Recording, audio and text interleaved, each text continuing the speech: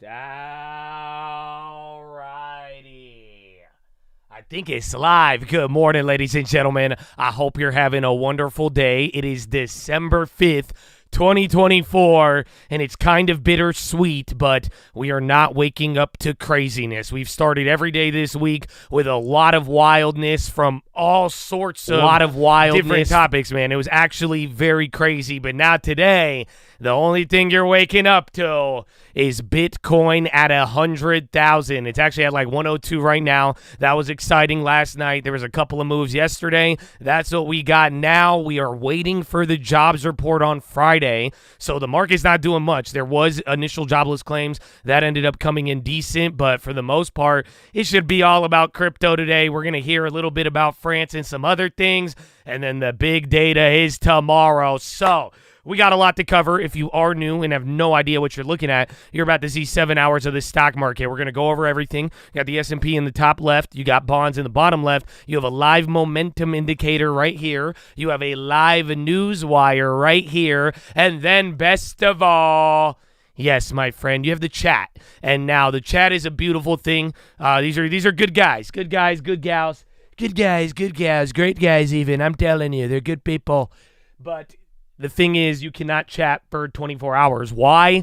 Because I want you to learn how to make an investment, not only in the community. I'm a pretty weird guy, but if you could listen, maybe you'll kind of vibe for a little bit. But above all else, man, it's not about going fast all the time. It's about staying in the game, not really timing it, but time in. And remember, your labor will always get beaten by capital. So you got to make sure you own assets from the moment you know about the stock market, okay? So get that. We've documented it all. I have it on this channel. If you go look at the post tab, you can find all of the plays. And then I even got a Twitter too. I need to post that in there. Real Cult News. We've been posting it on there. But other than that, we got a good day. It shouldn't be that wild. But now, what's up, baby? I still got to, dude, I'm dead. I'm telling you have no idea. I don't know what's happening with the voice, man, but I'm grateful. But what's up, man? What's going on, Regal?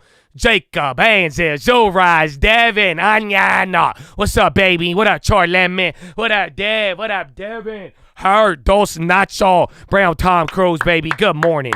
Good morning, Andrea. Good morning, Ray. Good morning, RJ. Laker J. Good morning, baby. What up, Tyree? What up, Snake? How we living, Kansan? George, baby. Good morning, Big Curly. Apple ATM, Echapato, Uncle Terry. Jerry, William. Good morning. What's up, Peggy? How we living, Samuel? What's going on, Amari? BD. Myers. The Jacks? No. Oh, Bradley first. I'll let that pay. Stop it. Good morning. Oh, man, no way we're starting off like this. No. Oh, that's glorious. That's how you start a damn Friday Junior, baby. Peach Nation. You ain't got no excuse now, Peach Nation. What's up, baby? Oh, Jace. Oh, you guys, they're like, we didn't take out his voice yet. Finish him. Peach. Dr. James Cash. What up, baby? Good morning. What about the Twitch? What about Slizzin? Lucky J, Sidonian, Robo Handtech, baby. What's going on? Lucky J, Charlie in the tree, Epic Eric Live, Jamie, Blizzy B, KD, Sweaty, Preforms, Blowing Dough, Uncle Nick, and Robo Handtech again. Oh, Legal. What's up? Oh, Dos Nacho. Oh, let's go. And 10% for the lawn. That's how we started, huh? Look at Sticky's like, oh, man. Yeah, Sticky was loving it yesterday, and then we were stressing him out after like 40 minutes, bro. I stressed myself out, bro. I'm not going to lie to you, man. That's it. I can't believe I still got my voice. I was dying. But, Chad, I hope you guys are ready. I hope the market is more entertaining than I am today. So, other than that, though, we'll find out. We'll see where a couple plays open up at. But now, in the meantime, here is Josh AI, and I'm going to post this whole script on my Twitter, which I will put in the chat. I love you, Devin. Good morning. Oh, happy Friday, Junior. Futures pause after record. Bitcoin tops $100,000. U.S. equity futures kept to small ranges as investors paused a record-breaking rally. Bitcoin topped $100,000 after President-elect Donald Trump picked a crypto proponent to be the next head of the Securities and Exchange Commission French assets rebounded slightly as investors debated the implications of the ousting of Michel Barnier's government. The CAC 40 stock index climbed 0.1% in Paris, tracking Europe's regional stock 600 gauge. French bonds rose, trimming the extra yield investors demand to hold the debt over safer German peers. The euro was up 0.3%. S&P 500 contracts were steady after the 56 record close of 2024 put the index on course for its best year since 2019. American Airlines Group rallied more than 7% in pre-market trading after increasing its fourth quarter earnings forecast. The dollar and treasuries were lower. Federal Reserve Chair Jerome Powell buoyed sentiment on Wall Street Wednesday by saying the U.S. economy is in remarkably good shape. Investor attention turns next to today's U.S. jobless claims numbers before key non-farm payrolls data Friday. If you look under the hood of the economy, it all looks strong, said Kenneth Brooks, a strategist at Societe Generale SA. The problem is we are trying to put our arms around what the incoming administration and Congress will do, and the Fed can't say much until they know. Bitcoin jumped as much as 6.1% to breach the $100,000 mark for the first time, boosted by Trump's embrace of digital assets.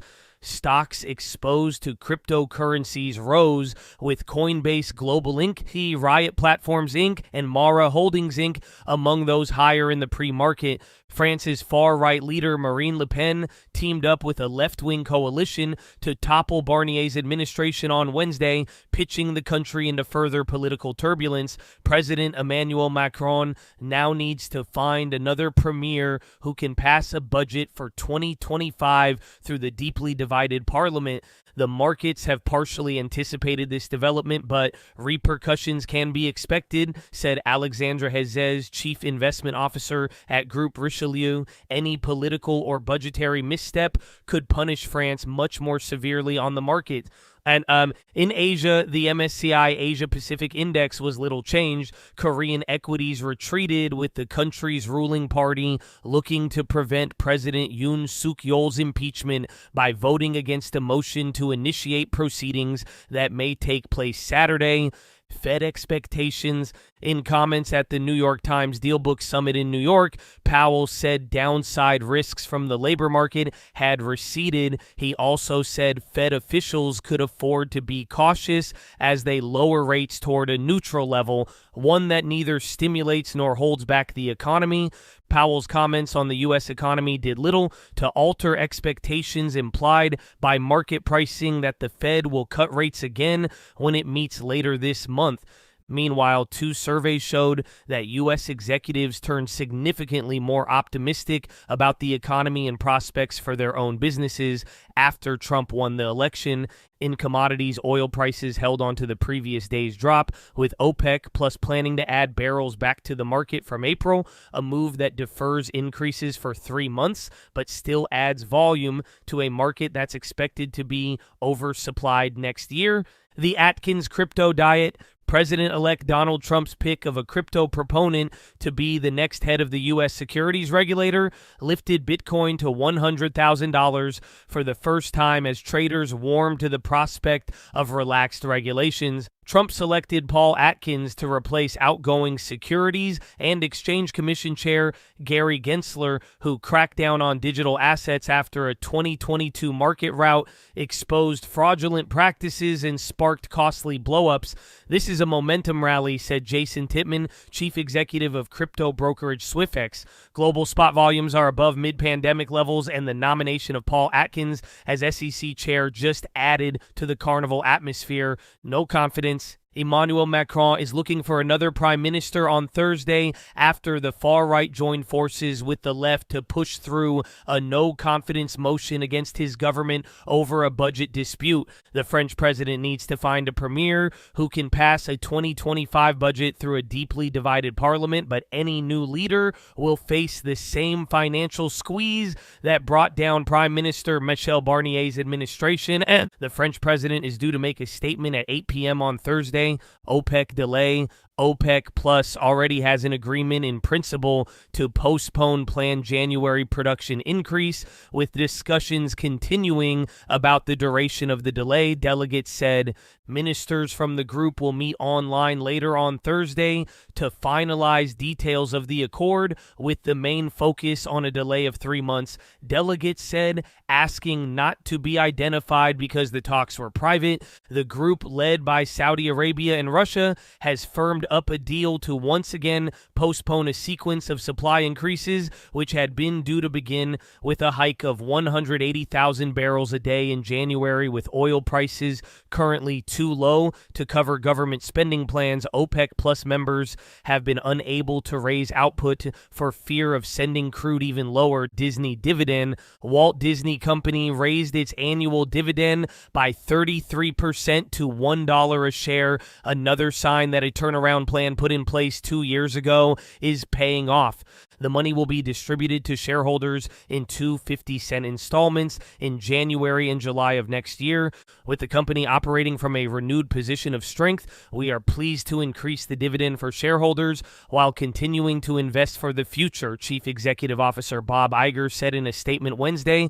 Top overnight news, BOJ's Toyoaki Nakamura delivers somewhat dovish remarks, calling for policy tightening to proceed at a cautious pace and expressing doubt about the sustainability of wage growth. Bets on a BOJ rate hike this month fell to 37% WSJ. South Korea's main opposition leader said ousting President Yoon Suk-yeol may be difficult due to lack of support from the ruling party. BBG. French stocks and bonds gained ahead of an address by Emmanuel Macron at 2 p.m. ET. As the president looks for a new PM, Sogin strategists see political uncertainty driving risk premium higher until new parliamentary elections. BBG. The ECB may resort to yield curve control if a surge in government borrowing costs damps the impact of rate cuts, ING said, though that would be a bold call and not its base case scenario. BBG. Ukrainian officials are holding high-level talks with the incoming Trump administration, seeking to narrow wide differences on achieving a settlement of Kyiv's war with Russia even before President-elect Donald Trump takes office. Hey, U.S. President-elect Trump picked Paul Atkins for SEC chair, while he picked Falkender for Deputy U.S. Treasury Secretary and Gail Slater as Assistant AG for the Antitrust Division at the Department of Justice. Trump also named former Senator Kelly Loeffler to serve as Administrator of the Small Business Administration and Frank Bisignano to serve as the Commissioner of the Social Security Administration, while he named former Congressman Billy Long of Missouri to serve as the Commissioner of the Internal Revenue Service. Donald Trump's Middle East envoy has traveled to Qatar and Israel to kickstart the U.S. president-elect's diplomatic push to help reach a Gaza ceasefire and hostage release deal before he takes office on January 20th. RTRS Bitcoin blew past $100,000 as traders took in the prospect of relaxed regulations under Donald Trump's pick of crypto proponent Paul Atkins to lead the SEC. BBG. China is accelerating its efforts to wean itself off of American semiconductors. FTD's U.S. execs turned sharply optimistic after Donald Trump's presidential win, with 67% confident about the economy, up from 26% in August, the survey showed. Business leaders plan to ramp up investments in hiring despite inflation jitters. BBG. Fed's daily 2024 voter said they do not need to be urgent and need to carefully calibrate policy, while she will wait until the December meeting to make her decision. Daly also stated that inflation is still the number one challenge people are facing, and there's a lot more work to deliver on 2% inflation and durable expansion. BBG. There's more. Good morning. Good morning. S&P futures, a little change on Thursday morning trading comes after U.S. equities finished higher on Wednesday. S&P was up for the 11th time in the last 12 sessions, and along with the Dow and NASDAQ, ended at another all-time high. Tech outperformance continued with the help from earnings. Treasuries weaker with some curve flattening. Dollars down by 0.2. Gold down by 0.2. Bitcoin up by 4.6, above the 100,000 level. WTI is down by 0.5. Uneventful session thus far. Market waiting for non-farms on Friday. Big story today is revolving revolved around Bitcoin taking out the 100,000 level. Recent focus has been on tech outperformance, including favorable AI, pickup in December Fed easing expectations, favorable December seasonality, strong inflow trend, passive and retail participation, mixed macro data, limited spillover effect from U.S. heightened geopolitical uncertainty overseas, France and South Korea, and Trump staffing picks and policy opportunities and challenges. Quieter day on the U.S. economic calendar. Initial jobless claims came in higher than consensus, while continuing claims posted an unexpected weekly drop. More important data hit on Friday with the November non-farms, which are expected to see a bounce following the storm and strike headwinds that depressed the October reading. In terms of Fed speak, Barkin is the only one on the calendar today, while commentary earlier this week leaned dovish. More recent takeaways have focused on the patient dynamic in terms of getting rates closer to neutral as the economy remains strong. However, market currently pricing in more than 75% probability of another 25 basis point rate cut at the December meeting. Costco November comps decelerated, but calendar shifts blamed. SNPS guide light, fast. The November daily sales improved sequentially, but Q4 still tracking below. Kroger flag continued macro uncertainty. AAL and LUV latest airlines to boost Q4 guidance. DG comps beat. Sentinel 1 down big with slightly better ARR and net adds against elevated expectations. SAIC beat, boosted full year guide and announced $1.2 billion buyback. AVAV EBITDA missed. PVH Q3 better, but Q4 guidance soft and incremental Forex headwinds a drag on full year 24 EPS guide. 5 beat and guided above and talked about early start to holiday season. SIG missed and guided below. AEO pressured by softer guidance with company flagging potential choppiness during non-peak selling periods. ASO boosted by buyback. VRNT up big on Q3 beat and AI momentum commentary. CAL down big on Q3 miss and LE down on weaker Q4 guide. And I think that's it, man. Let's see. Yeah, that's it. That's all your headlines. That's it. Not too much. Kind of a boring day, but it's a little refreshing considering every morning started out wild. So that's the Twitter up there, but there's still some plays, baby. So let's see what we got. I got like 3 of these. There was just a lot. BFB. Oh, yeah, we were just talking about that. Remember, that's why I posted that whiskey thing. Well, BFB, they're up by 6.6 on earnings. Good call, Chad. EBR is up by 5.3. Update meeting with AG and other federal officials. Mobileye is up by 5.1. Wolf Research upgrade. HPE is up by 3.6. Morgan Stanley upgrade. LUV is up by 3.1 off guidance. SMCI is up 2. A-Lab up 1.9. NCLH is up by 1.5. GEV is up 1.7. TD Cohen initiates buy. Dollar General up 1.9 off earnings. APG is up 1.4. William Blair initiates outperform. 4 down up by 1.3. Bank of America downgrade. T-Row is up by 1.3. Increased buyback authorization. PBR is up by 1.2. Petrobras and Echo Petrol confirm Colombia's largest gas discovery. Okta up 1.1. Bernstein upgrade. WTW is up by 0.8. Raymond James upgrade. VRNT is up by 19 off earnings. 5 is up 14. Earnings names Winnie Park CEO. Qscaler is up by 12. AAL is up by 6.5. Q4 guide and co-branded partnership with Citi. PDCO is up by 6.3 off earnings. SAIC up 5.7 off earnings. E is up by 4.1. Goldman initiates buy. MRUS is up by 4. FDA approves Bizengri. Zenocutuzumab. Jenks is up by 3.3, upside $350 million in pre-funded warrant offering. ASO is up 3.3, $700 million share buyback, $700 million of shares buyback. MGNI is up 1.4. Scotiabank initiates sector outperform. Tara is up by 46, results phase 2 advanced trial of Tara 002 in patients with NMIBC. MEI is up by 21 off earnings. NNOX is up 16. FDA clearance of Nanox Arc imaging system. Capper is up by 16.4. CEO comments. ChargePoint is up by 9.8 off of earnings. There's a lot of these, man. Zena is up 7.1. Letter of intent for land survey, company acquisition, terms not disclosed. RZLV is up 5.6. Cantor initiates overweight. MYO is up by 2.8. Secondary offering of indeterminate amount. ARQQ is up 2.5 off earnings. Bitcoin-related stocks going higher. MIGI responds to recent post of Chapter 11. That's the best one out of all of them. Trading lower. SNPS is down 7 off earnings. Fiserv down 6.8. Trump nominates CEO Frank Bisignossi Nano to serve as Social Security Administration Commissioner. AS is down by 6.3, 48 million share offering. TD down by 3, earnings and dividend increase. BMO down 2.9, earnings and dividend increase. AMAT down 2.7, Morgan Stanley downgrade. SoFi down 2.6, 19 million share block being shopped through Morgan Stanley. Chewy down by 1.7, BNP Paribas. Otis is down by 1.2, Barclays downgrade. Ford down 1, Wolf Research downgrade. NCNO down 16.5 off earnings. CAL down 15 off earnings. SIG down 14 off earnings. AEO down 13 off earnings. AVAV down 12 off earnings. Maravai Life Sciences down 5.1, Goldman downgrade. VCYT down 4.2, Goldman downgrade. SMTC down 4.1, mixed shelf. BLMN down 1.7, Goldman initiates sell. Blue down 30, 1 for 20 reverse stock split. 2.7 million, or LODE down 17 on 2.7 million convertible. And AEYI down 11.6, prices offering. AFMD down 8.9, FDA grants RMAT designation. DLTH down 8.6 off earnings. And NAUT down 1.1 off Goldman Sachs downgrade. Good morning. So yeah, that's it, man. It's we got that kind of quick. Not too bad. Not too bad, baby. So good morning. I hope you're locked and loaded. Now our next part is we go over some more plays, but in the meantime, I'm going to use this as an opportunity to go pee. So follow me on Instagram at the Trading Fraternity.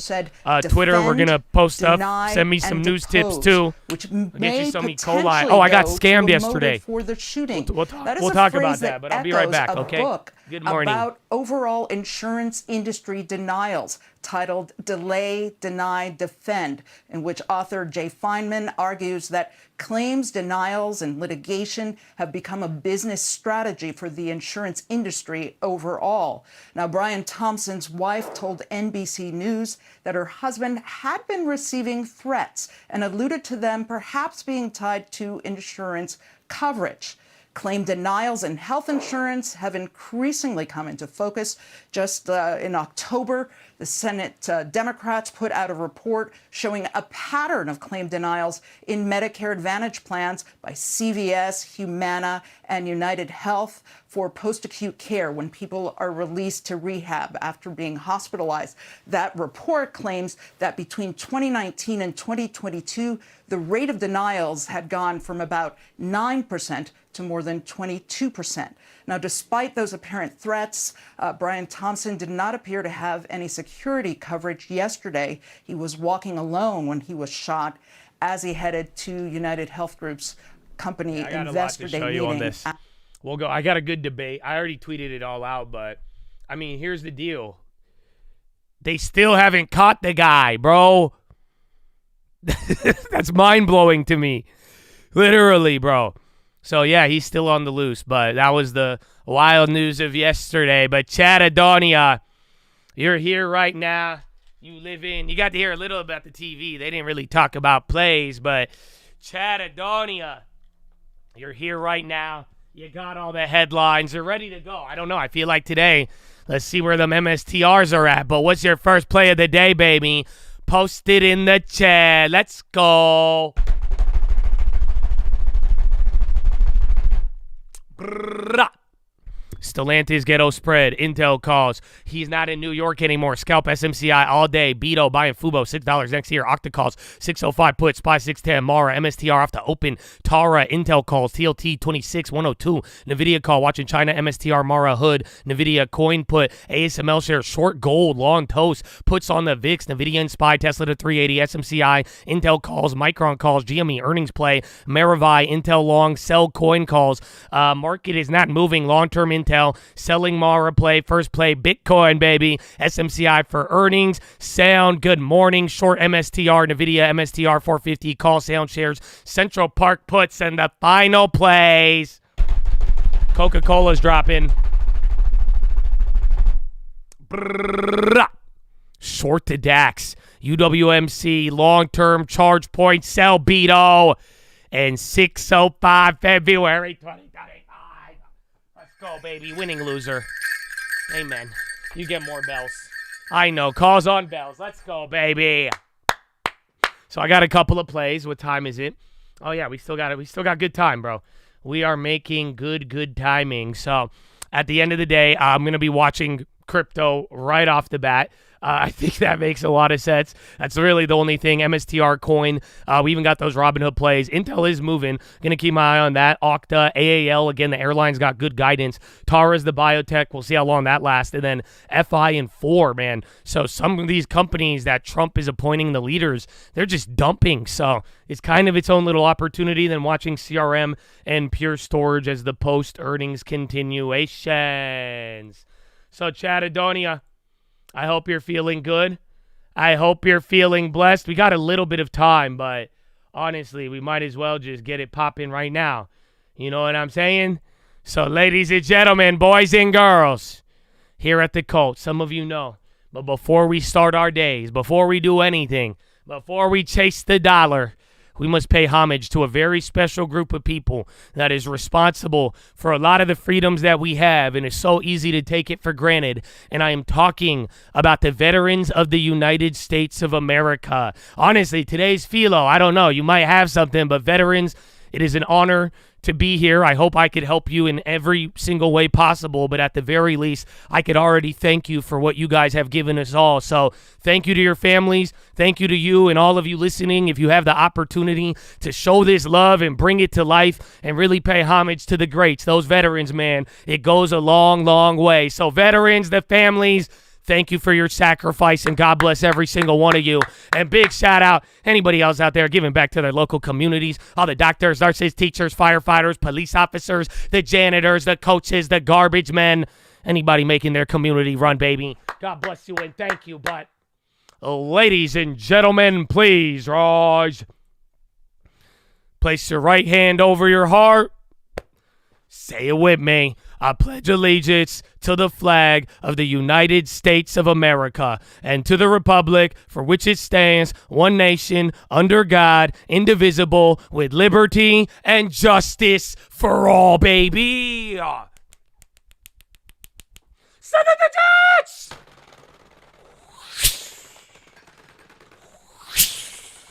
Oh, it's game time, baby. Oh, no. Let's go.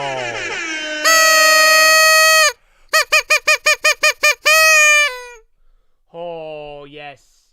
How you feel, baby? How you feel? Oh, Zero! I was hitting the bells before he even. Oh, my goodness. My man, Zero, I love you. You guys know he ain't have to do anything. He ain't got to show any love, bro. He did that all on his own. And he's showing so much love, baby. Y'all don't feel him, bro. Let's go, man. Y'all really trying to take me out, huh? Y'all trying to take this voice. I need to take my sweater off, bro. I'm freezing and I'm hot right now. Woo! It's getting hot in here. So buy some long-term stars. I am buying long-term. I'm in the state 10% with a little pop and a little bit of drop. It's ball. I like it when it pop.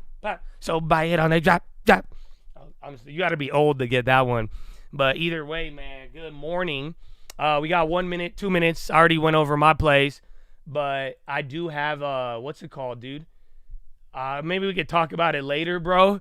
It's crazy.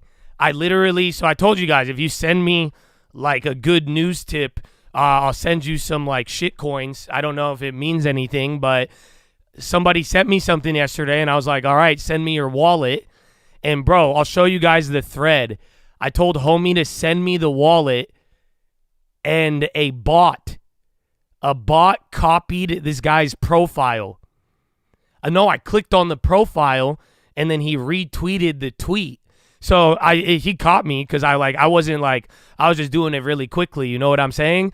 But yeah, like if you on Twitter, this is what I realized. If you say anything about a crypto wallet and like, oh, let me send you something, a bot will automatically try to impersonate the person you were talking to.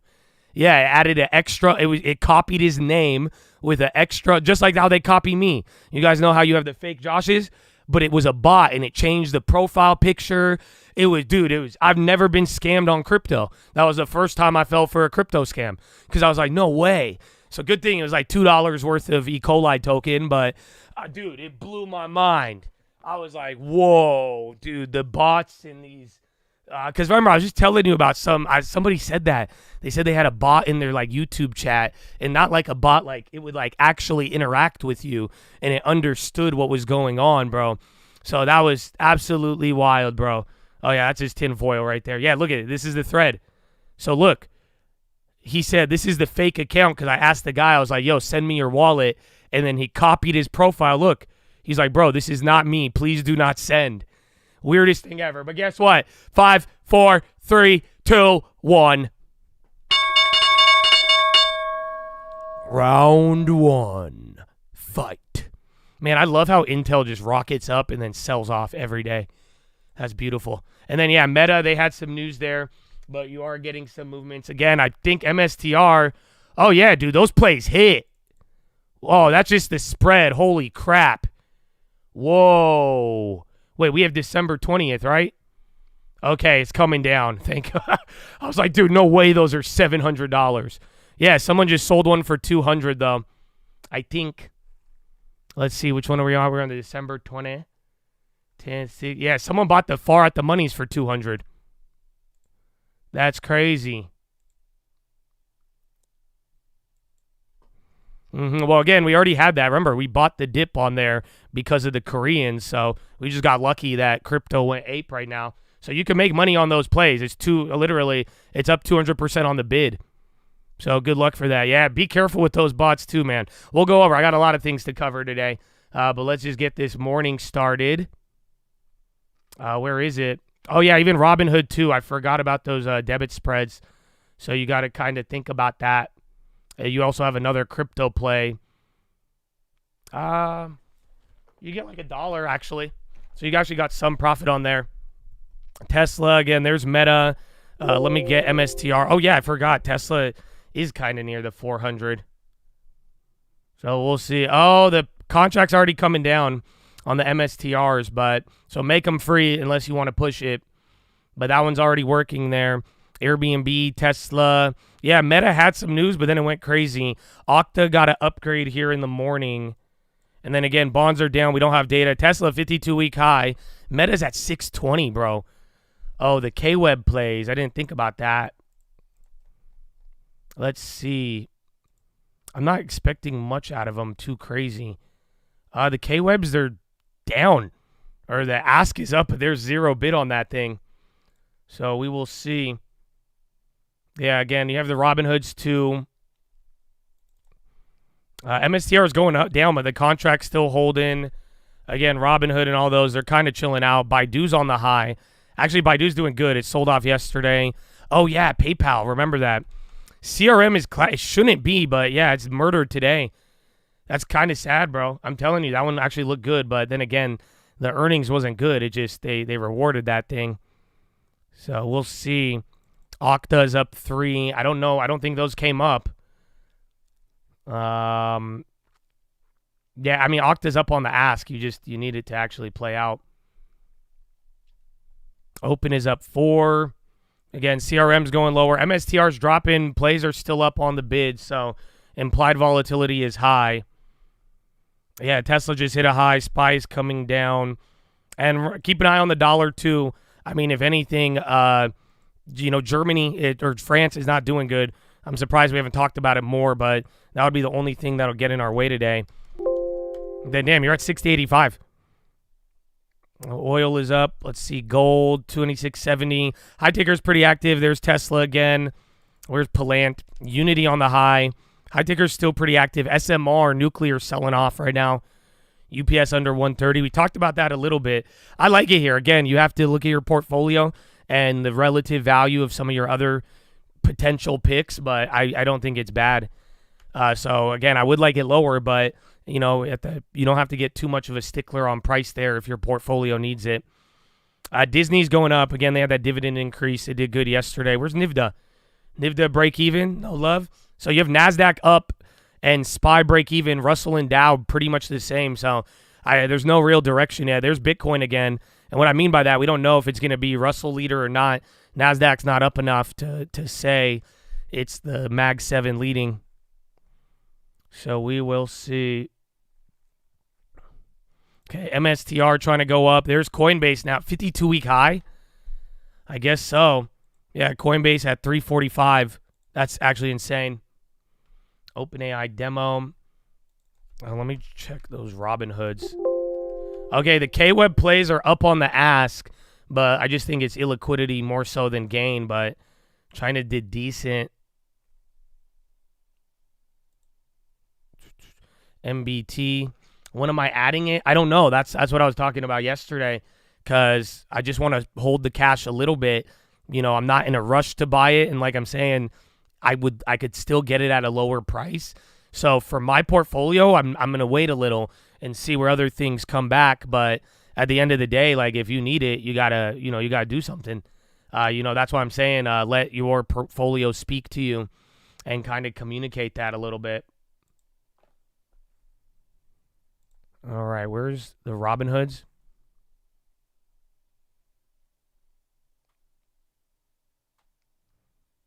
Yeah, you pretty much got $1 per contract on those. They're actually not doing that crazy.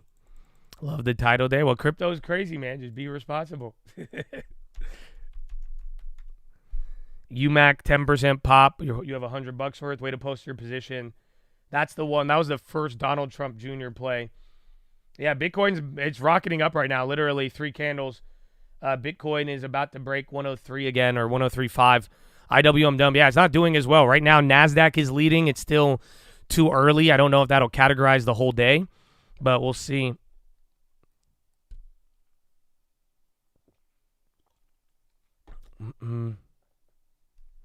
What if you all put your ask up on the K-Web? It wouldn't matter because it would just show the lowest one. The issue is the bid, not the ask. The ask is already up. There you go. Now it's starting to level out. And then MSTR hit the high. YM gone, Dow, Chewy, Russell dumping, Sound on the high. You guys love that one. Back to it. I can't believe it's only 11. Damn, Palantir too. Palantir recovered all of that yesterday. Not bad. And then Baba's been down the last 2 days. Baidu's still up. SPY not much support. I mean, people have been talking about the volume being low, but again, I mean, we are still like post-holiday amongst other things. Intel's climbing up. UPS has just been doing that. Remember, earnings was decent, but not really the best. I'm surprised UNH didn't get clapped more yesterday, but maybe it starts to move. There's UMAC on the high. What was the other one? PSQH, right? That's the other Trump one. DEI, coin, MSTR just dancing around.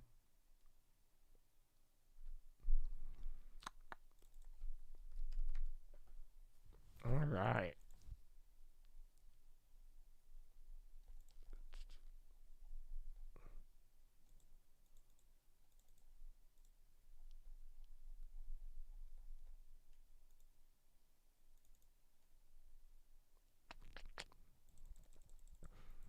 UNH, VRNT, Tesla. Again, all the crypto plays still holding. Just keep an eye on the Bitcoin. And Tesla. SPY coming down, though, right now. Again, we are still very elevated. Just don't underestimate, man. This week, we did already kind of move a lot. So it's just, no matter, even if we dropped 40 points, I mean, that was still just an all-time high not too long ago. So we'll see, but I'm not expecting too much drama. But for now, tech is the best. Russell is the weakest, but it's very hard to see a leader for now. So I'll give you guys an update in a little bit, but kind of crazy. German finance minister cookies. Additional budget for 24 is less likely, but not needed. So there's that. UPS drip today. Pfizer, Intel. Where's MO? I feel like MO hasn't made a headline in a while, even though it's doing pretty good. And then SPY going down. Let me take a look at the long term. Sound calls. Yeah, sound. It's kind of crazy. I feel like 11, it would be higher, but yeah, I remember that 11, 12 price before. But that one's, again, a little bit more speculative. But good luck with that. SPY Gap, MSTR just dancing. Kraken, EYPT on the high. I don't think any of the big tech names are up right now. Apple is actually still in the green. McDonald's on the high right now. They're kind of starting to break a little bit. Yeah, UAL, Delta, they gave good quarter four. I mean, those are up 4% right now. That's looking lovely. SYM Rivian. Rivian's up 3.8. I don't know if they got any news. Where's the other one? Carvana. Let me see.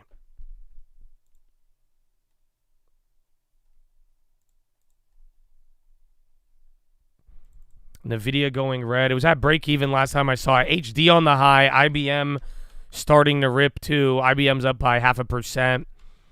Let's see. CRM still clobbered. PSTG. That one's still up though. That one's not bad. Okta's just chilling. Again, SPY right below VWAP. UAL 52-week high. Again, Hilton too. And then XLY.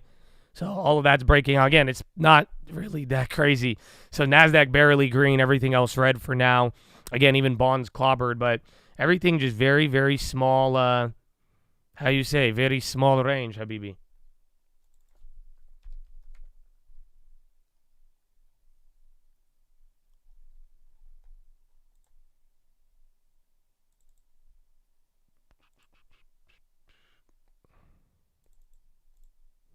Tesla, huge upside volume. Let's see.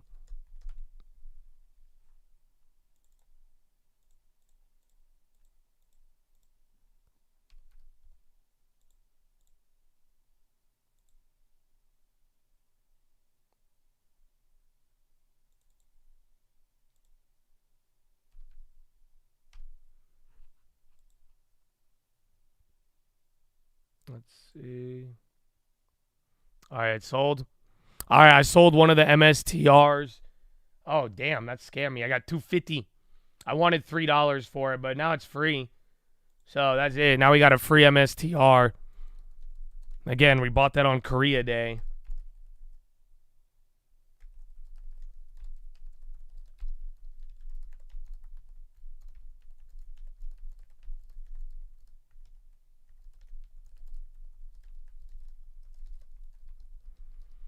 Robinhood tweaking out. Tesla's still going. Yeah, bro. 370 almost. Is a very big deal. I remember I've told you guys around some of these prices now. I mean, you're kind of in Tesla mania mode.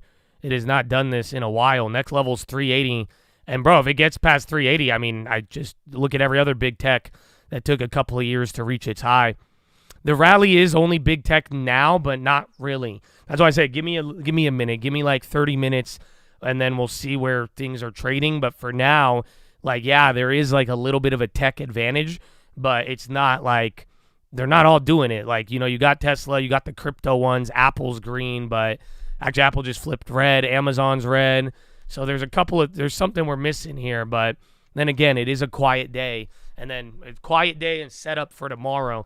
So let me put it this way, just like keep in mind, like whatever you're seeing now towards the end of today, people are going to start preparing for the CPI. So listen, the non-farms. And if you want to play the non-farms tomorrow, remember there's an opportunity you could play kind of in advance and call it a day. So think about that moving forward. So good luck. Yeah, MSTR coming. I got out of that one. We good.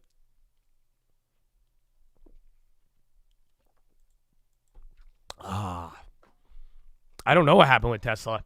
I mean, again, dude, I think it's I don't think anybody's really acknowledging this one, because the other day Tesla's China sales were lower and people kind of were like, but like you got to realize Tesla is probably one of the only companies in China that is actually selling cars. It's kind of crazy. So I think that added to the Bitcoin and then the Trump effect and all. Remember, they own Bitcoin a little bit on their balance sheet. So we'll see.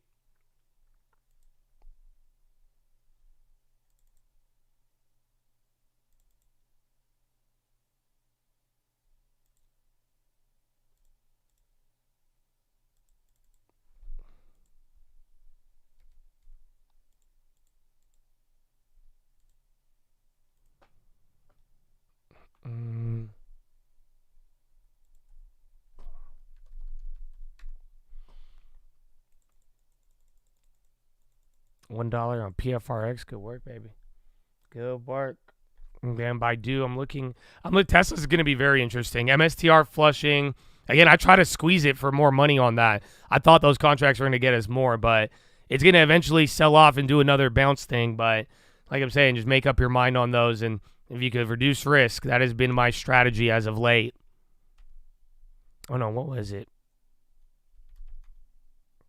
Amazon again. Bonds creeping up. App on the high. VST. There's SPY with the green shoot. Back to VWAP.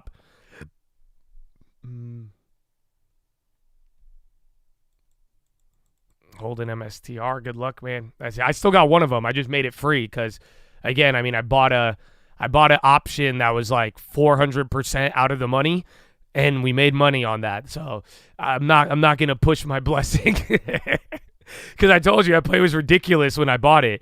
I don't know if I even laughed on the watch list because again, it's just so far out of the money. But obviously, like that's just all about premium. But yeah, make it free, call it a day. Yo, lawn turn looks so good. Thanks, feeling blessed, baby. 80% this year. Let's go, baby. First timer. Amen. Maybe we need to keep it calm. Thank you, my brother. Thank you. I love you. Good morning.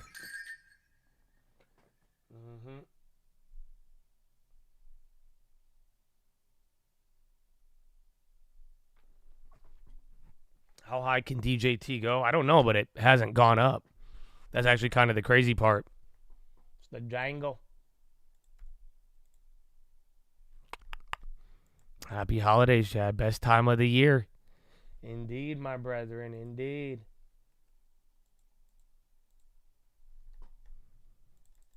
Tesla hitting highs. Yeah, I got that up there. I'm looking at one.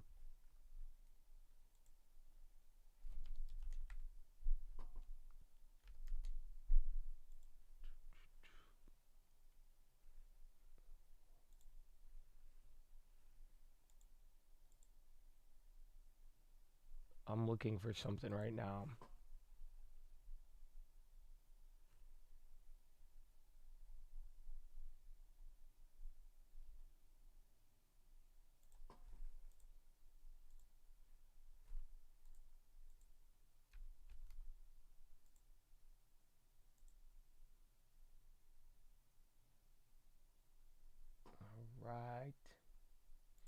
All right, I'm doing one. I feel like a schmuck because it's high again. But I remember last time I wanted one of these and I didn't. It went crazy. So we'll see. But be careful on this one. Oh, yeah, I top-ticked that. Honestly, wait till I go negative on this one. You'll get a better deal. If not, I just get lucky.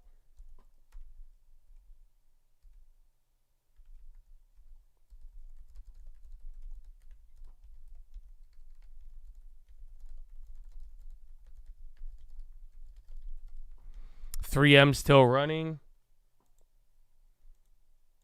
What is it? I mean, your patience is amazing this morning. That's good. That's good. I'm glad that all of the green is not making you impatient. It's good to hear. Good to hear. All righty. All right, not a recommendation. You'll lose money.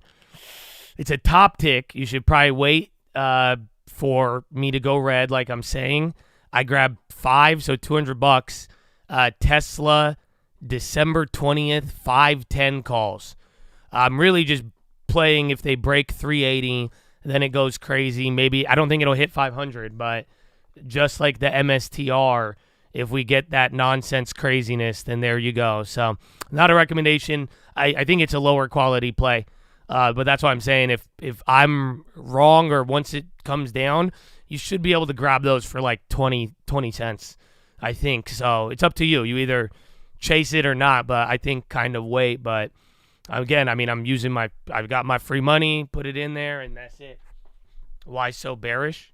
Sir, I just bought like how many dollars out of the money play on the call side? Amen. I got mid-December. It's only a 2-week contract, pretty much. You guys realize that, right? Like, December is almost over.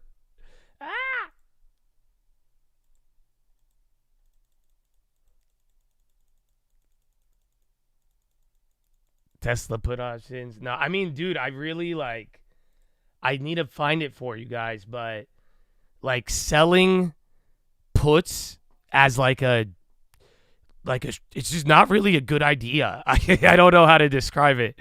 Like, you would be better just buy the damn stock, or do like a credit spread or something. But if you're just selling naked puts, and as a strategy to just like get into or like play a random move, especially with this mania, it's not worth it.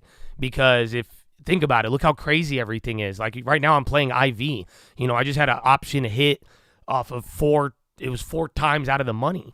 You know, and it's just like, if once this all ends, you don't want to sell a put and then let it, you know, kind of clap you more or less. All I'm saying is try to just be wary of naked puts. Selling puts is a good strategy. Josh doesn't know how to execute them. Yes, exactly. Or just understand like the risk-free rate and what you're being offered to take your risk. It's really, honestly, I think, you know, I may be a fool at times, but I do think that the numbers, if you do the math, it will show you how foolish it really is. Again, to take however many thousands of risk to get what?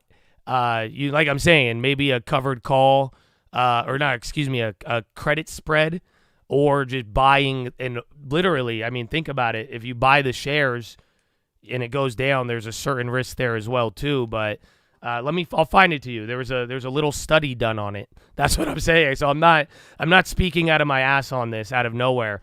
People have been showing this, like they used SMCI as an example. Let me put it this way: every mother effer that tried what you just said on SMCI got burned. A lot of money. No ifs, ands, or buts. Every time you're like, I'm going to sell puts, it got burned. You would have just been better off buying it one time, or even just like gambling on the shares, or again, doing another sort of credit spread. So all I'm saying is be careful.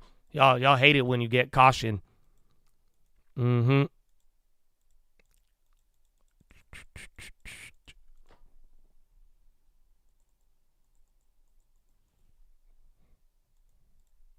Gotta sell puts. I mean, just do math. You know what I'm saying? Like, just do math. Like, it's really mathematical. Fortunately, unfortunately.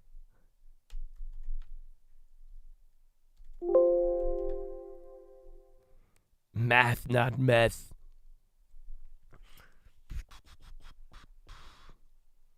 Green on the arc plays again? Oh, yeah, you're right. Nice. Well, that's good. Again, you have the MSTR already made free, and you also have that Robinhood play too. So we already made that one free. I might just hold it, but there's good money in it if you want it. And then the city's still down.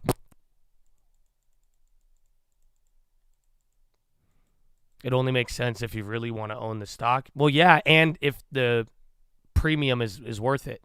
Like I'm saying, math. Just you cannot ignore the math, you guys. It's not. I promise you, with a deal like that, it's unfortunately embedded into all of it.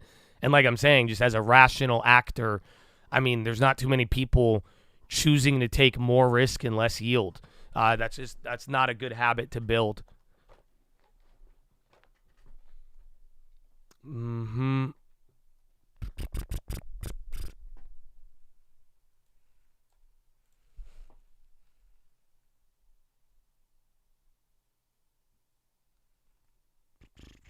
Oh, let's go, baby. 20K on Tesla, you're right.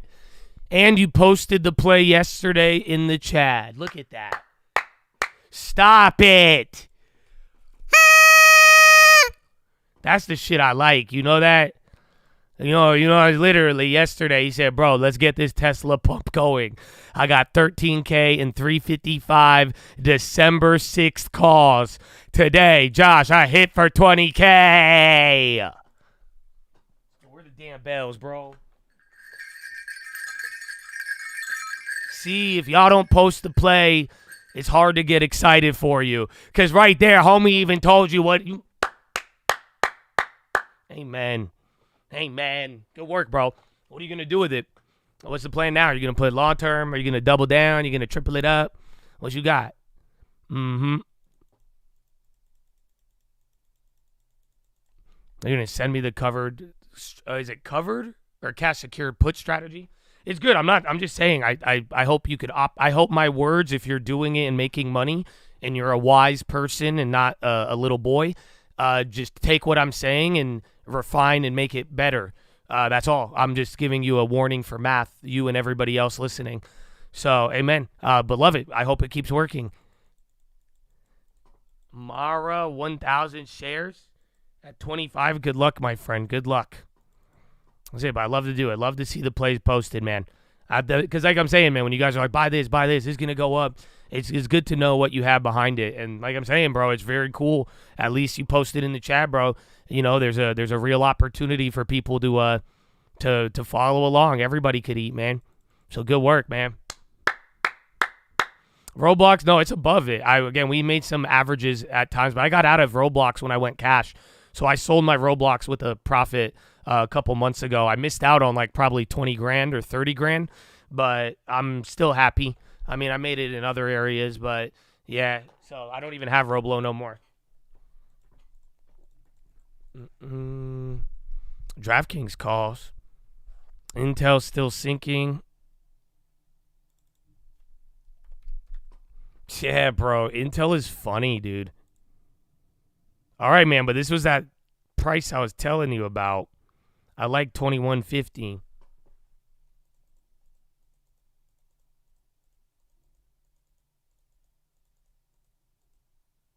Long time coming. You're going to buy this older church? You're going to buy? Really?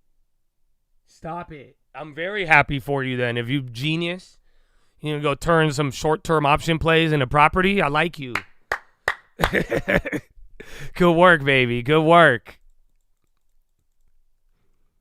Docs S. I like Intel. I mean, I'm liking it more. This was the price I had in my mind, 21.50. I think this is the middle ground. I think you could still lose another 10%, but then you could also gain off of it as well. Because again, I mean, this is very uncommon that a shitty CEO leaves and the stock goes down. But then again, Intel's just kind of dinosaurs, bro. Like, for real. They're like actually just nobody on that board knows. I think I know more about AI than them, and I'm not that good. I'm pretty dumb. And I mean that. You're like, no, you're not, Josh. No. Like, for real, like that company, the board just does not. They have a great technology, a great manufacturing, you know, they have a great history, but it's not like, it's just that the team is very odd, dude. Yeah, it's all boomers. Like, just boomers that aren't, like, as connected into it, and then just look around. I mean, you get that type of money in what they have in infrastructure, you should be killing. They make a lot, but that's the part that I'm a little worried on, but yeah. I still have Intel, yeah.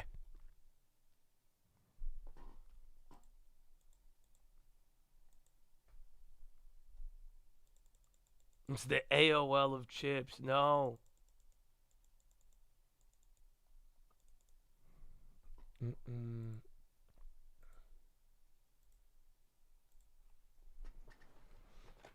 only thing that sucks is I want Intel, but I don't know if you guys have been paying attention. The guys on Wall Street they're flipping more to my strategy, aka Goldman yesterday was telling people to lock in income instead of going for growth. They're saying, again, looking at the next couple of years, they're saying go for the value plays now. So, because again, if tech has upside, but it might play a little different. Let's see where we're at.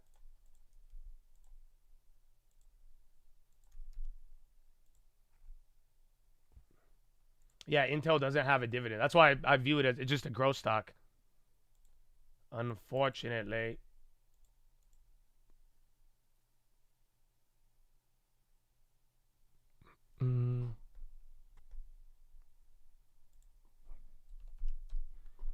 Nvidia's selling off.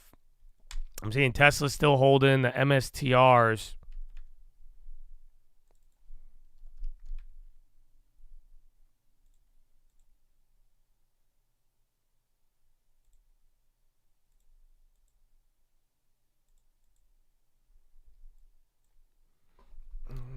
wait. Coin on the high. I think, unless that's going to. You just got a big green shoe. SPY bouncing around. Yeah, UPS, I think UPS is quality. That's why I like it, but it's still, it's the most quality out of any of the names that I like so far. Even though it's kind of struggling. I hope that makes sense.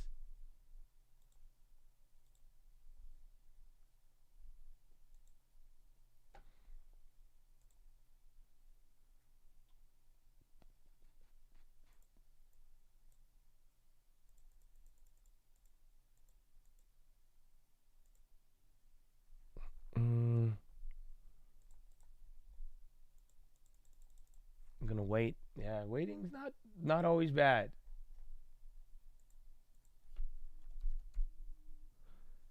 You don't think Intel is gonna go to 18? It can. I'm saying, the only thing that attracts me to it, like Intel, right? I like this price. I was waiting for 21.50, but like I told you, the thing about it was that, like I'm saying, not too many companies have bad performance, get rid of the CEO, and then drop even more. Again, but Intel is its own little unique situation.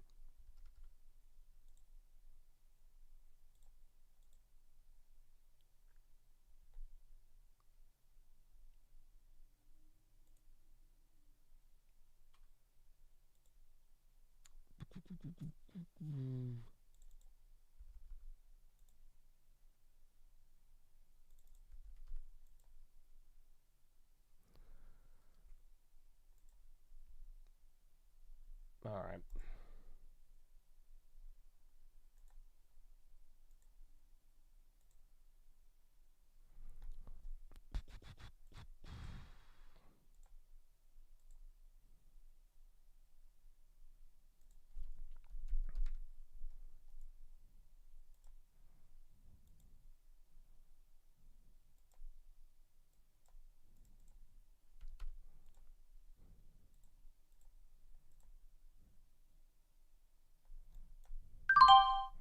I'm doing it. It just sold, dude. It's already down, I think, 10, 20% on the week or something. I added Intel to the long term. Not a recommendation. You will lose money. Please hold. 21.43, it looks like. Or 21.42.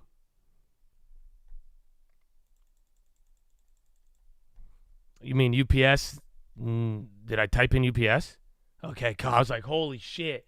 No. I meant that one. So hold on.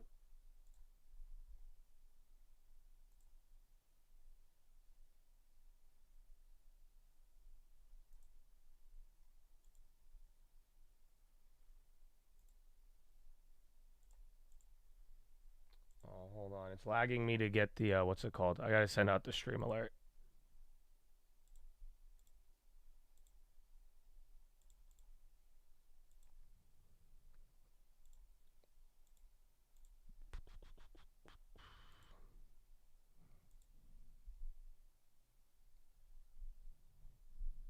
You're on 900 on Palantir. It's now 40%. Would I rebalance? You know the answer, brother. You know my answer. This is cool. That's why we need a Josh GPT that's trained on my videos, because you guys know the answer to that one. It's beautiful when stock goes that crazy, because now you could just build everything else, man. All right.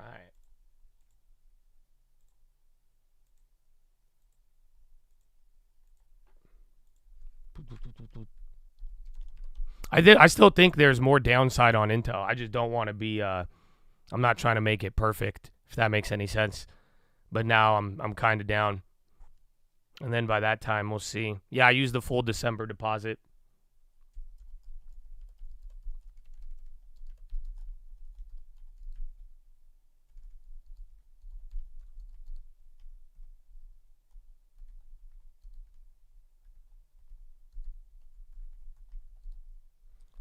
How many did it get me? Yeah.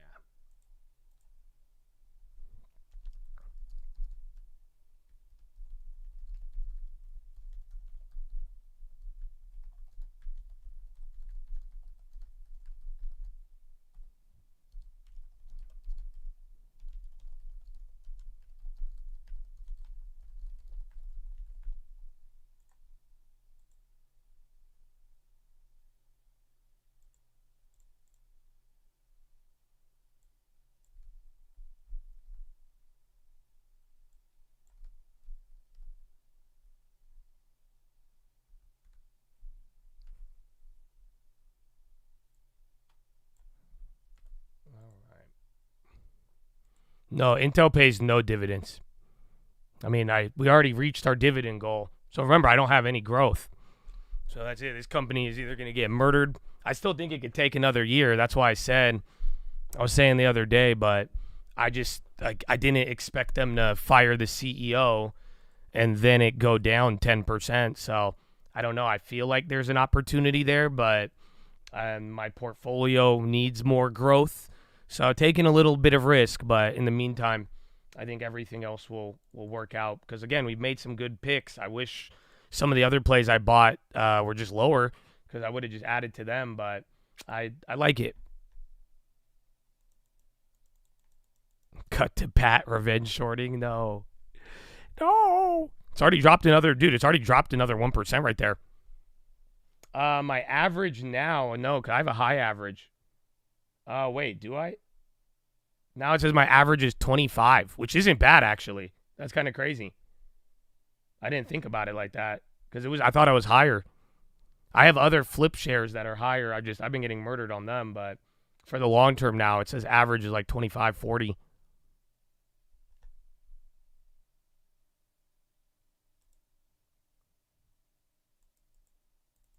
Oh, it said 20. I meant 21.43. Oops.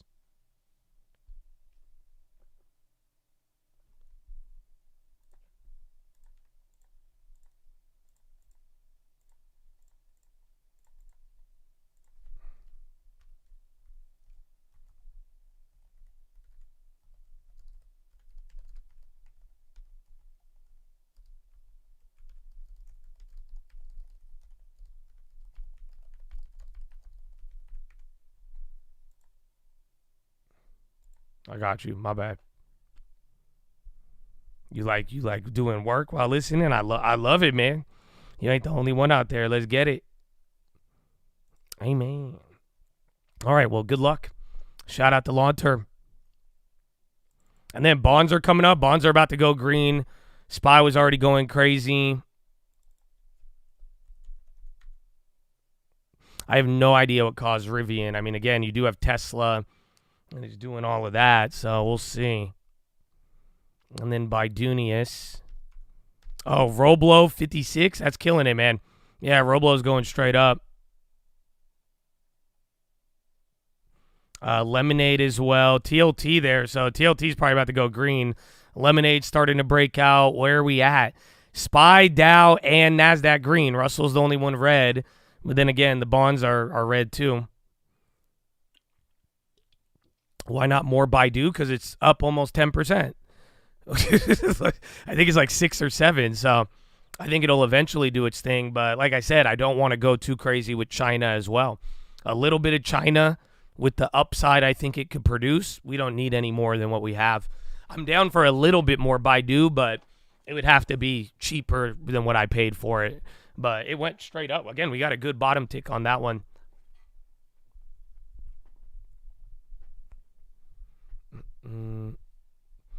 What about UPS over Intel under 22 for flip? That sounds like a football play.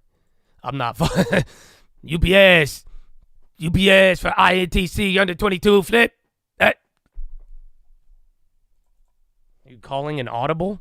I bought Intel already, so not a recommendation.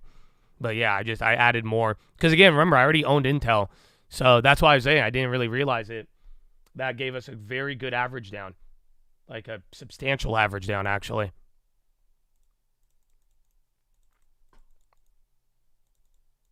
I still know I'm getting worked on those Intel calls. Because that's what I was saying. Again, I played the Intel calls on the CEO news.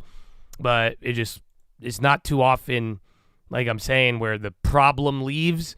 And then people are like, no. So we'll find out. But then again, if they don't pick the right people, people won't like that.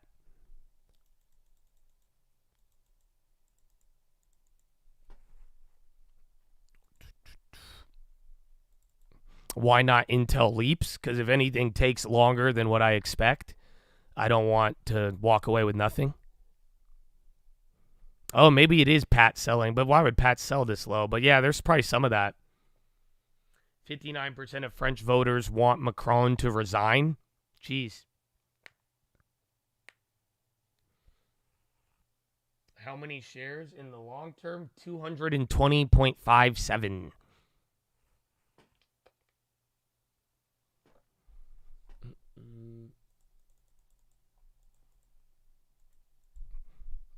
Why, MSTR cucked you? How so? So I don't know. I think the play's chilled out, but they're still up. So you still have a minimum 100% on all of them. You bought calls at the top today. So then what? I'm not following. If you're trolling, I'm just gonna ban you, because that's, I don't know, bro. I don't know if you guys saw it. You guys kept tweeting me. You kept tweeting me it, but like, did you see the Hawk Tua girl and the little Solana little pump and dump that she did? Yeah, you guys saw that? Yeah. You're a hoe if you're mad about it. Why? It's nonsense. Dude, you don't know us on Twitter? Everybody is trolling just like, and they're like, oh, I put all my life savings, and then you click on these dudes' profiles, and they're all pumping, they've been pumping meme coins for the last year. Solana's utility has been built off of pump fun. So I'm not following with the whole, like, that's why. So if you're being serious and not trolling, because I just saw so many people troll over this dumb stuff. That's why I'm like, dude, if you're, again, if you guys are going to buy something at a high, this is a little different, but unfortunately, you got to be aware. But like, this is not a Hawk Tua coin, but buying, usually, like, we made money on this because we bought in the day before. So that's why I made a play today on Tesla. I'm like, this one might be a little too late. So you just got to find that balance there. But if you're being serious, it's because all those contracts gapped up in the morning and they're really far out of the money. I mean, I made money on a contract that was 300 times higher than where the stock price is. So it's kind of wild.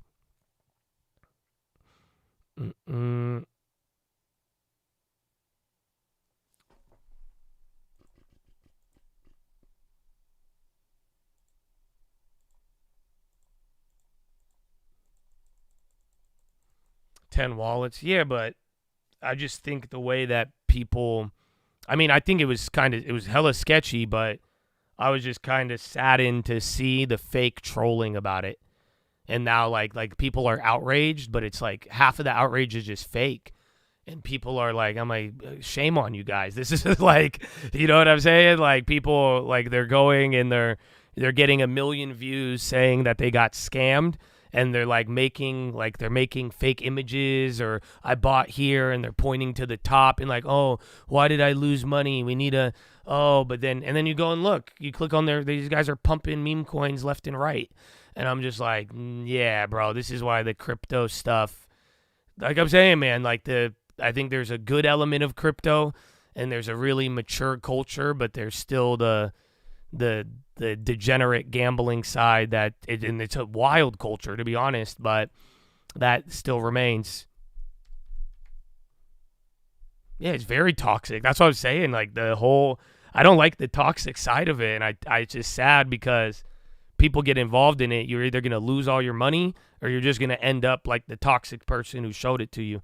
So good luck, but just I'm not following any of that stuff. I don't really care. Like, and that's why I'm saying too, like, hopefully you guys aren't buying stuff at an ultimate high and then asking why, you know what I'm saying? Like, let's be real. So, like, you know what I'm saying? You can't be like, oh, I bought it at the very highest it's been ever, and I'm confused why after going down I'm not making money, or, you know what I'm saying? So just, that's why I'm saying buy value, buy stuff that's low, be cautious. I've been trying to promote a lot of caution. So that's it. Good luck. Yeah, the more French, I'm surprised the French stuff hasn't gone crazy.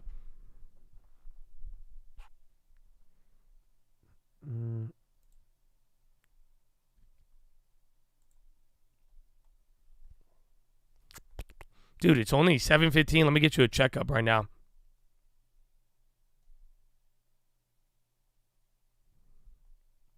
If I didn't have Pfizer or Intel, would you spend $1,000 on Intel or Pfizer, or split it?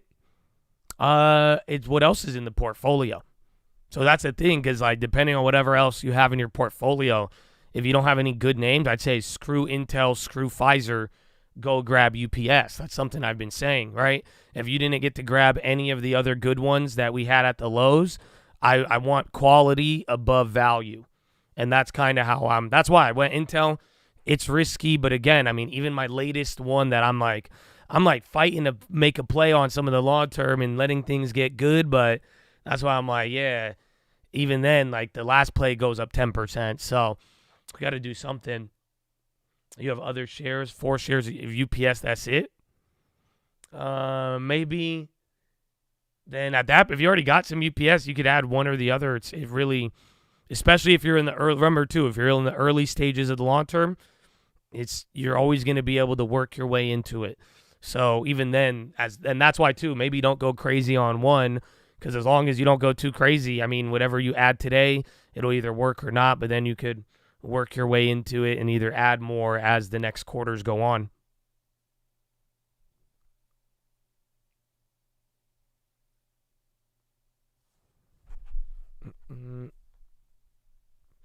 Yeah, those ARC plays did go up. Again, we flipped 2 versions of them. I'm on the second one.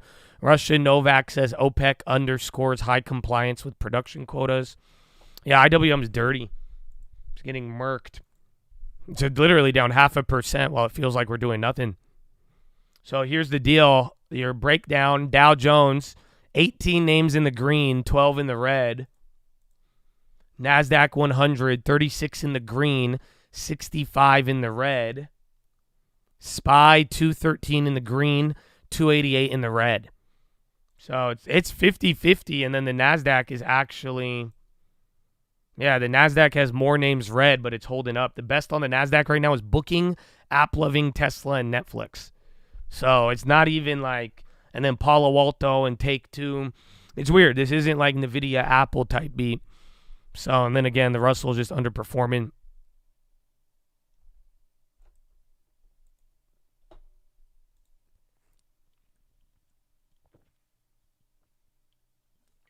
The Octans here. No, I didn't do anything with them. Yeah, they're just going to die.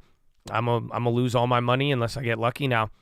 I mean, they were up yesterday at one point. The Octan never got a bid, but the CRMs were up, and then they just flipped it. But, yeah, I think I'm considering that a loser unless we get lucky. And then the Octas, yeah, they're just holding. Octa has time. I'm that one. Like I said, that was the easiest play for me just because I liked how it was. I liked the time, the $30. Let it do its thing, but the CRM one, kind of a disappointment. We had it, but then again, like CRM did just sell off $20 from the earnings. Russia Novak says global oil market is stable thanks to OPEC. Yeah, down $18 from that pre-market. Bro, Intel just got Intel's at $20.99 now. Bro, it's getting washed. Novak says oil prices reflect current status, though they are lower than a few months ago. Broadcom starting to run. AppLovin, again, that's a big lead. That's real volume, too. I see that on multiple. Maybe it is Pat selling. Because, bro, you're getting massive volume dumps here. Yeah, ARC, again, the second double dip on ARC has gone green, which is wild. If you average down, you got a big bag. MSTR came down. My cost basis on Whirlpool, it's on the Twitter and it's on the YouTube. You know where to find it. Russia Novak says we expect oil demand to rise by 1 million barrels a day next year. Should have waited on Intel. Pat's a rat down to his exit. Yeah, but I feel like, exactly, like, if any CEO is going to sell into the absolute bottom and then it rips right after, it would be Pat the Rat.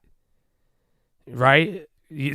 So, but you're right. There's going to be, again, I don't think it's the perfect price. It's the middle. That's why I did it. That's what I'm saying, is that it's kind of like Nike. I don't know if you guys remember. Just farmer never plants if he waits for perfection. You know, I wasn't buying it up here. We got good news too. So let it do its thing. But like now you're like in the middle. I mean, 21, you're $2 down to 18, 19, and then you're $2 back up to like the top of the earnings range. And then again, still a multi-decade low.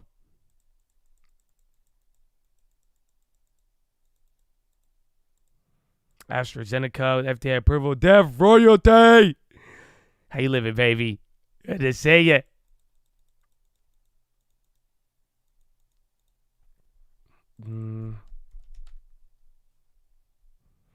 GE call. G's up a lot. I mean, if you were trying to do short term, by all means. But, I mean, I'm not following, but I'm not touching that for the long term. Shout out to Spinos.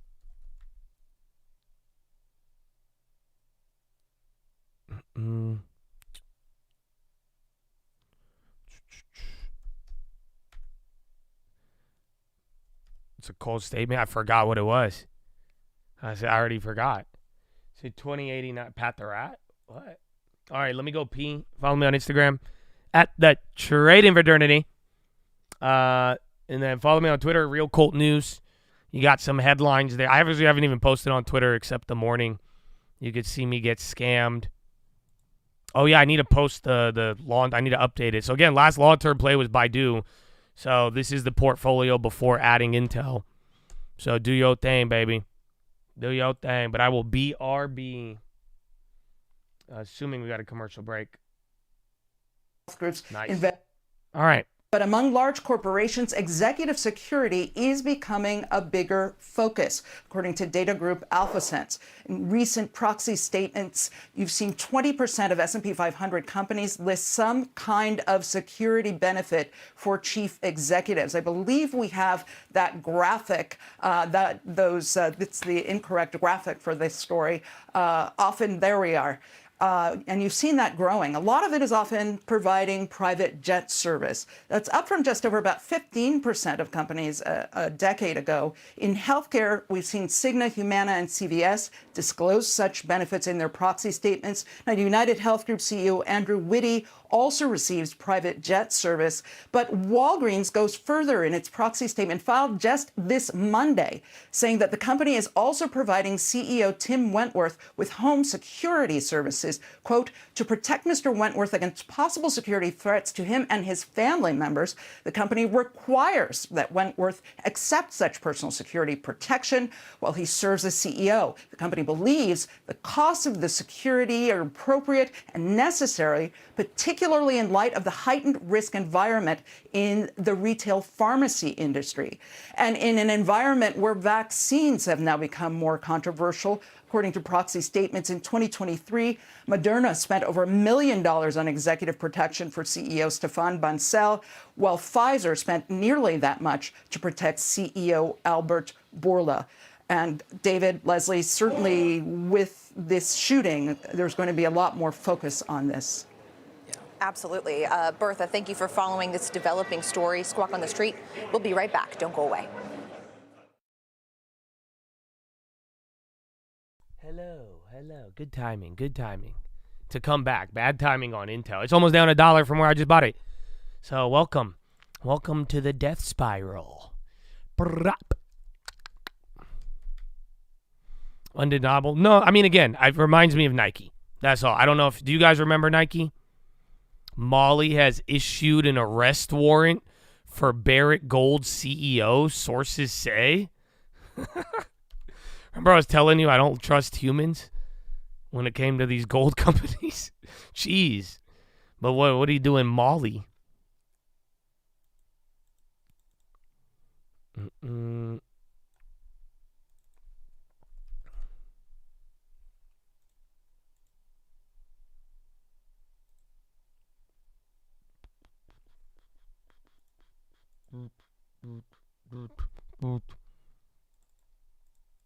Yeah, so watch out for that. It's starting to react. You're getting volume. Try to find out why. Barrick Gold says they will not be commenting on reports for arrest warrant. So an arrest warrant has been issued by Mali. Hot dog. And then bonds coming down too. You just bought Uber and Intel yesterday and they died instantly. Well, yeah, I mean, most people will attest to it. I don't know, but anytime you buy something, it will go down. And then anytime you sell it, it will rip. It's just a weird phenomena. But that's why they say the longer you hold, the less riskier it becomes.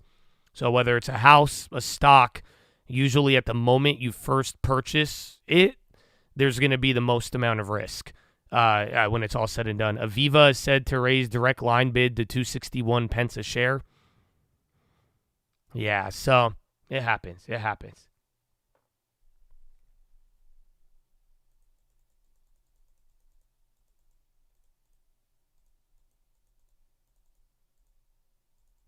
I like it's a real estate play. You gotta work it in, but it's not. It's around. I think it's around the same price. I got it at 55, so it's coming down again. These real estate stocks, they need the bonds to bottom. That's what I was telling you guys with the REITs. So honestly, that's one of those. It's part of the recovery play, but if you could find, if we could really confirm the bonds are going to bottom out, I would go not all in, but I would start picking up a lot of REITs. And then but for now, there's still, it's still kind of scary right now. I actually agree with that. Commercial is really bad. A lot of people don't realize that, like, commercial is awful. So, and again, like certain things, and even real estate inventories are already climbing back up, but you really need bonds to stabilize. Otherwise, they got to deal with their thing. So good luck.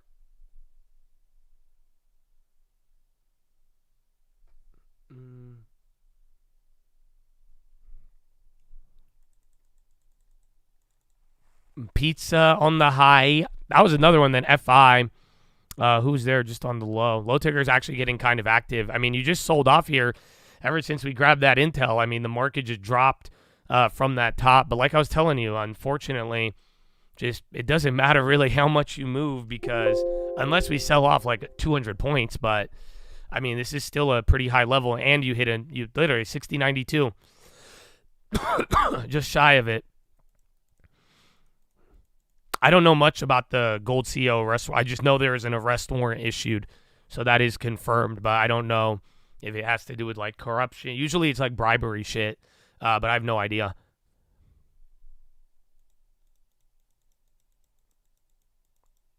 App is wild. Yeah, that's one of the bigger performers, I think, on the NASDAQ. Again, it's even leading us. Amazon or NVIDIA is down today. Amazon's actually gone green all of a sudden. Roblo running still. Interesting.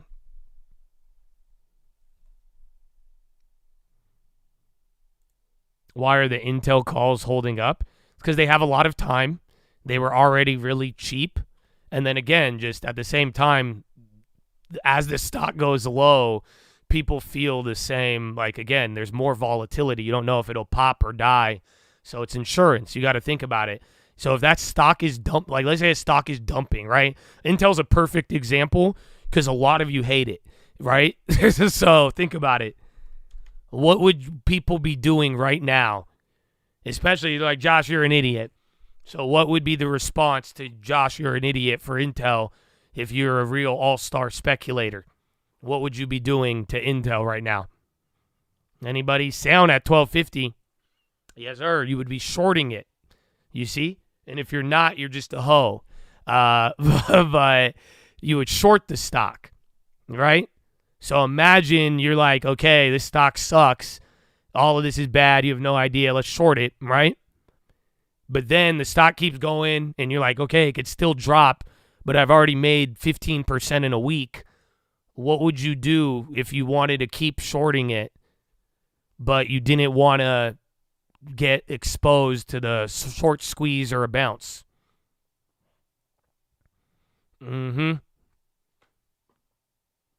you wouldn't buy puts.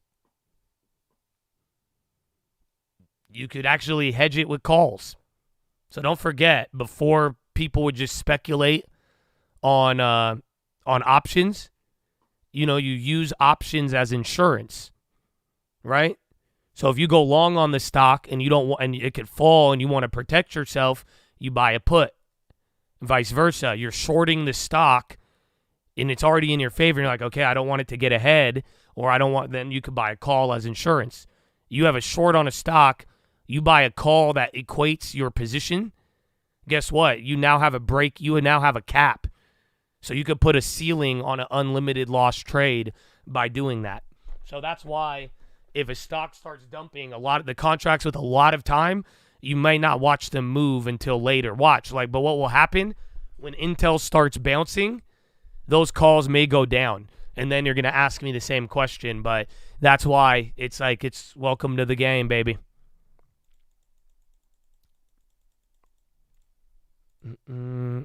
Damn, Tesla? Oh, what's up? Yeah, Roblox is crazy, bro. It's almost at 60. Damn. But yeah, Tesla, bro, even as the market is hitting these highs, and your boy fell too, MSTR.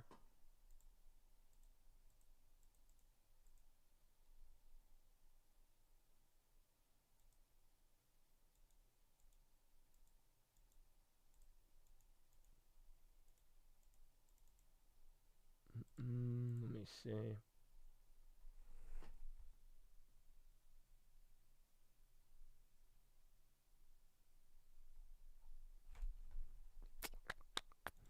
Long-term sister is good. I need to post all of this for you guys on the Twitter and stuff.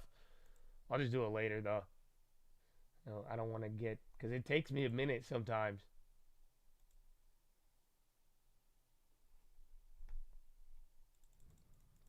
Are we playing Ulta? Do they have earnings?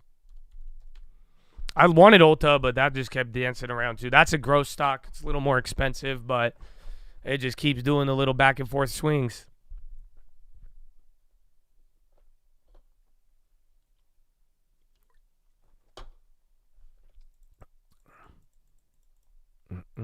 Booking, yeah, dude. Booking's the leader on the NASDAQ right now.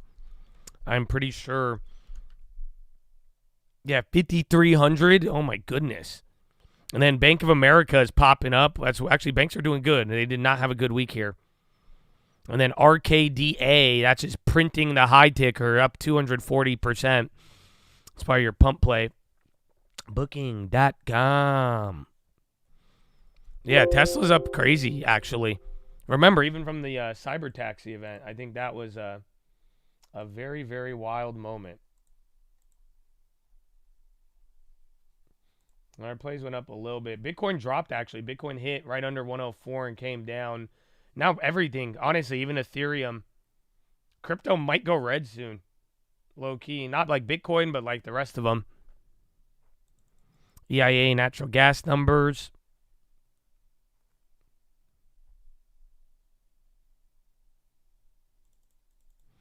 MSTR, dumb. Okay, I'm glad we got it. I got out of that to make it free. I still got one of them, but I did try to push it, but then I took it after the first drop there. So that worked out. Nice.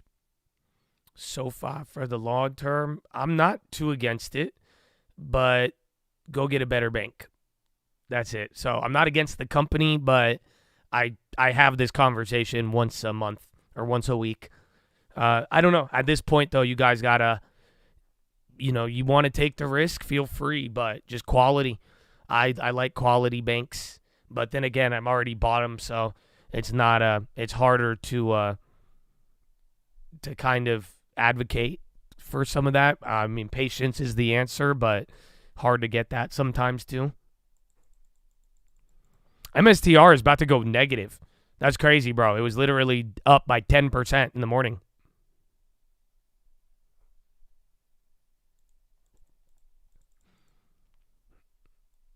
Like, in my mind, I say it I would rather take a Bank of America or Citi. But then again, they all moved as well, too. Like, but there's still big bank now. Bank of America is expensive now. I think Citi is the only one.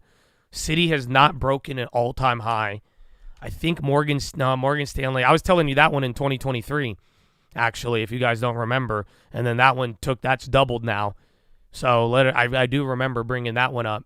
But that's what I'm saying. Like, I like big quality banks, and they're shadier, as weird as that may sound. But I think you're gonna do way better with the one, a top 10, top 5 bank than any small one. But a small bank has upside. But then again, you also have small bank downside as well. I like big banks and I cannot lie. You SoFis can't deny. When JPM walk in with the itty bitty dip and that round thing in your face, you go and buy. I'm going to buy more stocks. Okay. Sorry. I'm hooked and I can't stop staring. Oh, Bank of America. Okay, I'm sorry.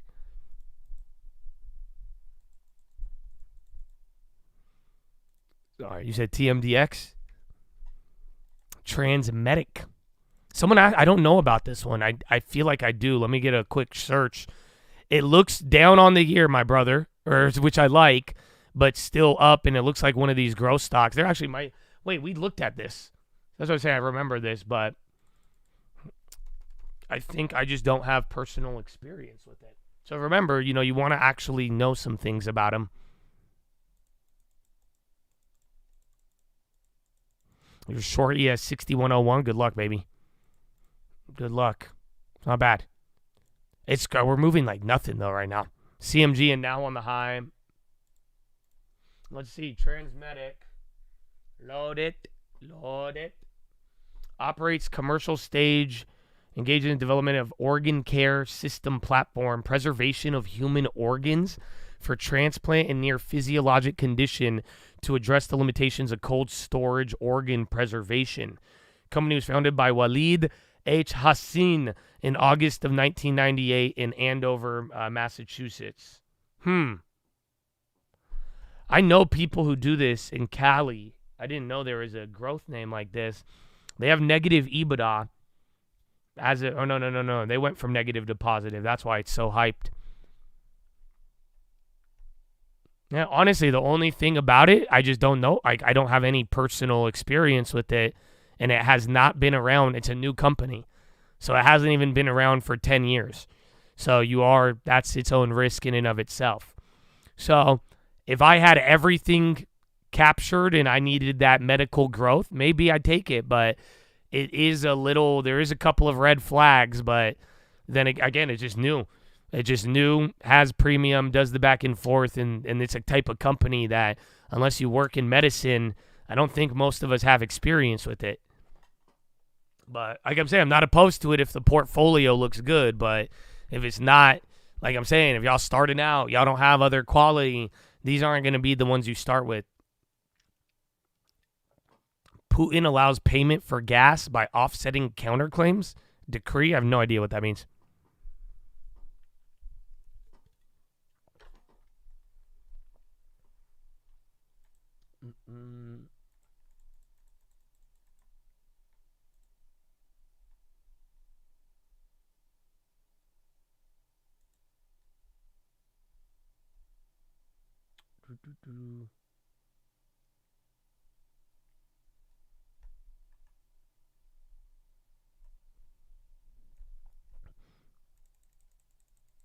What about the Chad Doctor? We got a couple. They would know about it. That's what I'm saying though. Like, if you're in medicine, you're gonna know this company way better than I ever will. Do you get what I'm saying? Like, that's why I'm telling you, even then too, whatever you guys do in your personal life and like wherever you even work too, you probably have an edge on some sort of product or service that you would actually like know about. You know what I'm saying? So that's like where you have to really, again, experience with something does go a long way.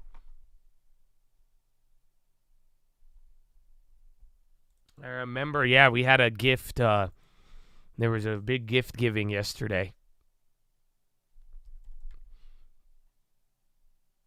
Yeah, MSTR, that flip, bro. I mean, I'm glad. I was gonna hold it for a while, but I made it free on that other one. But yeah, they just top ticked everybody. Again, Bitcoin is still up, but even then from the morning, I mean, Bitcoin did like chill out. It went up in that AM when we had this move, and then it hit 104, like right under it, and then now it's back at 101.7. All of them did that, yeah. That's what I'm saying. Just like all you guys got to think about it. I forgot the last time we were in this season. It's just one of those. You have to be in it before, and then you get lucky. Otherwise, if you play it the same, it's harder on the day of. Like, you know what I'm saying? Like the Tesla ones I got, that's working, but it was like now it's coming down. They were up for a little bit, but like I was saying, it's just like if you're in Tesla the day before and then the crypto and then it hits, you make money. But if not, and then you buy it afterwards and then we do this, it just kills you, unfortunately. Because that was, again, MSTR. Remember, that was the play we made. I bought it 2 days ago on the Korea stuff, And then what happened? Barely moved. Next day, I wake up, I'm down 30%. It went down to like 30, 40, no liquidity. And then Bitcoin pops, it goes up to 20, 50%. And then it moves today, and then we're able to get out, and then it comes right back down. I don't even actually know where's our contract at. Oof. Habibi. So now the contracts are at 138, 114. So I sold out for 250. I wanted $3, and then we bought them at 90. But yeah, they already came down. That's crazy. But then again, it's just like, and it's only been an hour and 10 minutes. So I still got a long day ahead, but that's just the market where, like I'm saying, I think on some of these moves, you got to be positioned the day before at minimum. Be very, like I'm saying, like even my Tesla, I top ticket. I'm like, it's not a good play. That's just it. Like, I'm not saying you can't play the day of, but if a stock already moves, you got to understand it's not like you're going to have less odds in your favor. Yeah, Okta CRM, I'm viewing them as dead, so you could either cash out the 60% loss if you want. Otherwise, I'm just going to hold it. Again, I mean, the CRM I was going to sell before, then we were up and down, but it was $400. I'm down. I'm okay with that, but the Okta should have been small enough where you should ignore it. If that makes it with another month. Yeah. You're 72% loss. It's okay. It shouldn't be that bad. Again, hence the $30 entry or $35. Thank you for the watch list. Yeah, we had a freestyle watch list. Good question, man. You got a good question. Any downside due to Powell? No. Powell was pretty bullish. Again, I think this is just more, if anything, France, but surprisingly kind of quiet. But no, I wouldn't put this on Powell. And then this is, like I said, end of the day, just wait. Because by the end of the day, everyone's going to start getting ready for the non-farms. Don't be fooled.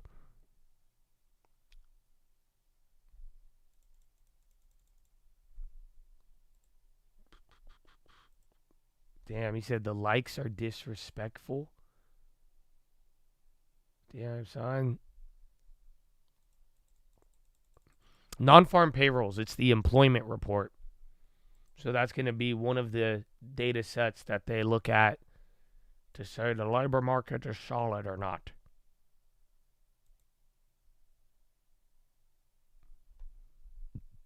The gold play might hit.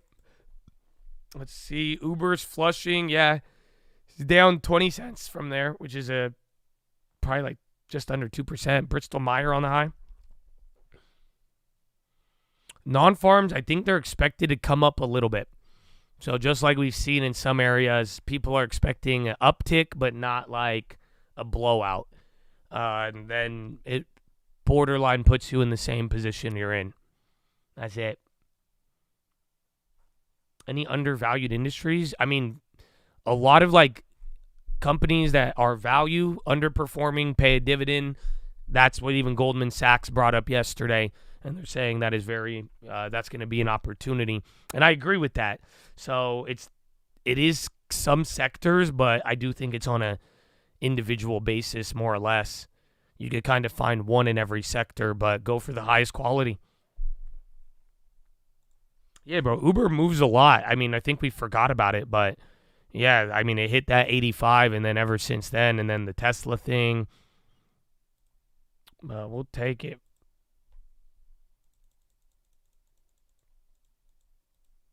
Hit the like button, baby. Hey, don't be shy. Oh, wait, I needed to go to the bathroom. Did I not go to the bathroom? I'm confusing myself.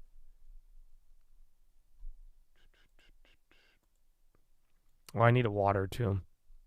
Call it a day. Did I? Yeah, I was like, didn't I just go to the bathroom? But then I'm like, wait. It's a rough day, bro. Rough day. Yesterday, I was dead. Dude, even this, bro, I did legs yesterday. You guys know that? You guys know I do leg day now. Ever since it's crazy. Mm-hmm.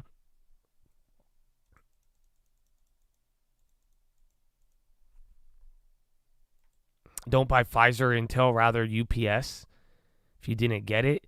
I mean, Yeah, but like just calm down and be patient because like I'm saying, there's no right answer without looking at your portfolio. And I hope you guys can learn this, but like go through and see what other stuff you have, like what areas are you capturing, but it's not objective in the sense of buy this over this right away, right now. You know what I'm saying? So if you are cash heavy, that's what I'm saying. Little by little though, who cares? No matter, like, again, if you have a ton of cash and you're just working your way in, you know what I'm saying? Then you're going to be able to do it. But like I'm saying, just imagine everybody in here, and this is what I want you guys to learn, is that it's just, there's not one stock that's good for me. Unless you have the exact same portfolio as me, you have to look at what you have. You know, you got to go through and see, okay, like go calculate, do you have how much money pays dividends, how much doesn't pay dividends? Go organize by the names that are up and down. Go, what names are you down on? What names are you up on? What sectors do you cover now, right? Do you like, so Beyond is food, Walgreens, retail, Intel, technology, MPW, real estate. And notice, if you have the same sector, don't add to it, right? So, like, if you bought 5 tech stocks already and you don't have one consumer play, I wouldn't buy Intel, right? And at the same time, though, if you had all medicine, biotech plays, you only bought Humana and Pfizer, I wouldn't go and buy more Pfizer, you know? So it's like things like this, without seeing the full portfolio, unfortunately, it's very hard to answer that question because, like, you see my portfolio, again, and why am I, so think about it. My last like 2 or 3 plays, I have gotten healthcare, China, and chips. But then all of them are what? What type of stocks? If I buy Humana, Baidu, and Intel, what would you what am I looking for, I guess? Email. I haven't checked my email. Again, I'm not looking to do portfolio reviews right now. If you just follow me, that's great. But did you grab Meta? Did you grab Netflix? Did you grab JP Morgan? Did you grab Uber? You see, I'm operating off of a different base. Yeah, growth. They're all lower. They follow my value, but they're all growth. That's it. I'm expecting growth. Why am I going for growth? Because I spent the last 11 months buying dividends, like almost exclusively. He told me don't buy things that you bought are already high. Yeah, exactly. But that's why I'm saying, though. So, unfortunately, you're starting late. So I can't, like, it doesn't mean you got to, don't go at the appropriate pace and don't rush into it. Say, I got to buy this. I got to buy this. Like I'm saying, listen to my words, read your portfolio, and month by month. So no matter what, you're not going to miss anything or not. So don't stress on it, but look at your portfolio and see. But then that way it's like, okay, I'm going to copy all of your plays, but at the same time, I'm buying the growth now when I spent the last couple months buying dividends. And when now, why can I go for a riskier Intel? Because guess what? I got Meta and Netflix working for me. And then the other plays we bought at value are going up too. So, like I'm saying, this is the thing that I want you to take what I just said.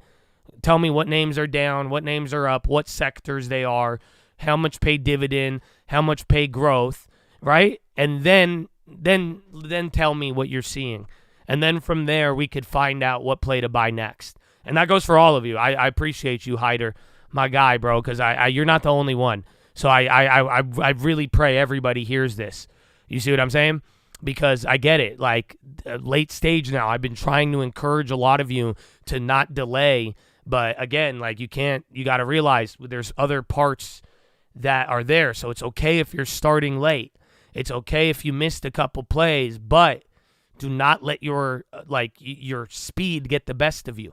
You get what I'm saying? And just, it's a simple formula. This is what I mean by let your portfolio speak to you. It talks to you. Again, even Intel, I'm down on it. Guess what? I have 2 names that I didn't make money on this year, Intel and Pfizer. So that means my dollar is going to go a lot further with Intel or Pfizer. but I felt more comfortable with Intel, right? So it's the same logic here where just your portfolio is going to tell you what to do. It's going to say, bro, you have too much growth. Bro, you have way too many dividends. Bro, you're down. You can make more money on these plays. You're going to get way more bang for your buck. Your portfolio is going to say, bro, why do you keep buying fucking retail companies? Why do you keep buying consumer stocks? So, but you have to look at it and you have to speak the language. So I'm hoping I could show you this language. But that's how I'm going through it, and this is where no matter what stage you're at, and listen to this, the beauty of being late and being small, but more so being small, you have an advantage when you're small. It's not going to hurt you. So don't ever. That's why your FOMO, F the FOMO, because as long as you go little by little, whether you have $3,000 or $30,000, and you're doing 100, 1,000 a month, whatever it may be, right? You're little by little. Yeah, you're quicker. You're faster. Downside's not going to hurt you as much. You're not trading with $1 million. You get what I'm saying?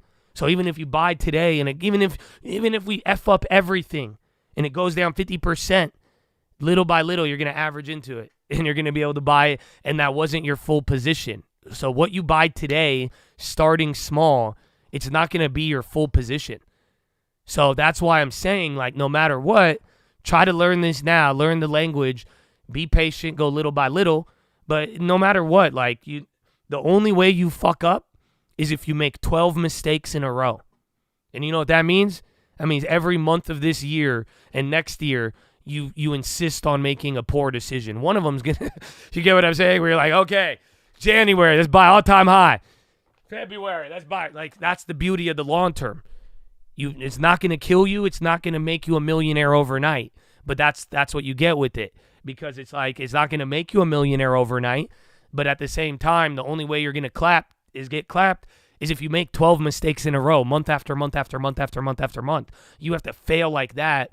Otherwise, whatever you mess up or succeed on today, you're still building, and what it looks like today, it's going to look very different in a year or two from now. And welcome to building. You know, I don't know if you guys ever seen a building get built? They dig a giant hole first, but then what the foundation looks like, it don't look like the final product. They frame it, it still don't even look like when they put the windows in. And then when they put the stucco or surface it, you know what I'm saying? So whatever you're buying today and how you're building your long term, whether you're small, late, just starting, it's going to look different down the road. So take heart in that. But at the end of the day, what I want you guys to really learn that will give you an edge is speaking portfolio. You need to speak the language and let your other actions speak to you, because you have a good history now. Whether you buy a couple or not, now you're like, okay, I like this, I like that. What do I own? And then now it's telling you where to go and what to get. So I hope that helps. I'll take a look at the portfolios later, but just for now, and that's what I'm saying. I haven't even posted the long term on the YouTube. Just don't. There is zero rush. So whether you feel late or whether you feel greedy, my brother, the only thing that's gonna get you is feeling like you're perfect right now. Do not feel rushed. Again, this whole year, last year, we've done everything by being jackasses, going at whatever pace we want to. Again, I don't care if the market goes fast or slow. We control this. You know what I'm saying? So ride with it, baby. Ride with it. You have no tech, which would be speaking to you to add tech. Yes, there you go. But now you got to ask yourself about quality. But you're there. You're getting it though already. You see what I'm saying? That right there is a better analysis than, hey, you just bought this. Should I fucking buy it? You know? Or wait a minute. I bought, but I didn't get the ones you had. That right there, hone in on it. Now you're like, okay, I don't own any technology. I don't have any growth. So that right there, you that's one hole. But do you also have a consumer stock?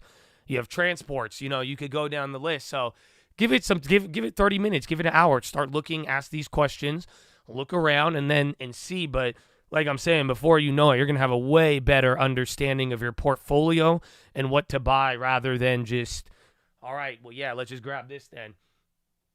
Well, ta-da. I hope that helps. I guess that's a mini PHILO, they say. A mini PHILO, they say. Okay, now can I go to the bathroom? I think I'm going to go to the bathroom now. I think I've earned me a potty. I just need now I do need to go potty and I need a drink.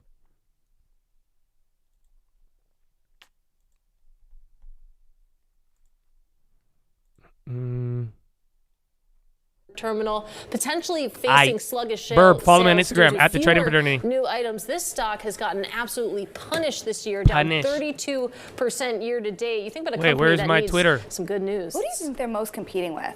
I don't know. I mean, it feels like all of the retailers have some form of athleisure now, Abercrombie right? and Fitch. Athleisure. Exactly. What's that other one? The new one, Vuori? It's I not love public, it. but yeah, I've heard that is the new hot thing. Athleta as well. Real cold news on Twitter, baby. Isn't that non-alcoholic beer? Athleta? No, that's Athletic Brewing. Close.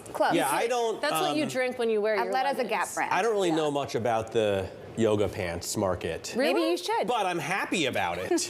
I celebrate Lululemon. That's great. Well, Lululemon would like you to come into their store because they do have a pretty decent men's section as well.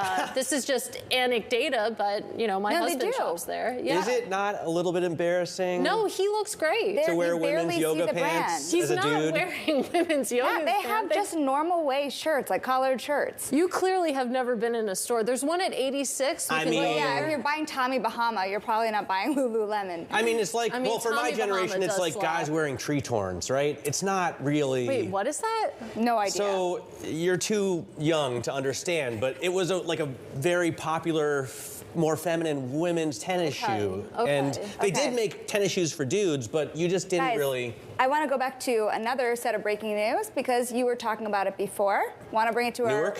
Yes, Newark Airport. So they're actually going to be operating as usual now, commercial flights taking off and landing. The closure mentioned by the FAA refers to that from 12:15 to 6 p.m. The airport is not allowing private planes and non-commercial flights to land or take off. Well, when I talk about an airport, I'm only talking about private aviation. Yeah, come on. Commercials for the plebes. Anyway, what's coming up tomorrow? We're going to have an all-star lineup for you tomorrow to break down the jobs report, including BlackRock's Rick Reeder and Gabriela Santos from JP Morgan.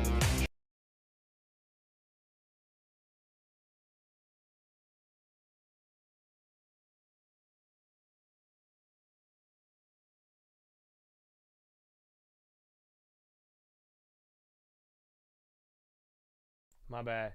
I had it muted, and I was actually going pee. What's up? What's wrong with my shoes? They love talking. I think last like 3 days in a row on Bloomberg. Again, there has been a lot of retail earnings, so that was it. But yeah, dude, I be wearing the same. I wear my Colt gear.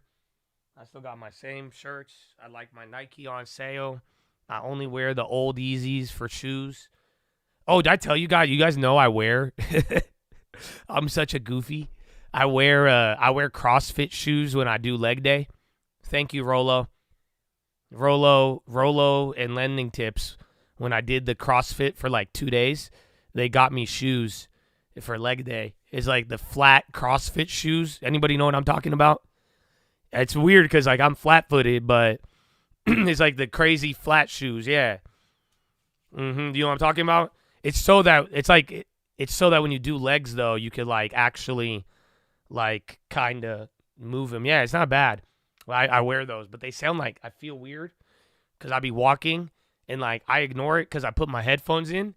But when I walk, it sounds like I'm wearing high heels. It go. Yeah.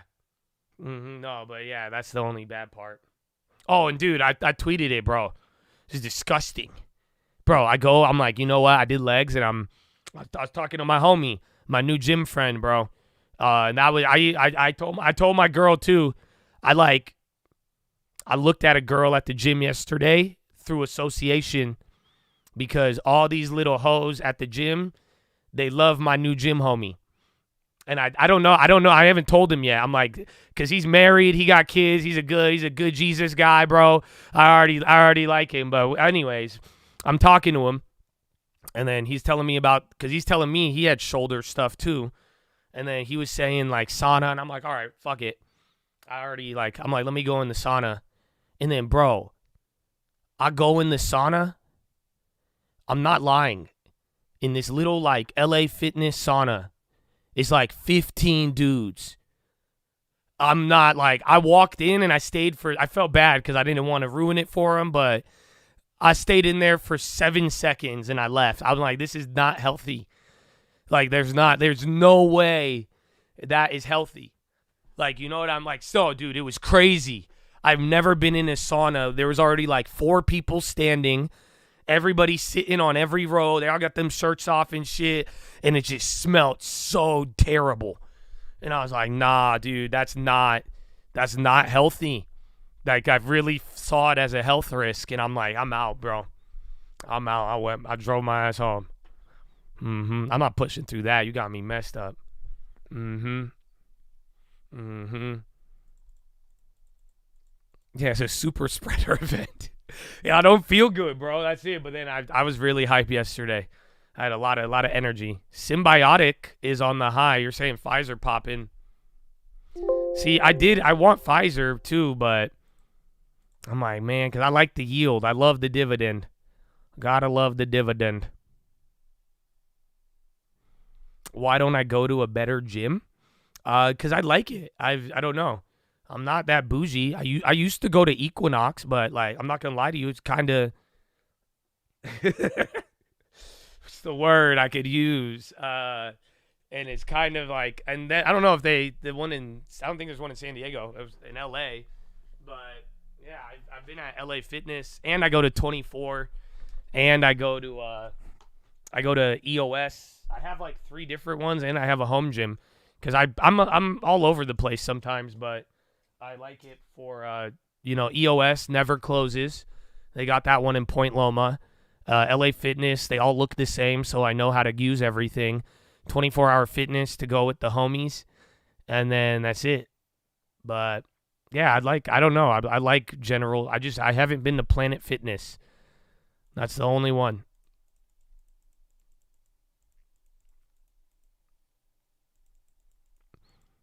Working out is good so you don't feel stagnant. I mean, I think it's just generally healthy for you. It don't hurt. Get a damn. I have a sauna in my house, believe it or not. But it sucks. It's an electric one. So I technically do have, I just don't, it's terrible. I hate it. It doesn't nothing will beat the coals. I have an infrared electric sauna in my house, but it's not I don't really like it.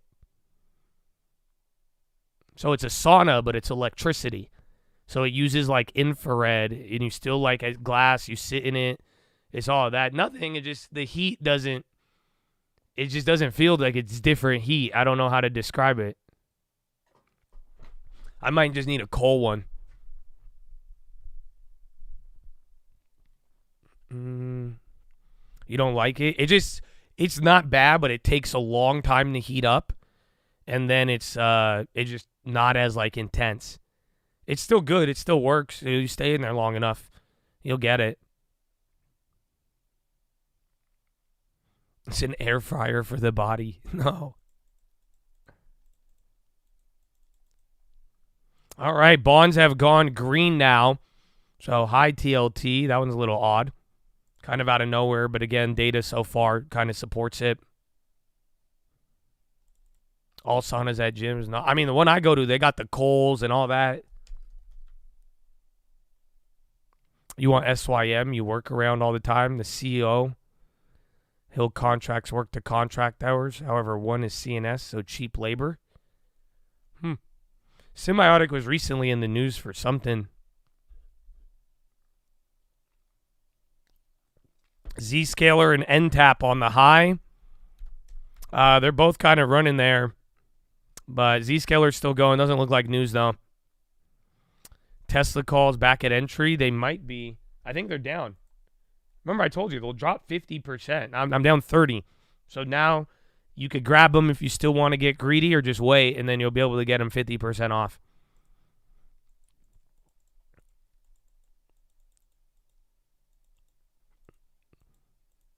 $24 in Kearney is 24 hours.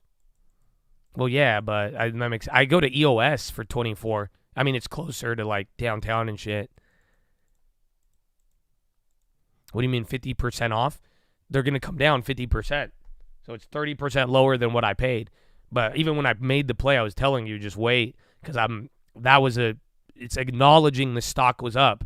I was just saying last time I didn't do it, it went 7%. So I wanted to get some exposure there, and then I just took the MSTR at a good time. But like I said, I was like, don't force that one because I said if it doesn't break out, then you're going to get that one 50% off. HCAT on the high. Mercy. Where's your boy Crypto? We ain't hear nothing. And then Intel, we're back up a little bit. That was disgusting.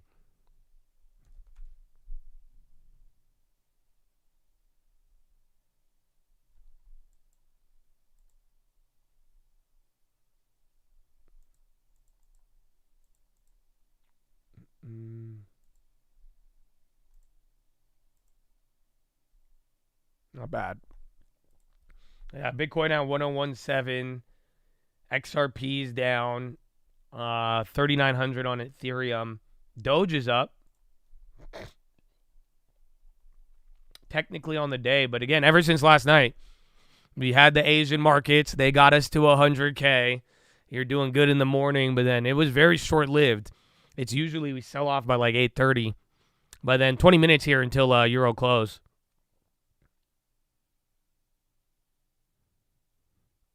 A Soundhound is running.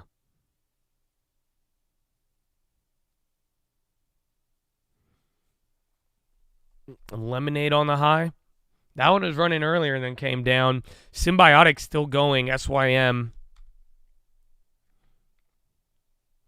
Unemployment rate and unemployment claims. One is like the number, like how many people filed for unemployment. Let's say 50,000. And then the unemployment rate is the participation rate divided by how many people got a job versus how many people were participating, and then it creates a percentage or a ratio. So one is a ratio, one is the actual nominal number of claims. Okay, bonds just went green and then back. I mean, we're kind of chilling again. Today was supposed to be pretty boring day nonetheless. I do think towards the end of the day, we'll be all about, what's it called? I think by end of the day, we're going to be very non-farm oriented. 50 off for UPS. No, I was talking about the Tesla play. And then coins still selling off. Estee Lauder came down. Dude, I don't know if any of you held those first. Remember, we bottom ticked the crap out of Estee Lauder. Like, I'm actually shocked. That play was fire. So I don't know if any of you held it there. But some of you grabbed it for the long term. That was a nice gain, too.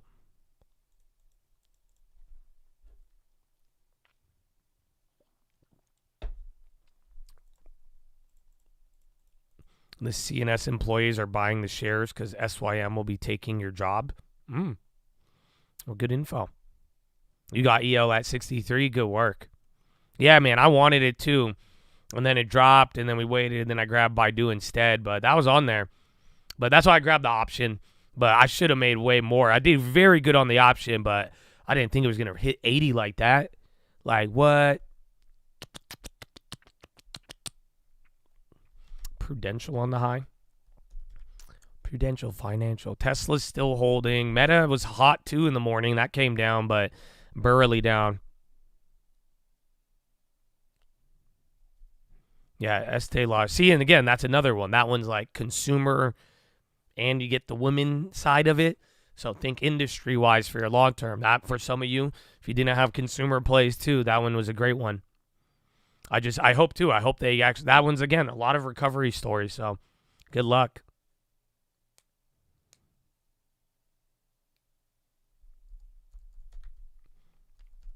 RIT or oh no. What I'm saying, I feel like we've seen this before. Ritar Log Tech. Lemonade's still going. Actually, Lemonade's getting more volume. ON, and then I saw SMR or one of the other. That's where I just saw. Oh, CCJ. Yeah, all the other uranium plays are nuclear down, but CCJ is going up.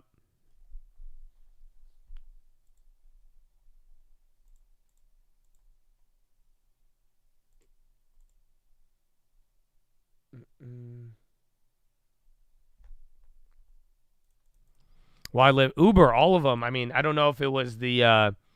It has to do with like Tesla, cyber stuff. But remember, Uber. Even the government was saying, or Trump was saying about the self-driving stuff. They said Waymo expanding to Miami. That was in the morning.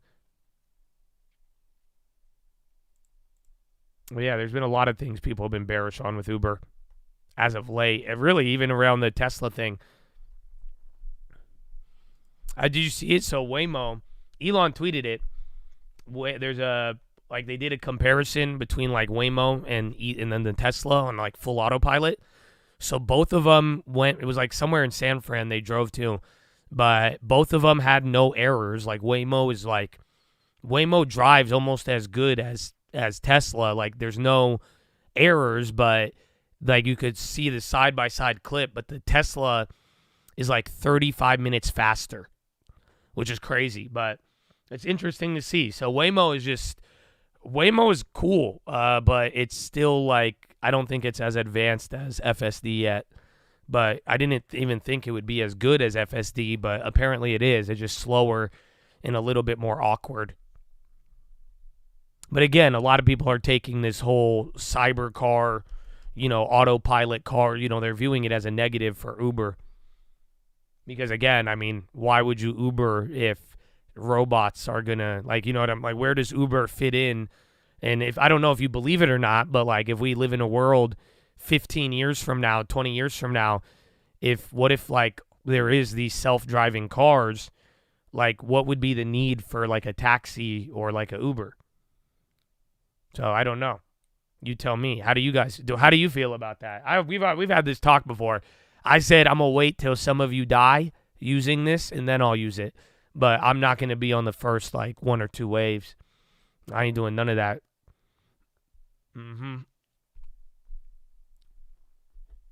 Yeah, Uber could buy the robo-taxis.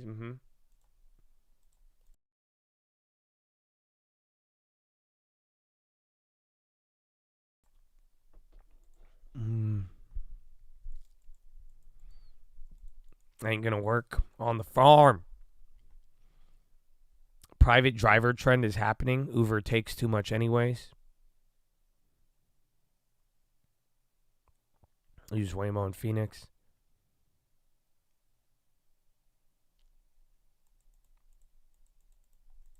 More like what will happen to the American auto industry. Yeah, well, I think they'll buy it. I mean, they'll just start. Dude, like, think about it, this whole EV stuff. So the auto industry will adapt and pump, but it's still just, I mean, we are talking about a kind of a societal shift.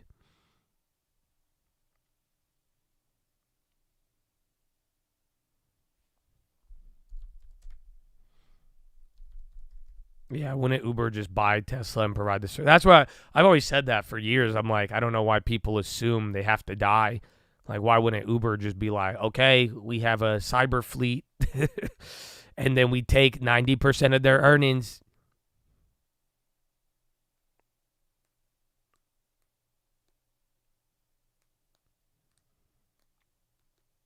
If every car is self-driving, what will be the point of car insurance? To scam you? What do you mean, man? That's crazy. And that's it, man. All of this stuff, like yesterday with the UNH thing, because you guys, like, I don't know if you saw the chart that I posted. You realize they, like, deny, like, 30% of claims or something, dude. They have a very bad, like, it's terrible, bro. It's terrible. And, like, can I just remind you that our healthcare system is whack? Even if you have insurance, it's still whack. And why I'm telling you that is because y'all need to just take care of yourself and stay healthy, okay? That's the whole point. You know what I'm saying? Like, screw them all. That's why you got to go for a jog, homie. That's it. You got to eat right at least once a week, man. Try to. You know what I'm saying? Because that's, at the end of the day, bro, they want you to not be healthy because it's terrible. Insurance is the scummiest industry, even ahead of pharma. Well, I think they go hand in hand. Pharma, I kind of equate them. But yeah, insurance is nice when it works out for you. But again, I mean, you guys remember that one? I never forgot this joke. You remember the classic Chris Rock movie, Head of State? You remember that? He's like, insurance. We should call it just in case. Maybe just in case things happen. Yeah, I'm paying every month. I might just crash my car so I get something out of it. Yeah.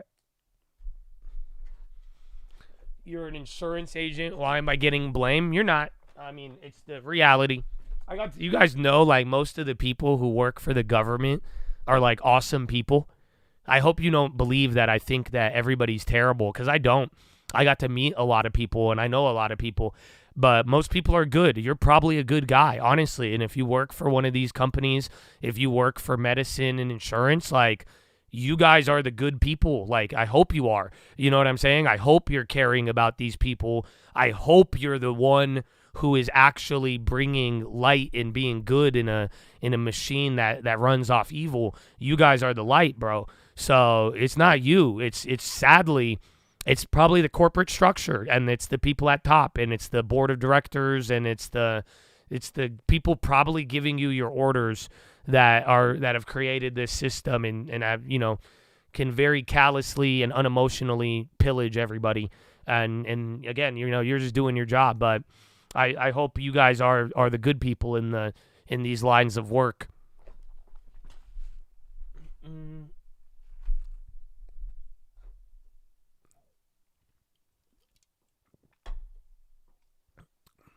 Do I make my own insurance using bonds? In some areas, I do, yes.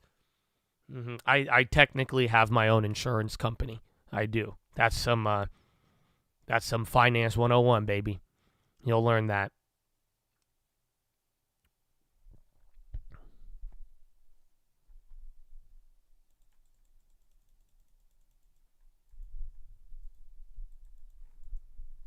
Would I add Rivian? I think it's like $2 is the price. I'd buy it for parts. So I don't really believe in it, but I keep seeing Rivians. Like enough to where I think it has to stay around in 10 years at this point. But I think $2 is the price, because right now it's still a high valuation. It's still worth $10 billion, which is crazy. Does the gold affect any stocks that have African assets? Oh, I did not look into it that much. I don't even think it's that big of a deal. I think it'll affect gold. It'll affect Barrick, but I'm not, unless we're talking like a 1 MDB size scandal, I don't think there's any spillover. You've never heard of such things? Really? Well, I've talked about this a lot. It's one of the things. I learned this from one of the rich homies before I made money, and then I made money, and I was like, wow. So I hope I could be the same guy to you. But you can insure yourself. So a lot of people, again, here, let me make it simple for you. Did you guys know if you are in, I think California, it depends on the state, but if you are driving in a state and you have no insurance and you get pulled over and homeboy and the cop is going to give you a ticket for no insurance, do you know that if you could pull up a checking account with $25,000 to $50,000, if your long-term had $50,000, no, you're not screwed, no. If you had $50,000 in a long-term and showed the police officer, he cannot give you a ticket. You are insured. It's called proof of financial responsibility. So if you could show that you have enough money to cover any sort of instance, yeah, then technically that's your insurance. No, you're not bribing him. Jeez. Yeah, you guys didn't know that? So this is this concept. Yeah, this is the concept of the whole bond thing that I'm telling you about. It's just proof of financials. It's proof that you could cover an event.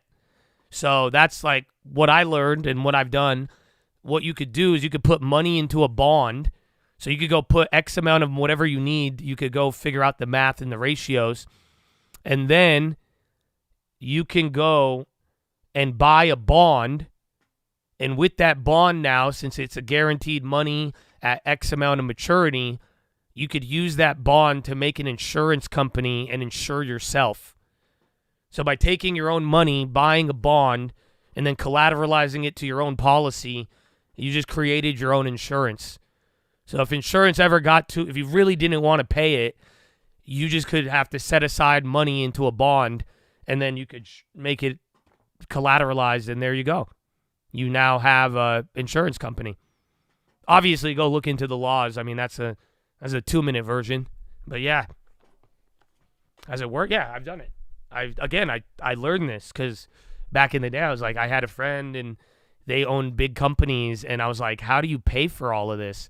And he showed me all of it and explained it. I was like, oh, damn, I never knew that. It's called proof of financial responsibility. Not the bond thing, but the whole, like, if you show your bank account, you could be good. DMV will suspend your license for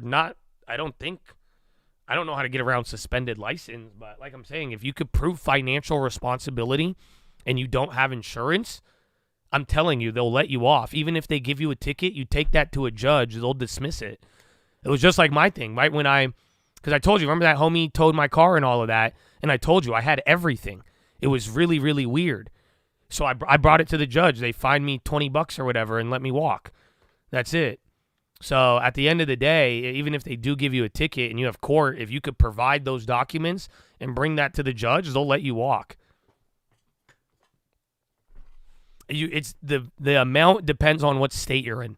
Some states it's $20K, some states it's $50 or $100. So it depends on where you're at.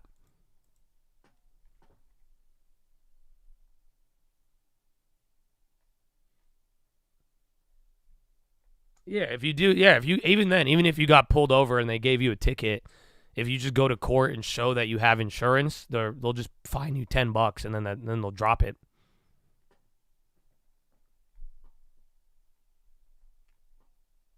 That's how they do it with international driving permits. People have to have proof of financial responsibility.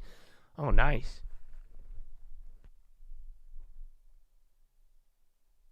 You know, you do not have to hold the money with the DMV, no. $7,500 in Ohio for no injury? No way. You should do this. Well, you can do it. I mean, go look into it. You'll find there's resources out there to learn about this if you want to make your own insurance company. But it just costs a lot of. You need liquid cash up front. Like I'm saying, you need a bond, or you could leverage it. But even then, with the rates, it won't work. But as long as you have the cash to tie it up, I mean, yeah, you could theoretically insure yourself and save yourself that premium, and at least you're paying yourself and you have insurance. But again, what happens though? Yeah, exactly. If you hit somebody and it's your fault though, your money's gone. You know that, right? So this isn't like it's all fun and games, but if something happens that you need your insurance for, then there it is. Unless you could put a swap on it, so then you could even hedge the bond that you use to collateralize it. I know, welcome to crackhead land. But then technically, if you did get blown out, you could hedge the blowout, and then that'll pay for it. And now we're back to square one. But then again, that's your instead of paying insurance premium, you paid your bond hedge premium, and now look at where we're at. But yeah, so if you did crash and it was your fault, and they sue your insurance, that's how your insurance is going to pay for it.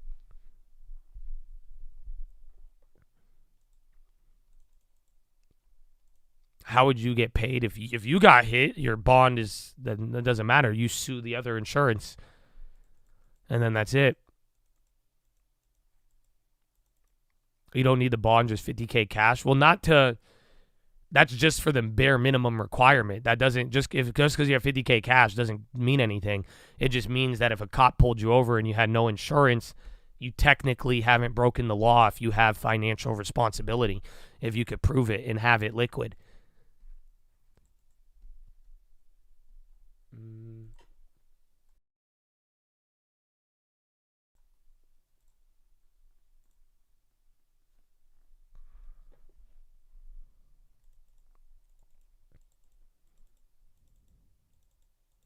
That's a hack. It's not. Because again, if y'all crash, y'all effed no matter what. And it's your fault, you're screwed terribly. So this is just the real benefit of this info is to avoid an unnecessary point on your record and to not pay unnecessary court traffic fines. Does that make sense? Because like I'm saying, it's like if you were going to get fined and affect your insurance, get points on your record, and have a bad driving record because you have no insurance, that's dumb. Because if you have a long-term, you technically have financial responsibility, assuming it meets your state's laws. But other than that, I mean, you're not. The rest on you, bro.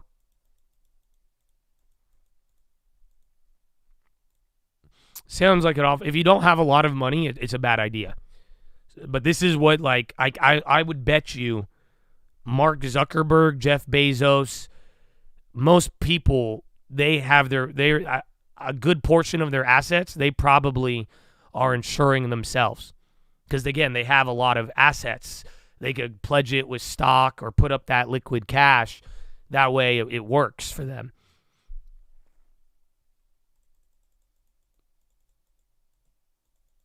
But yeah, but if you don't have liquid cash like that, it's not necessarily, you're better off with an insurance company.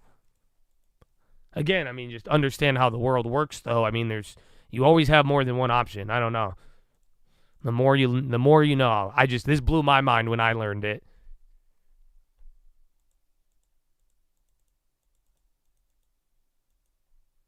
Intel announced tomorrow at close? What do you mean? Protection for your assets if you get sued in an automobile? Well, that's just normal insurance. Your normal insurance would cover it. But if you self-insure, that's it. I mean, the only way the self-insurance like helps out is if it's a terrible accident, like, and it costs so much, and then you just bankrupt your own insurance company, and then there's nothing to go after. But other than that, I mean, usually you are protected to a certain degree. Oh, they're saying they're going to announce the Intel CEO tomorrow at close? Well, that's good, but it better be an all-star, bro.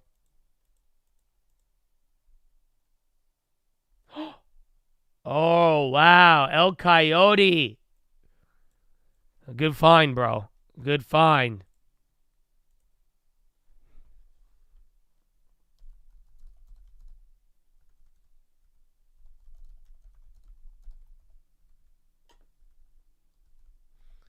I'm tweeting it right now. There is a photo. They now have a face, like, they have his full, this guy's weird, bro. Now you have a picture of him smiling.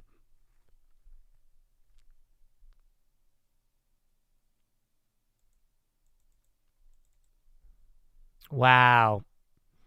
Why would you underwrite your own assets, though? If you reimburse, then you never made whole. Because, well, you have to be strategic about it. Because you got to think about, what's the big problem people have with insurance? I spend thousands of dollars and nothing happened, right? So if you have some assets that you could reasonably feel, you know what I'm saying? Like that don't have that exposure, you could save yourself the premium and then go and let someone else insure the actual risky stuff. Does that make sense? You think that's AI? You saw the same picture? I would say, why is he smiling? I think it looks like he was at a bank. You guys are saying it looks like a lady. That's crazy. That was not, yeah, holy, really? Wow. So I don't know. I'm not trying to offend anybody, but so far, even on Twitter, you guys are right away. Y'all saying, I don't know. I want to say something, but I don't want to sound mean. You guys say it just looked like a stock YouTuber, bro. I'm not going to name any names, but I don't see a female there. But I kind of see what y'all saying. But I swear I've seen this on a stock thumbnail or something, man. Like, No, you don't. You guys aren't even guessing the right one. Yeah, there you go. Somebody got it. That's why I'm like, hold on, bro. Oh, man. It's a guy. Look at the jaw. That's wild, though. You guys jump straight to that. You're like, it's a woman.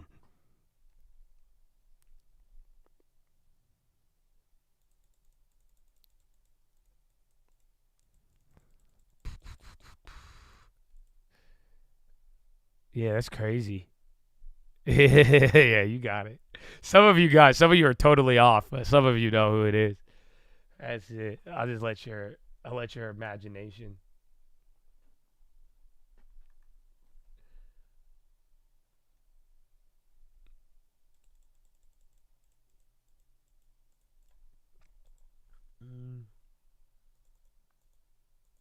Yeah, well, he wrote on them. That was the news in the morning. It's all of it, bro. I like it. A lot of people were mad about people saying it was a professional. I still think it's a professional in the sense that I truly believe that it was a hire for murder. Like, I don't deny that. I cannot shake that. I don't really think you could convince me otherwise that homeboy was paid. I think the bullet inscriptions, that makes it a little bit more emotional, and it makes it more about, like, policy. But like I'm saying, man, all of it, like, I don't think that was I don't think this was a guy, like, let me put it this way. If I was mad about insurance and I wanted to, like, protest, a violent protest as done throughout history, I would be loud. I wouldn't be quiet. I wouldn't, you know what I'm saying? Like, but so professional, they made it look unprofessional. People got mad, dude. People got really, really mad, man. Like, it literally, like, people were getting mad at the whole, they were just mocking people saying that it was a professional, but there's a lot of good discussion. It's just, like, clearly he was paid to do this, or at least that's an opinion. That's an opinion I have, but it's still kind of wild. They weren't engraved. He, like, wrote on the bullets. But that's crazy. That you mean to tell me he handled the jamming, whatever, but, like, he was kind of sloppy, but I don't know. Have you ever seen the movie The Accountant? Like I told you, I just watched too many movies.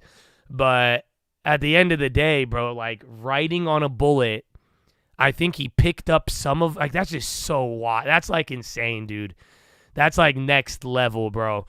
What do you mean write on a bullet?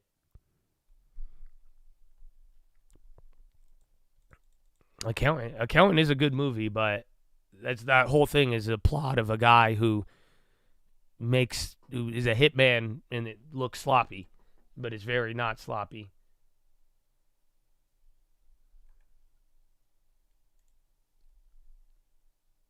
Oh, nice. Good work, Jennifer. See, there's another photo. There's two photos, yeah. The other one, he looks not smiling.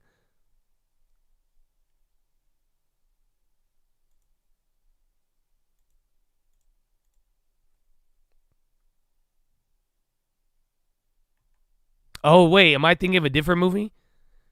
The Forensic... Yeah, I'm not thinking the... What's the one where he makes it look like a accident every time? Was that the one with Statham? You're right, The Accountant. I just like The Accountant. That's a great movie. What's the one? You know what I'm talking about? It's either Stone... Oh, no, The Mechanic. Is it the... Not Up. Okay, we're done. I think of The Mechanic, yeah. Yeah, The Mechanic.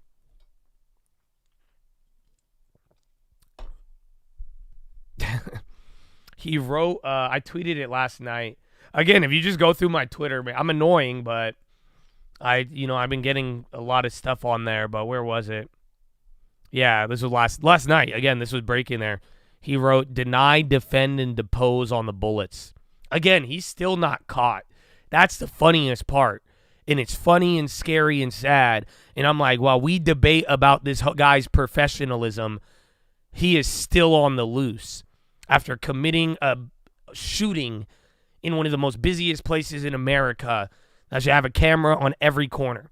And then did you guys see there was that one kid who like tracked the electric bikes, and they thought that they got him, but now they're saying that wasn't really evidence.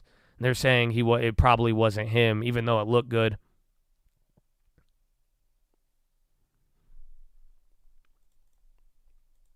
Well, that's okay. If you guys want more drama, the alien invasion. So a Chad yesterday, actual Chad in the chat, sent me a video from his house.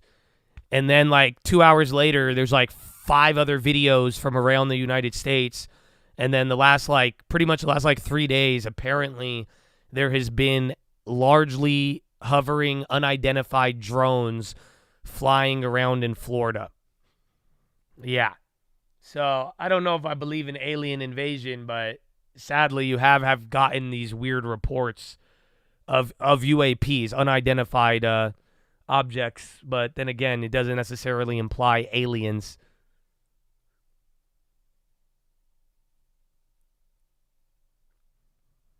Well, no, the FBI said that they're stopping some of the drone stuff in Florida because of it. But I don't know if it's an actual FBI drone.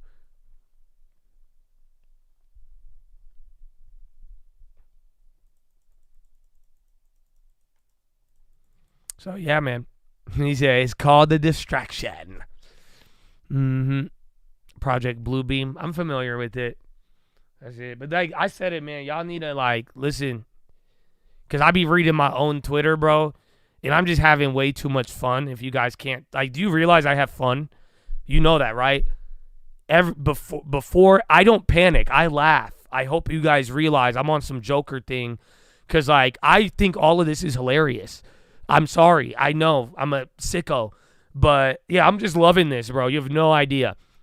But that's why I'm saying, y'all need to go make sure y'all read an economic textbook. Go read your ass some C.S. Lewis and don't go cuckoo. Okay? Very simple. Because tinfoil does not help you if you do not have, in any way.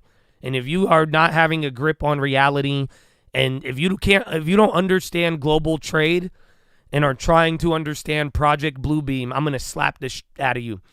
You know what I'm saying? Because that you have to make sure you do not go psycho, okay? I mean that genuinely for all of you. Because again, there's a lot of trolls, and I mean, I'm not trolling. I think it's funny, but some people are getting so... So you got to, come on. And that's what I'm saying. Just find a good balance, but... don't let it be cuckoo. Don't go cuckoo for tinny puffs. VKTX, Paparoonie, 20 cents. CLS on the high, SPY below VWAP.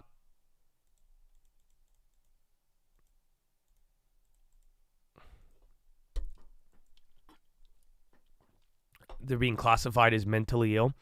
Well, I could see that, but I don't. My issue is that you just don't want to I don't know if you guys realize it, but that shit is it could get super negative. So I got a really good philo for you today. It's from C.S. Lewis, but do you get what I'm saying? Dude, if you keep doubting so much in the world and then you start getting sad, how do you think these fucking weirdo shooters come from? I hate to be real with y'all, man. You know what I'm saying? Where do you think these people get hyper radicalized that's why people get scared of this stuff.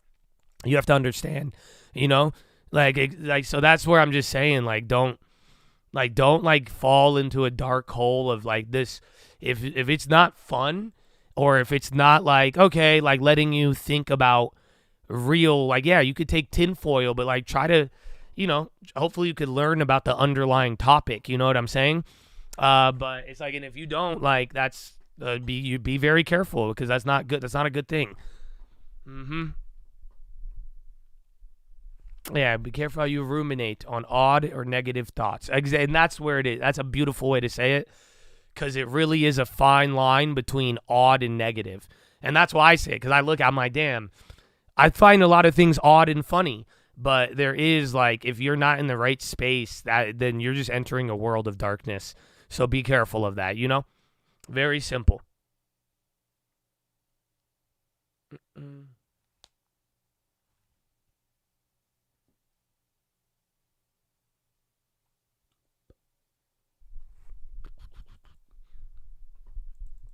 give you an example, the tinfoil I posted. I saw a tinfoil that said, like, Biden was being played by an actor. I've never heard that in my life, and that's hilarious. 10 out of 10 joke, and even you look at it, it makes you laugh. If you actually believe that Biden is a robot, you have a problem. And if you start living your life acting that the president of the United States is a fake human being, you're probably going to do something dumb. Is that a good example? Yes, it is not Jim Carrey, but that's a funny thought. So you see what I'm saying? Like, there you go. Like, it's hilarious, but he said that sounds judgmental. Oh, man. I love it. Yeah, we did. People realize it, but I told you guys that. Thank you guys, because you guys sent me a lot of info. That's why I said, if y'all send me a good news tip on Twitter and it ends up being good, I'm going to send you some shitcoin, some E. coli token. But it is, yeah, people didn't know that. The guy, the UNH guy, had a secret, it wasn't disclosed, Department of Justice investigation because he mishandled and they did something sketchy with the firefighter pension of Florida. I'm telling you, bro. That's why I'm saying, I'm like, somebody paid this guy to kill him. Because sadly, I would love for this to have not been that sinister because it would have been easier to accept. But right away, you turn the page, one page on this Ben guy or the Brian guy, it stinks to the high heavens of just shady this, shady that. Yeah, exactly. Too many motives, all of that, bro. So that's why it's like, you know, there's a lot of history behind it.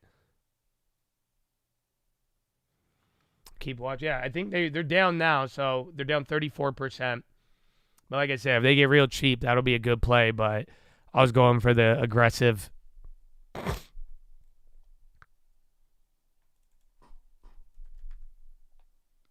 Tesla's still coming. We chilled out, man. The morning was kind of exciting with crypto, but I mean, it is only. Oh, we need to do push-ups. I'm on leg day, rest day, man. So I'm gonna I'll do some, but still, stand up, baby. Move around. You've been here for 2.5 hours. 4.5 left to go. Let's go.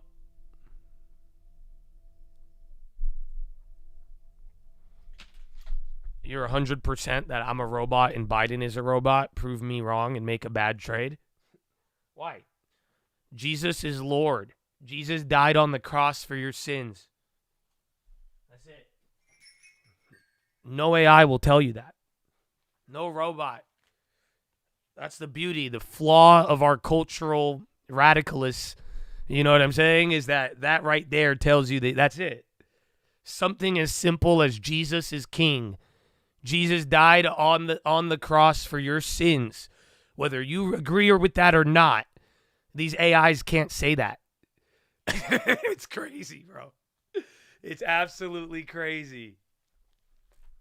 Oh, all right, man. Move around. Chest to the sun. Flex the core. Tuck the hips in.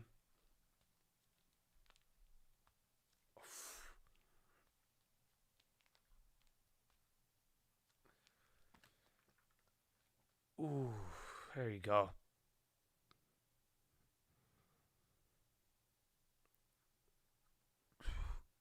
Kamala told me to tell you you're at the wrong rally. Oh, okay. Damn. Oh, man. This is, bro, I didn't tell you. Guess what?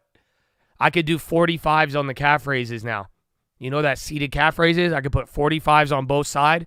Remember, 3-4 weeks ago, that destroyed me because I thought I could handle it and I couldn't. I'm repping it now. Yeah, bro. Bro, I'm getting mad calf gains already. I'm shocked. I didn't think it would be this easy.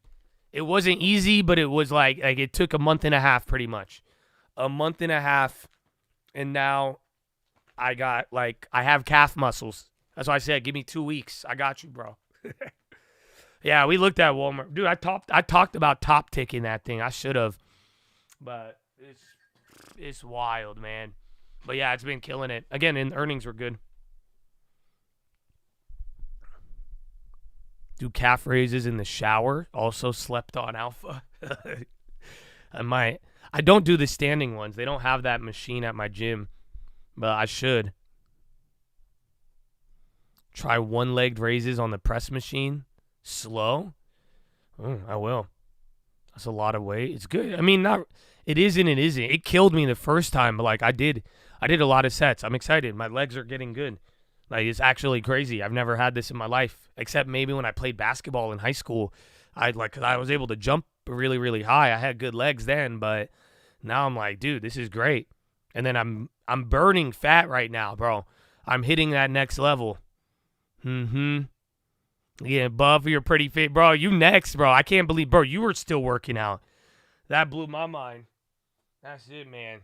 But yeah, I think that when I saw you, Trapper, that was the first time, I think I did legs right before I got there, the day before. That was my first time doing legs, very, very reluctantly. I love it.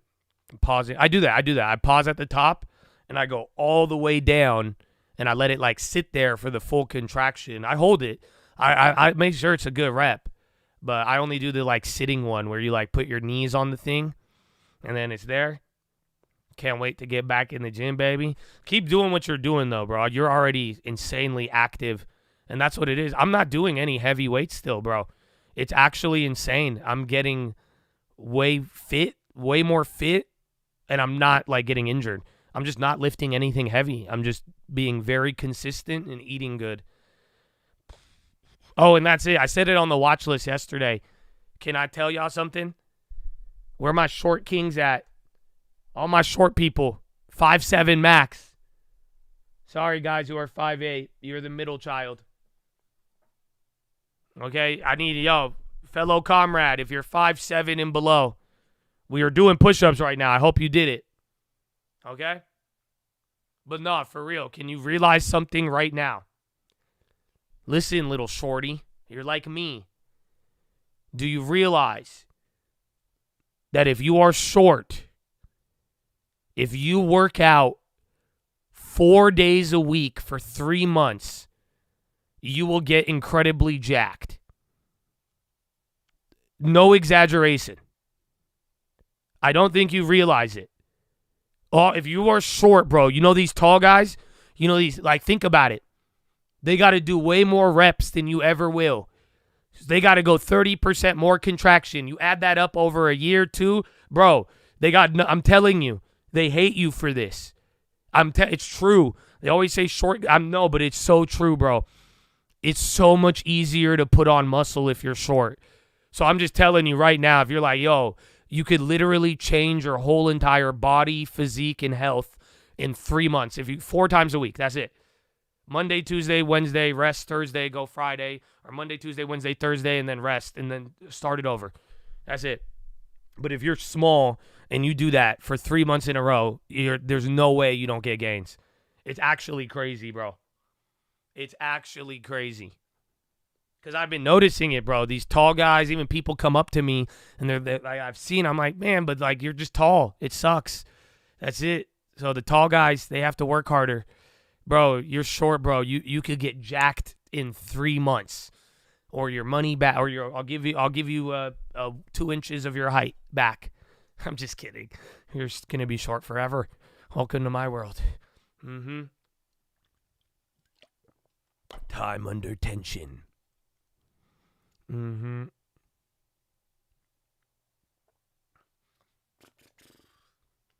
Oh, you rather be tall? No, I like this. Screw all that. I got tall people for tall people shit. Bro, you could get jacked so quick if you are short. And I don't think like so all my out of shape short guys, I just don't think you realize this. And what I'm trying to tell you is that it's going to be so much easier for you than you think. So I don't know if you ever seen somebody and they working out and you're like, man, that must look hard. It's like, nah, bro, you could probably do that way quicker than you think. Why do I do what I'm doing now if you go to the gym later just to clear mind? What do you mean? Like work out throughout the day? And because you have to. I mean, the body is meant to move, man. And if you don't, like, I get in pain. I don't know how to describe it. If I don't move around, my body just tightens up, and it's the worst thing ever. So, and then again, too, just the power of compounding. You got to realize, bro, 1 hour a day, even for a couple of hours every single day, dude, it adds up to something. So if you could use this moment to combat the bad posture of sitting down and being at a desk all day, I mean, it's so advantageous. Yeah, so I like it. But yeah, it just keeps me feeling good, man. Oh, hear that? You know, use it. It sucks because if I work out, my body hurts from being sore, and if I don't, it hurts from being a lazy ass. It's terrible. But welcome to the world. Some of you are like, I don't know what that feels like. It's because you're 12. You know, you still have a full head of hair. Enjoy it while it lasts. But one day, you're going to understand everything I'm saying. Every single thing. You're going to get it. You're going to get it. Oh, that boogers.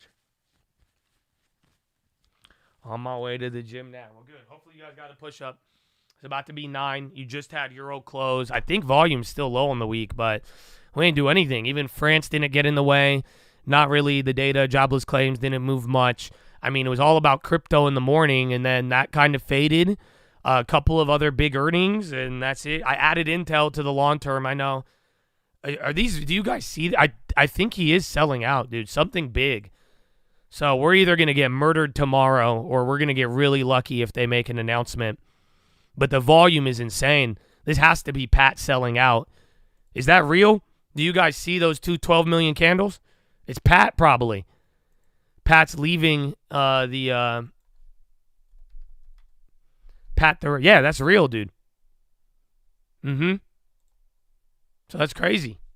Yeah, I think it is. Pat the Rat, the CEO who left, he probably dumping all of his shares or a good amount. Or the board, or they're doing something. Yeah, everybody see those are real. That's what I'm saying, man. The volume is kind of intense. He's taking his cheese and fleeing. No, for real, though.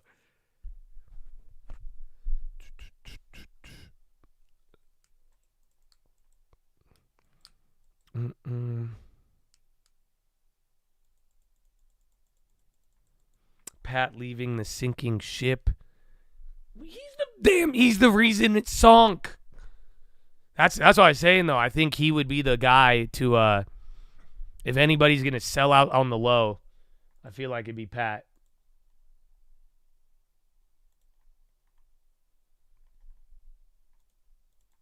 They show those bars as green. Well, it's real activity, though. There's at least 12 million plus candles that are legit. He was the hole in the boat. Oh, it could be tax loss harvesting, too. I mean, it's a great one. But that's what I'm saying. I don't know. I think it's more likely Pat, though. Because this is a big, big volume. Very big pressure. And like I told you, man, I mean, someone find me an example, but it's not too often that a failing company removes the CEO and goes down 10, 15%. That's just not really, it doesn't really make sense. But then in this case, Intel is really bad, but then I also think they want to know who the replacement is going to be. So we'll see. I have like 200 shares in the long term now. I don't think they could go bankrupt yet. I mean, down the road, anybody could go bankrupt. You know, it's the same thing. You failed turnaround. Here's the problem with the CEO. You put in a CEO, you guys got to if this CEO fails, they're effed. That's the sad part. So there's going to be enough time to narrative a story around it, if you know what I'm saying. But when it's all said and done, I mean, this is going to be, if the new replacement fails, then they're done. Because then they're going to spend money on him. They're going to spend money on his plan.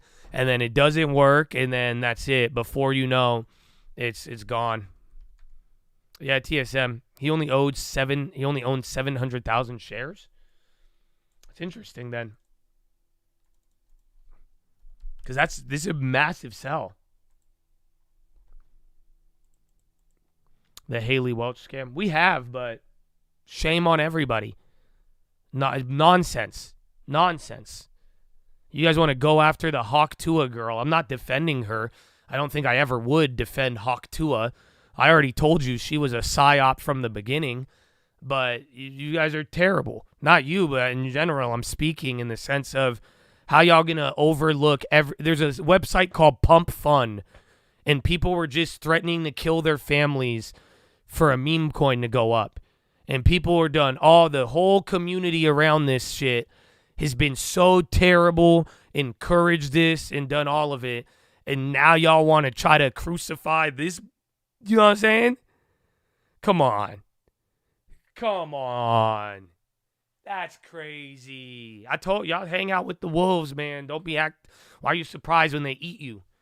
But not even. It's just like, it's terrible because I told you that whole ecosystem, and nobody batted an eye at any of this other nonsense scamming stuff. And now you have people trolling and acting all this and that, trying to say, oh, I lost my money because of her. So, yeah, that's how I feel about it.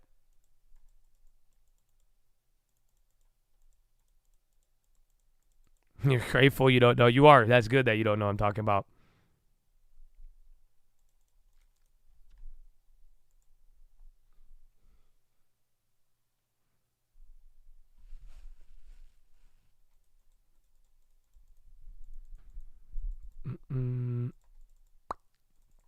Until we'll see.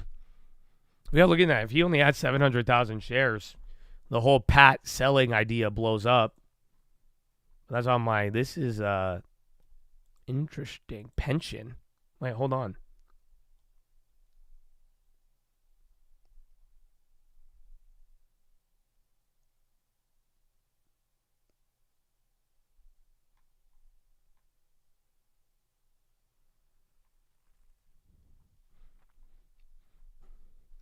Yeah, what's in... I don't know. I have Intel pension details. I don't know if there's anything in his pension that could be related, but let me see some more. Activist management.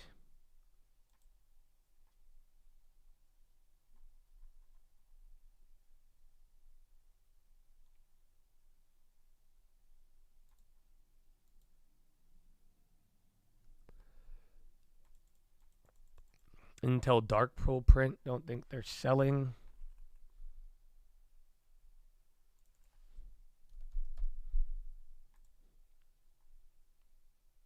Well, let's see.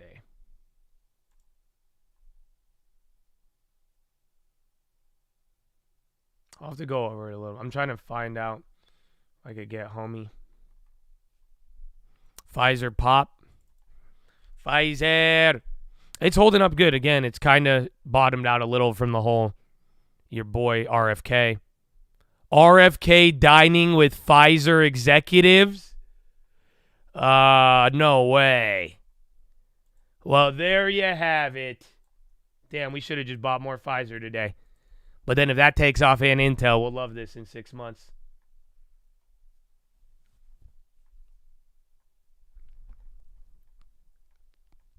That's it. Well, Troy has that first. I don't see anybody else saying that, but that's crazy if Homeboy's there. Okay, now or Axios is the source. Trump and RFK dine with Pfizer and Eli Lilly executives.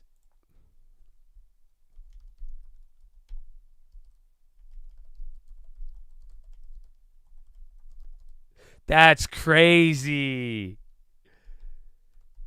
That's a plot twist.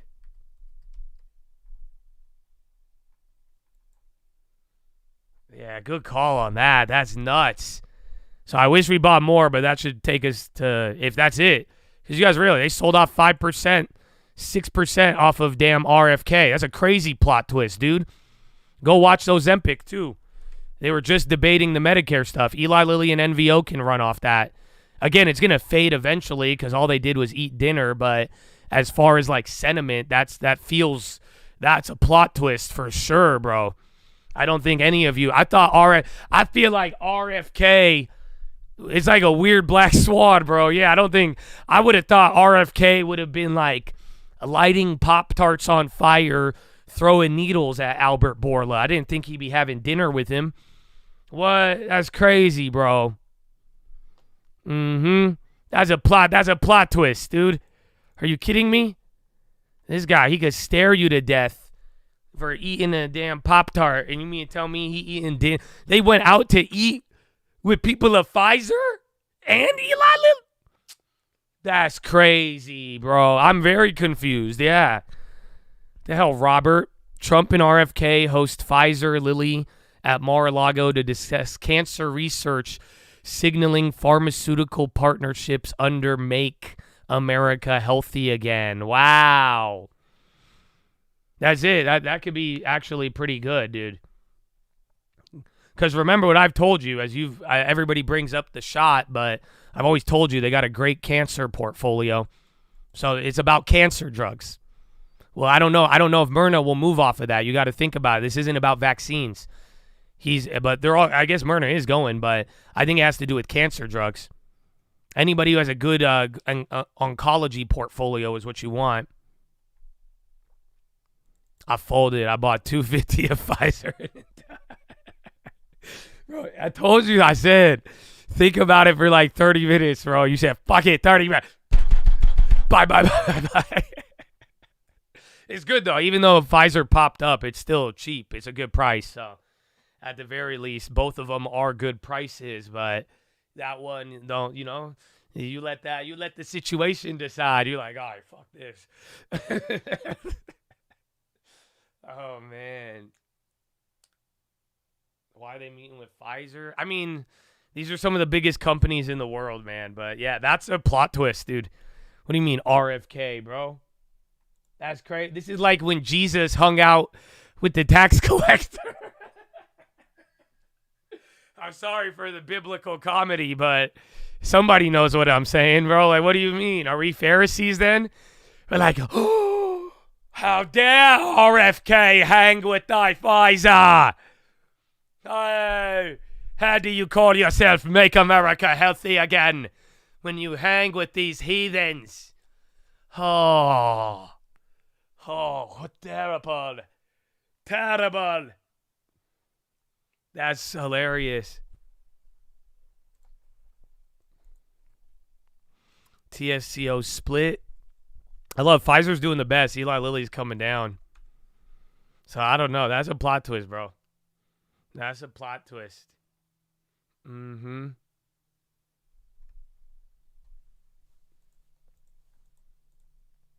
That's crazy, bro.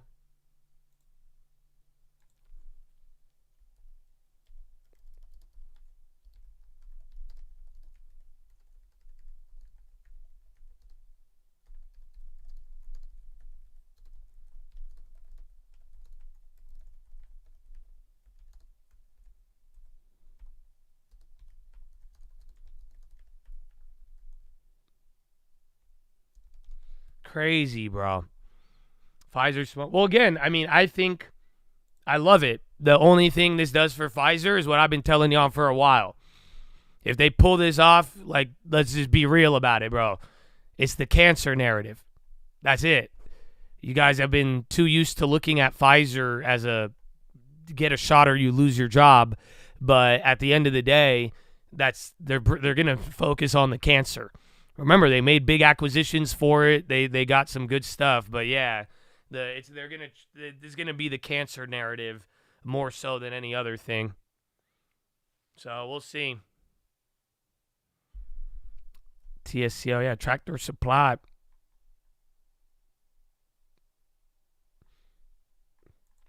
Or maybe he's just like, hey, you guys aren't going to try to kill me, right? Okay, well, let's talk. Let's talk. Too soon? I don't know. Too soon, maybe. He's like, maybe I shouldn't have enemies.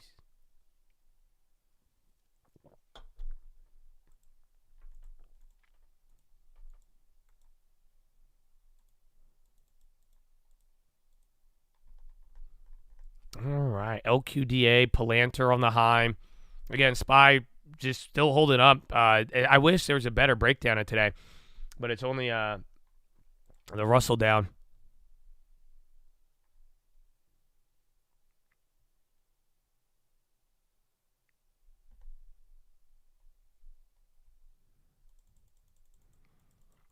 Bro, what a trip. That's a funny headline, dude.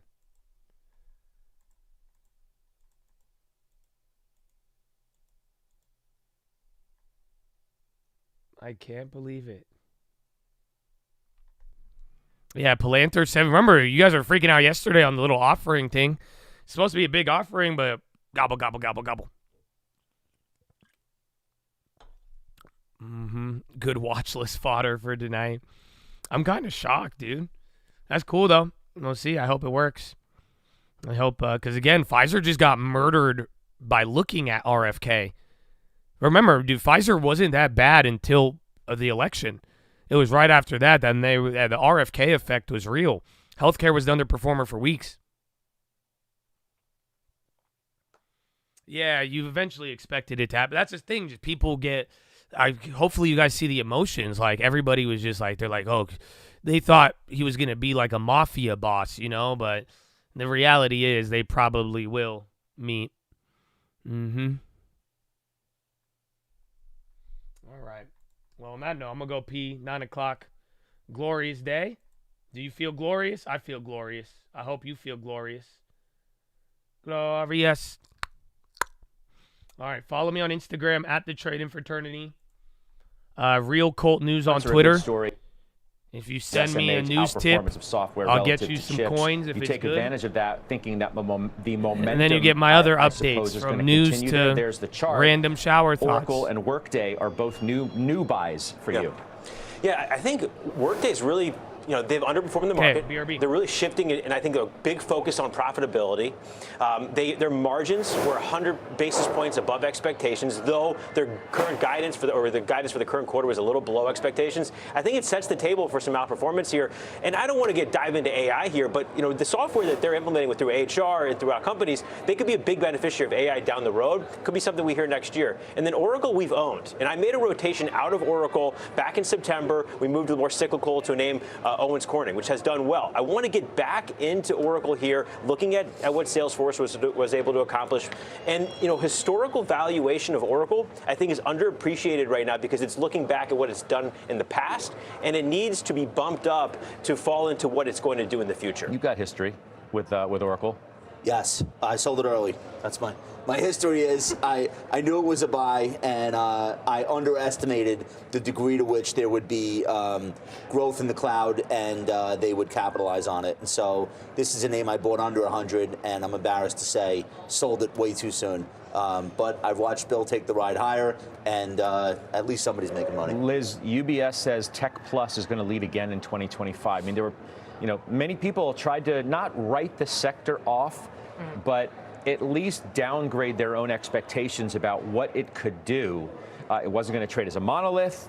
That may be factual.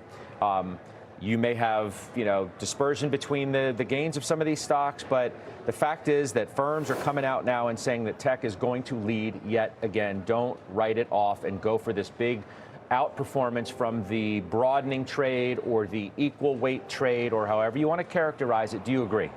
Well, first of all, I assume that most people have an allocation, at least to the Mag 7 and to tech, just given how I hope you guys are listening. This is what I was telling you earlier. It was yesterday, 2 days ago. People on like some of the big banks on Wall Street, they're telling their clients to just lock in value. You see that? That's why they're saying tech, don't get, tech is very crowded right now, but people, again, I've been screaming it from the rooftops. There's a lot of other opportunity there, but now Wall Street's going to start playing along with it. Doesn't mean there's not tech you could buy, but again, when you hear them, they're talking about your weighting in your portfolio and buying it. But so far, I don't know how long it'll last, but now they are doubling down on the idea of end of the year value. So ironically, I'm the one grabbing the growth stocks now. But again, we spent a lot of that here, so it was good. Yeah, the TLT's rocketing up there. Not bad. Not bad. Again, where's the yen actually? So yen was a little dovish today. It's actually up, but homeboy, the odds are only 30% now. That's why I say it's a scam, kind of. Because the volatility on the yen is high, but the odds of a cut are only 37% now. Or a hike, excuse me. REITs are in fair value. I need the bonds to really bottom out. And bonds are trippy, man. You guys watched in real time I was telling you that whole 4-5. I think it's fascinating. I really think this is fascinating, to be honest, because you guys watched it with me. I was telling you before the election, I kept telling you 4-5, 4-5, 4-5. And then it started going crazy, and I was like, okay, maybe 5. There was so much pressure, dude. It was the biggest rally post-election ever. It was a lot of pressure, dude. Not to mention you got to fight the propaganda, everybody. You got all the bankers, all of it, right? So, but sure enough, dude, that 4-5 was solid as hell. So that's a good sign. I got a little worried for 5, but realistic. We just need to make sure the bonds don't go crazy because there's a lot of risk in real estate, especially commercial and REITs. But you need the bond market to kind of support, or at least you don't want to go through that pressure again. You see what I'm saying? You don't want to know, oh, is it going to go to 5? Is it going to go high? That's a lot of uncertainty. Like I'm telling you, you just watched us go through all of that. So you don't want that, ideally, especially with real estate and especially if things start to slow down or not. So if the bonds can really bottom out and the more evidence we could get to that and could really confirm it, then I'm going to feel more comfortable with REITs. I'm not uncomfortable with them, but I just know they already have their own risk, and any sort of negative bond movement is going to magnify that pressure a lot for these real estate stocks. So you got to find the middle ground, but I think the answer truly, once we can know bonds are bottoming out, that's going to be money time for the REITs. So I hope that helps, but very cool bond movement, man. Because, again, you guys got to get my commentary, but we watch every day, bro, back and forth. So it's a very, very cool experience, but trippy at the same time how well it held and how big the pressure really was. So we'll see. Can you explain? Yeah, email me the question and email me what you want me to talk about or not, and include all the details, the play, what you paid for it, all that.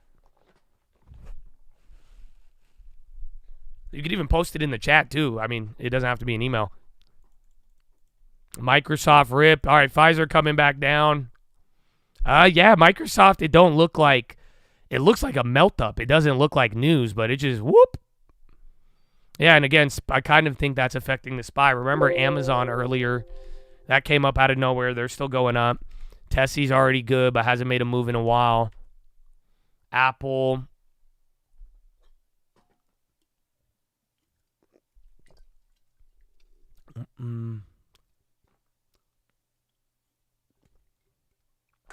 City back up, yeah. I'm break even.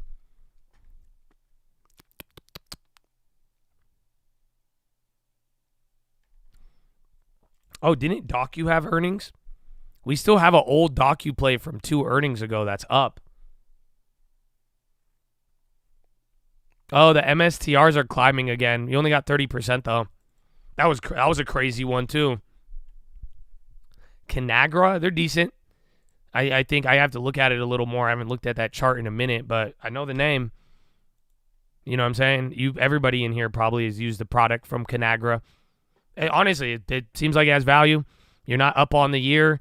I don't know what their dividend is. I'd really look into why they have underperformed, but I actually like that, to be honest. Because, again, I know the company. Most of you do. It's part of it. Even if there was a recession, too, doesn't change anything. It's a staple or consumer, I don't know. Would you call it a staple or discretionary? But either way, it's not, I like it. I would really understand why they underperformed, because if they got one of them recovery stories, that's what you're going to have to navigate. But, yeah, it's not, I like that better than a lot of things I have been presented with as of late. So, good one. I like. What's the yield on that? Again, I don't know why they under 5% yield. Hell yeah. I just don't know why they're down, though. That is a key, right? Like, why is Intel down? Why is Pfizer down?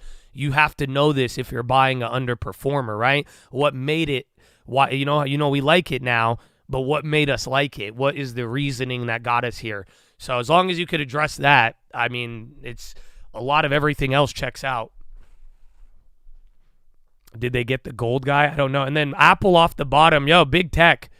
This was mega tech rally right now. It wasn't like that in the morning, remember? So I'll get that. Yeah, I think we might pump it up.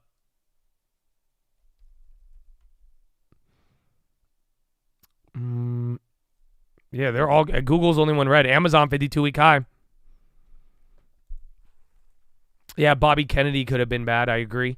Could have been that. The food companies and retail too. Like people have been saying, things kind of slow down and they're worried about the consumer.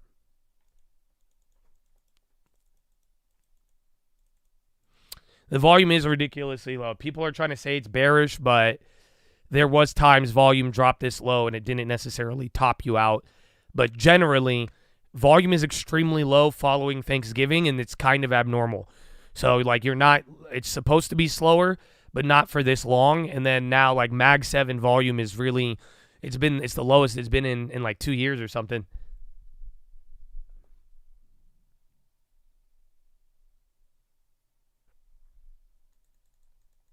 What was I going to go check? I wanted to see something.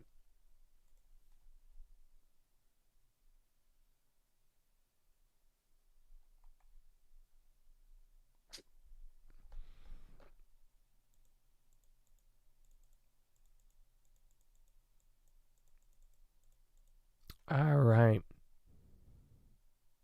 You don't want to sound dumb. You're new to options. You traded longs for a few years in school.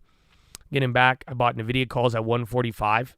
It was at 147 before earnings, and it opened at 150 and raised to 152, but I was only 100 in the profit.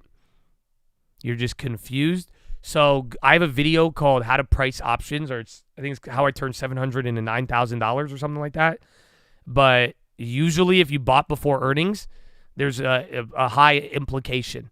So there was a higher price. Every option has a break even.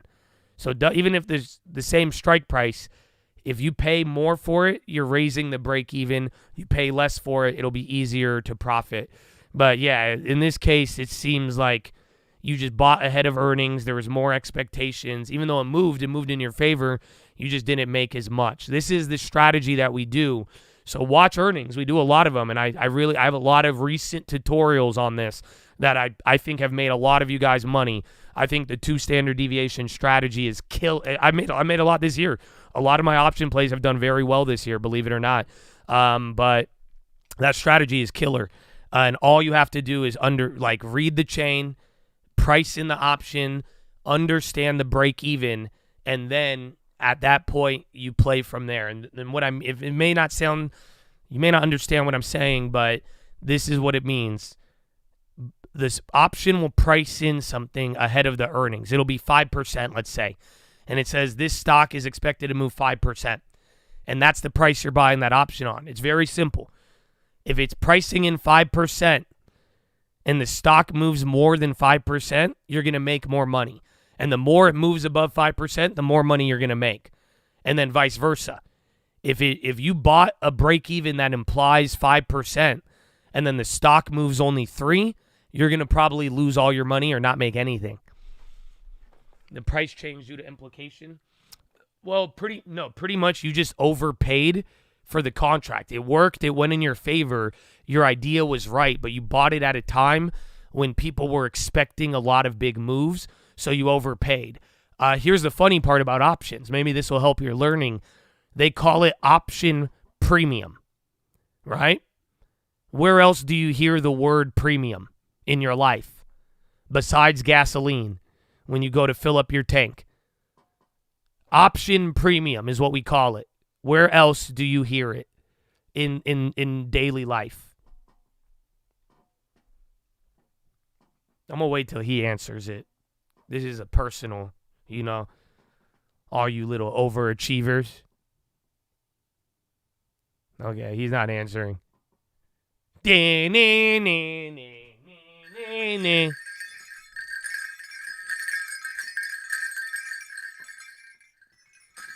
All right, well, insurance is the answer. Insurance is where you hear the word premium. Think about it. They say your insurance premium. So think about it like an option now. Because like I told you just a little bit ago, I don't know if you heard it, options are insurance. That's how they're originally designed. Again, that's why there's no coincidence in the word premium. So think about it.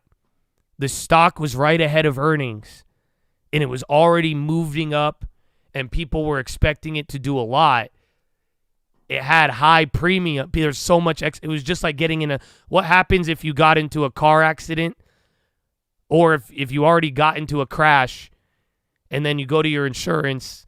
What's going to happen to the premium?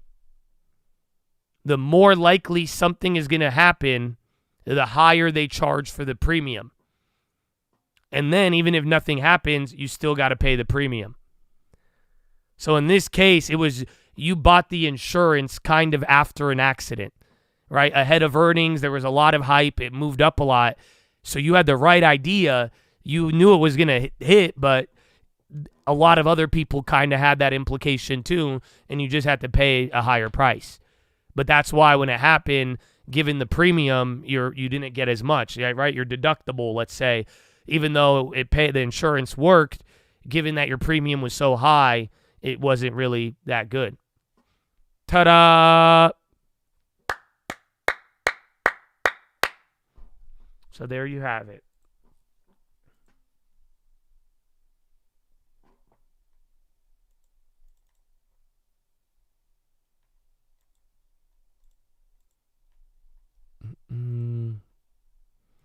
Gold more lows.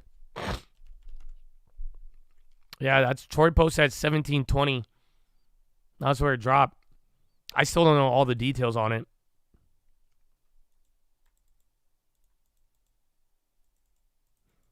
Premium and IV correlated. I mean, yeah, but like, this is why I tell you guys, I don't care about like the words. I care about comprehension. You know what I'm saying? I don't care about lingo. It's not about like premium and IV. That's why I don't care about IV. I look at pure what it's saying. I'm buying this strike at this price. That implies exactly what. And that's it. That's what we form it around. And then we agree or disagree. That's it. Insurance guy says, give me 10%. You either pay it or you don't. You say, I disagree. And then you could short it if you really wanted to. But that's why comprehension, I'm big on this. That's why I give you the insurance one, the insurance example, because just a lot of people, I mean, we blindly trade these assets, especially if you're starting out. You're just like, you think, oh, buy if it goes up, buy. No, it's like, it's very, very specific. But once you learn how it is and the math behind it, it's really simple. And then now you could say it to yourself in words. I present my option plays like word problems. Just like, will it go to this? Do you think it will go more than 5 or not? Yes or no? That's it. And then you find the according play to that. Yeah, it's on YouTube. It's in the description, I think. So even any of you guys on YouTube, this is the video that helped a lot of people. I made it this year because at the end of last year, we just hit multiple 1,000%er. We've killed it on earnings in the last 12 months, bro. It doesn't matter. I'm not good, ladies and gentlemen. I hope you had. I'm not good at predicting. This is a good strategy. That's it. It's just when it's all said and done.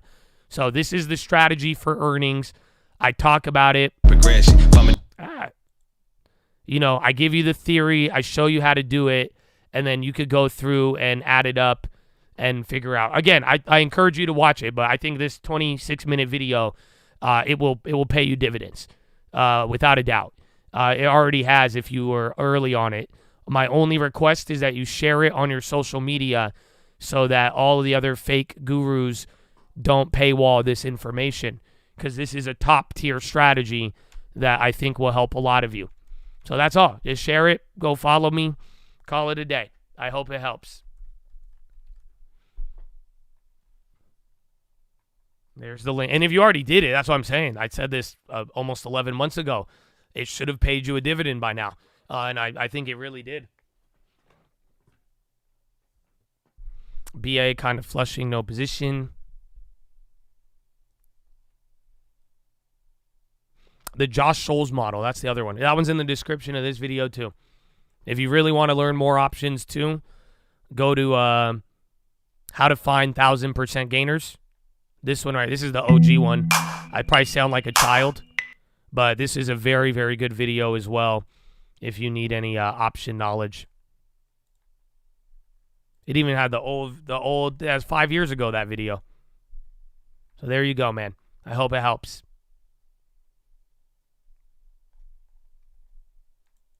Turn $10 into 1,000 with it. There you go, baby.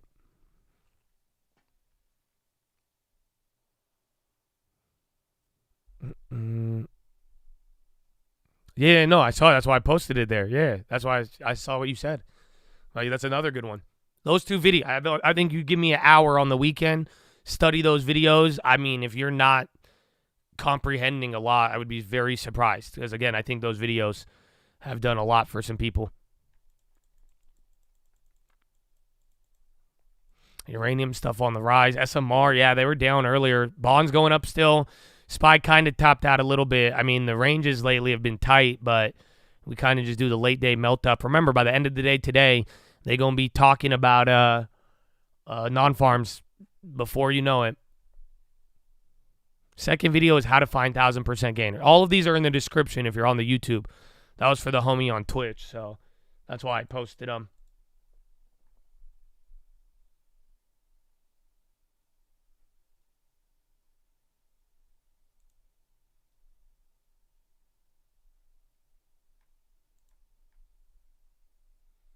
Chinese attackers have infiltrated telecoms such as AT&T, Verizon, and T-Mobile, per U.S. officials. Even politicians like Trump and Harris per Slate.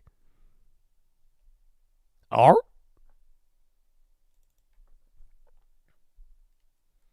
they reacting? They're not. T-Mobile didn't react. Yeah, TLT's moving. Israeli FM, there may now be an opportunity to reach a deal on the hostages in Gaza. That's positive. And then Bank of England green rate cuts will reduce incentives to say. That's old? Oh, then there you go. I just saw it reiterated. Someone tagged me in it. U.S. court rejects plea agreement in Boeing case in District Court of Northern Texas. Court docket. So now you got Boeing. That could be why Boeing dropped right there.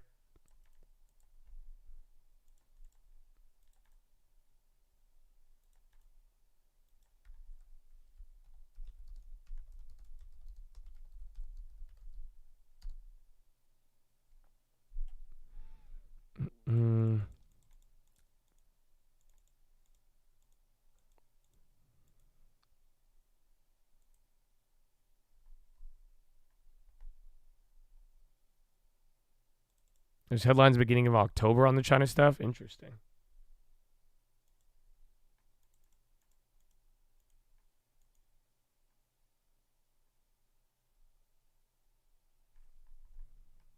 I'm an Intel. Good luck, my friend. Good luck.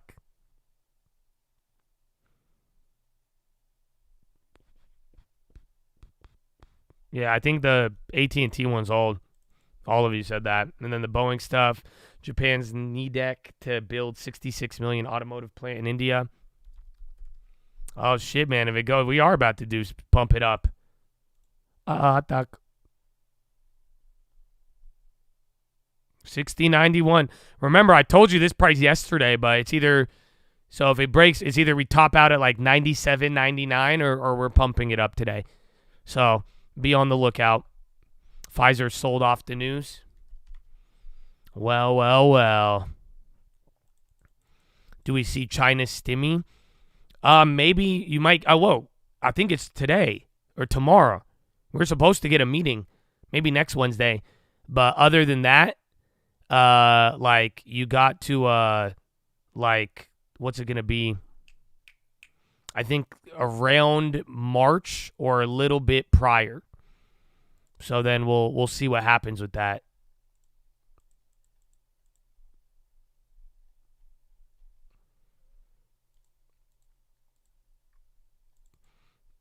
Christmas theme pumped it up. Boeing plea deal over fatal 737 MAX crash rejected by judge. Yeah.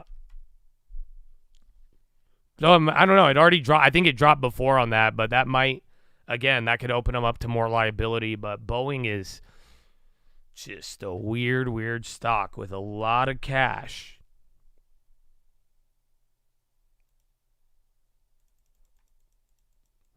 You have rumors of thousands of Iraqi troops pouring into Syria. I mean, for now, in a weird way, we haven't really been worried about the Middle East in the last couple of weeks. I mean, I do think France and other places are a little more important, but we'll see. And then the Axios, RFK, Lilly stuff is coming out again. MSTR, dude, why does it do this? MSTR is wicked, bro. Actually, I haven't even seen Bitcoin.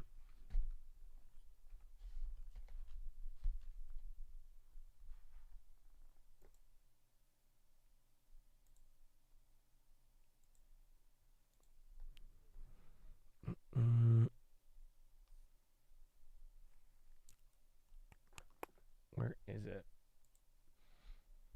I mean, everything says it's up now because of the day. So compared to yesterday, they're higher, but that's just the flip of the 24 clock.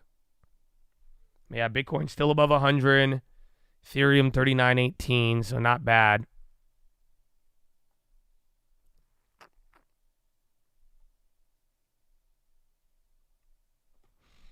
Oh my goodness.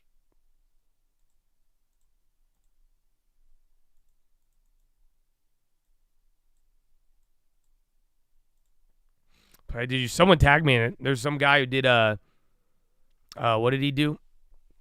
He did like a 400K spy put for March. I kind of liked it. I was like, I just would have got more time or just make it free on the first like real spicy Donald Trump tweet. If he actually, because again, I mean, he said some stuff, but I'm sure there's an element of unexpected we haven't been introduced to yet. Spy puts are expensive. I think it just depends where on the chain, how far out. But, I mean, there's a lot less people are hedging right now. I mean, open interest on puts versus calls is very low. Oh, yeah, and then it's 9:30, baby. Let's get a push-up. Bop, bop, bop, stand up. Bop, bop, bop, stand up. When I move, you move. Just like on turn. Let's go, man. Been here for 3.5 hours. 3.5 left to go. I'm sore as hell. My voice is borderline should have been dead. Dude, I was so tired this morning, you guys. I'm like waking up a little bit more now. You have no idea, but y'all got to move around, man. Make the most of it. Get the body moving. You're sick. All right, I'll let you rest, man. But try. You could do like the leg flossing. You know what I'm saying? Just move your body around. IONQ, LMPX, MLPX, and then Palant on the high, and then more TLT. VW labor side is step warning strikes at 9 sites December 9th. Yeah, you can stretch, but get the body moving, man. Chest to the sun, flex the core, tuck the hips in. It'll be good to go, man. Just move around. Mm-hmm.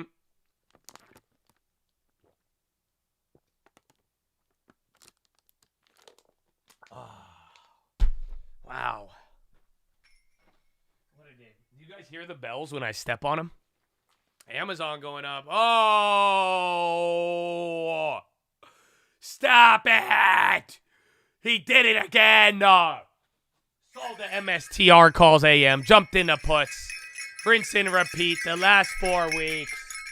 Oh, zero. You just an all-time leader at this. Nah. Let's go, baby. Oh, man. Oh, tree on the low. Stuck flushing right now. Damn, bro. You gave me one in the morning, too. Yo, tree down 6%. That's news. Check tree. 6%. TREE. Check news now. Oh, no. Damn it. I fucked that one up. Oh, wait. Come on. All right, well, shit. I pressed the wrong button. Thank God. I don't think that filled. Tree fell for Xmas. That's funny. That's a big drop, but it's mad liquid, though. Actually, hold on. I didn't get one. I did not get one. It looked good, but honestly, I'm kind of glad that because look how remember the other play we did? It was hella liquid like this. It's already down, but keep an eye out for it. Lending tree 6% or 4.5 might be news following up. I would not be surprised.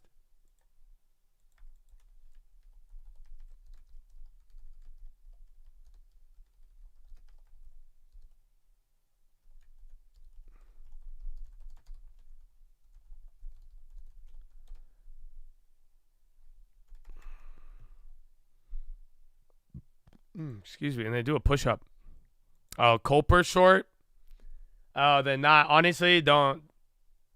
A dud. It's different. I thought it was going to be like failure news or something like that. Otherwise, short report will just be may the best man win. So, yeah, I'm not going to play that.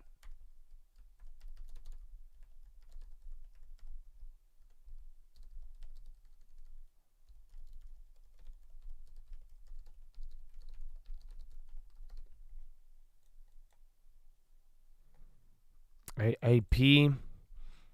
Oh, yeah, where's United Airlines? Remember, they did good today, United and Delta with the guide up. Oh, Lulu. I have the earnings thing, but it's pricing in a lot. I mean, I think Lulu will be a good one. I mean, everybody nonstop talking about retail. We brought that up on the watch list 2 days ago, so I would say all of my opinions are there. And then I will put, what's it called?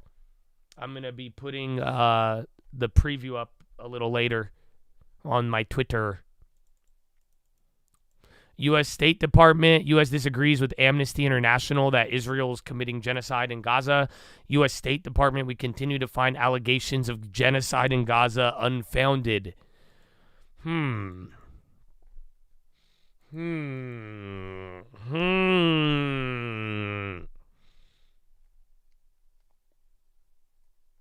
and it's Jonah Hill yelling at him.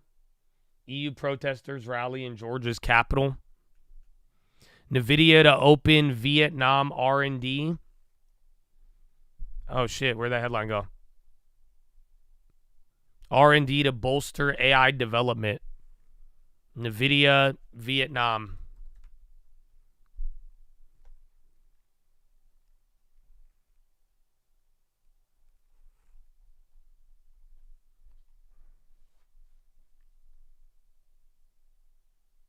You just got back from Amman. You get completely different news about the situation. Yeah, I wouldn't be surprised. Man, that's why I've been liking Twitter lately. It's your best bet at getting another point of view. Yeah, that one. I thought this one could have been, if it was 6% like a real headline, that would have hit. But if it's a short report, it's just kind of more opinion, you know. And then Tesla's kind of creeping up. Again, bonds, your TLTs are climbing. I mean, this is multiple days in a row, even after that little pullback. Intel, I mean, can you wait till the watch list? Because I'm sure I haven't even posted it on my stuff yet, but we've talked about it a decent amount already. And I already owned it in the long term. So there's a couple of things. All right. Well, let me go pee. Follow me on Instagram at The Trading Fraternity. I love you. I love America. God bless America. SPY might go up, but right now just bombs. Base that reserve on the tokens it already holds. The Silk Road case and other criminal cases. But whether you embrace this idea, DM me a that news Cynthia tip. Lummis It's good, has bro. in the Senate to actually buy Got a million some E. coli Bitcoin to add for to you. That that. sounds terrible. Terrible. You know, is Sounds a lot of terrifying. skepticism that will really happen. But either There way. is some amount of optimism about that baked into the market. So we'll have to see if he really does embrace that idea. Okay, he's mentioned it, but then he hasn't really come Still back to it, so there's a lot of crazy, room for people to speculate. There's room for disappointment for sure. All right, Mike Regan, thank you so much, Bloomberg's global crypto editor. And just to go back to some breaking news we had told you about earlier, this is again related to Boeing. We have some more headlines now. As I mentioned, the plea deal over its fatal 737 MAX crashes has been rejected by a judge. And the Boeing judge has rejected the plea deal over a DEI provision. Apparently, the judge had inquired over the DOJ's diversity provision for monitor choice. And so the Boeing judge has directed the company as well as the Department of Justice to confer and set next steps. So once again, the Boeing judge has rejected the plea deal over the DEI provision, and that stock is lower in trading right now. We'll continue to keep you posted on further developments. In the meantime, coming up, government contractor stocks have been in decline in anticipation of Trump's and Elon Musk's plans to cut government spending. We're going to be speaking with the CEO of one of those contractors of SAIC, Tony Towns-Whitley, will join us next. This is Bloomberg. Tony Towns-Whitley. Thank you. Thank you. Oh, man. Oh, man. So I'm glad my voice still works. Amen. Josh Brown on CNBC. This would be a perfect time for him to tell you to buy Intel. Because you know he loved to pump our plays. Let's see. Come on, Josh Brown. But the earnings growth of 17%. Johnson controls. And these stocks are starting to front run that turn in the fundamentals. JCI. If you take a look at what's happening with JCI, it's being echoed by another ticker also hitting my list of the best stocks in the market. This one is called Ferguson Enterprises, and actually this is the one I want to spend more time on because it's a special There's that situation. Josh Brown effect. It's a Russell 1000 name, $43 billion Yeah, where Amazon's cap. launching. Probably that was the time first ever one, being I talked think, about on before even CNBC. Microsoft to go The red to reason green it's today. not in the S&P 500 And then now is it's probably because prior NASDAQ to or green. August, it was a British company. It was originally a U.S. company that was acquired by the English. They've just shed that. They did a restructuring in August. Now it's U.S. domiciled in Delaware, not in any indexes right now. I think this one can get added to the S&P 500. You have a breakout happening pretty much as we speak. It hit the list last week. I think it'll stay. And this is a name, again, that could be discovered by large cap managers who previously had a different universe. The last one I want to do is Cloudflare. Can we put this up? NET. This is one of these mid to large cap tech names. It's not Mag 7, but it's there you in go. the You're getting cloud your first space. pop. It's also in cybersecurity. This stock hit a Still high down, right? Yeah. back in 2022. It's been consolidating for almost 2 full years. Now it's finally broken out to the upside. This is not an anticipated breakout. It's a breakout in progress. This is in all of the right sectors, all of the right areas of tech. And again, it's one of these names that hasn't really been discovered because it made its high back in the 2021, 2022 bubble era. Now people are going to find out more about it. Okay, so we'll watch JCI, NET, FERG. Those are the 3 tickers that you need to keep your eye on, according to Josh. Trade. All right. Thank you. That's just the Josh Brown ones. I was hoping he was going to pump one of our plays. He has done it a lot.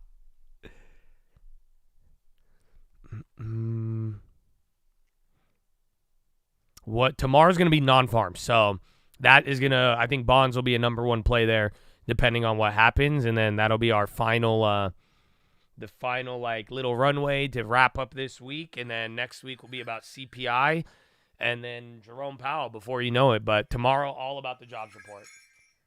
So I got to move the bells so I can move my chair.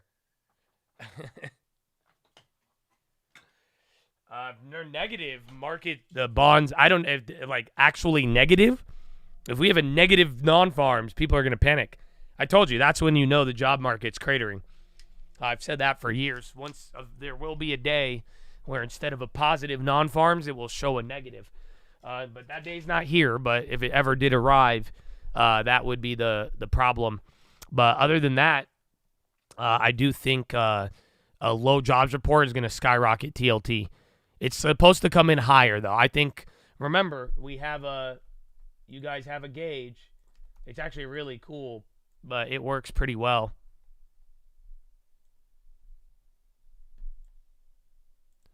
So calendar this week. You guys remember the ISM manufacturing? So this thing actually like correlates with the non-farms more than anything. A lot of people don't realize that. Let me see. Can I do non-farm? Yeah, so it messes up on that. Let me see on the 1 year. Yeah, kind of. You can see it here. So look, this is non-farms versus ISM manufacturing. They share the same shape. So do you see what I'm saying? So jobs are expected to come up, but it's not going to be any higher than any other point this year. You may go back to like June levels. I wouldn't be surprised. So people are expecting that jobs are going to tick up a little bit, but they shouldn't rocket up. If they do, bonds are going to die. If the jobs plummet, the bonds are going to really rally. And then anything in the middle, bonds will probably go down a little bit, hold up, and then everybody just goes from there. And then we see rate cut odds. And then next week, you're honing in on the CPI and Powell. So, yeah, that's for non-farms tomorrow. Little fun fact. Revolve on the high, Philip Morris, MSTR on the low. Coca-Cola. Exactly. Then revise. I know. I don't take any supplements. I take a vitamin. Wellness formula. Advanced immune support. Source Naturals. This is not a promotion. If you eat them on an empty stomach, you'll probably throw up. They're intense. But other than that, good vitamin. That's it. Oracle posted something on another bid for TikTok. I mean, we'll check Oracle itself. If there's any news, they'll move. Kind of coming down. Oh, dude, no, I haven't re-up on my B12. Remember I was eating them B12s? I haven't. Dude, I need to go get those at Costco. Oh, wow, Spy. Hi. All right, little Spy Pop. Netflix as well. 60. It's actually not even a new high, though, but SPY hit a new 52-week high. SPX did not.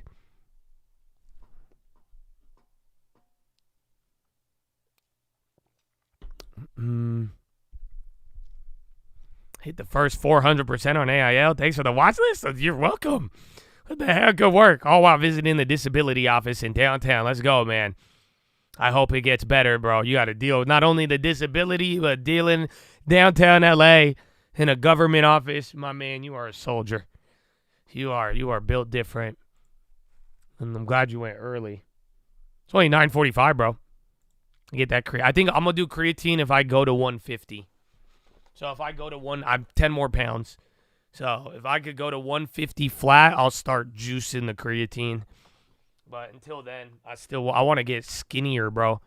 I still got a little bit of love handles remaining. You just got to take them out, you know. That's it. Nah, I prioritize I don't want to gain weight. I'm like, it's crazy because I'm already like lowering weight, but like I'm building muscle. So I want to find the spot where that stops, essentially.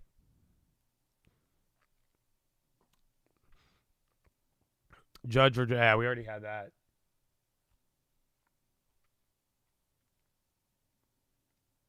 Of glutamine every day. Yeah, I don't take anything. I might need to. I'm not 140. I weigh 160. So I was just at 175 a couple months ago. That's what I was saying. I was like, I was even going to get really fat so I could take before and after pictures. And then I was just going to make a fitness program and sell it. Because it's crazy. I could go really fat to skinny. That's what I'm saying. It's just hard work, dedication, baby. But I got to 175, and I don't know. I just was out of shape a little bit, and I kept getting injured. But then I changed the diet around. I changed the workouts, no heavy weights. And then I'm down 15 pounds in a couple of months. But then I'm like a lot stronger. It's really weird. But I'm waiting. I want to go to 150. I'm at 160 now, and then the goal would be creatine after 150. No heavy weights. Yeah, like I'll do like a plate on each side. Like I'm just not going like I'm not trying to. If I can progress higher weight, I will. But I'm not trying to like push myself to get an injury at all. So like I curl fucking 50s, but I don't really like. I'll pretty much do 40s a lot and just good reps, and then that's it. But like that's not heavy to me on the biceps, but like on my I'm not benching 225 anymore. No, I'll push to failure, but I'm just not trying to like. That's it. Just literally no ego at all. Like at all. I don't care, bro. I be in there, bro. Like I'll go curl a 50 and then I'll go take a 10-pound shoulder weight. And I'm doing like, people look at me hella weird sometimes, but it's just like, I don't really care how heavy it is. Like that's not my goal. Yeah, I'm just straight. One plate is good enough. 145 plate on most workouts. And then if I could go higher, I go higher a couple pounds. But anytime there's like pain or anything, I'm done. I'm just not pushing it. I am doing like 12 to 15 reps. Usually go for 10, and then I'll try. If I could do more than 3 sets, I will. But that's it. It's a productive workout. But like that's the thing. You don't have to be in the gym for a long time. Like I still am able to do everything.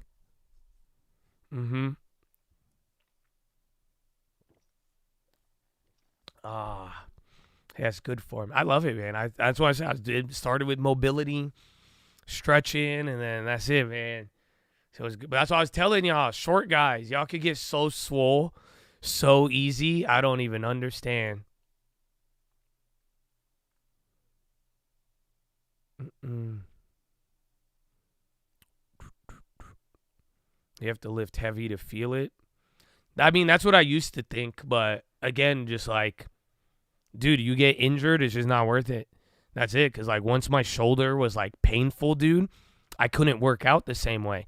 And it really set me back. And then I had the hernia and all of that stuff. So it's just really, it's crazy that you could still get gains without lifting heavy. It's actually insane. It's actually insane. That's why I surprised myself with a controlled diet, and that like it's done almost better than I've ever done in my life. Pentagon halts planning for Defense Secretary Austin to travel to South Korea, U.S. officials tell Reuters.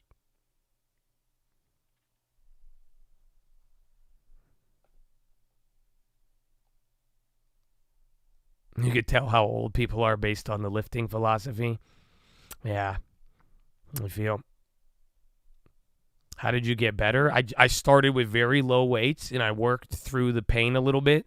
I started with stretching. I started doing all those Instagram stretches and the physical therapy stuff to get in the gym, and then I just started actively, but then that's it. I'm telling you, bro. I was doing like I'm using 10-pound dumbbells on some shoulder things. I got one workout, I worked up to a 20-pound, but that's it. Like I'm doing 5 pounds even on the resistance. That's it. You just start off really, really small. And then you work your way from there. Because then you'll be able to, it'll build up. You build the stabilizer muscles little by little. It'll take some time, but then before you know it, the pain goes away, and then you can now like just be active without not being able to work out because you're hurt. Asana. I do remember Asana. This guy, I guess they bounced a little bit. This thing used to be crazy, man.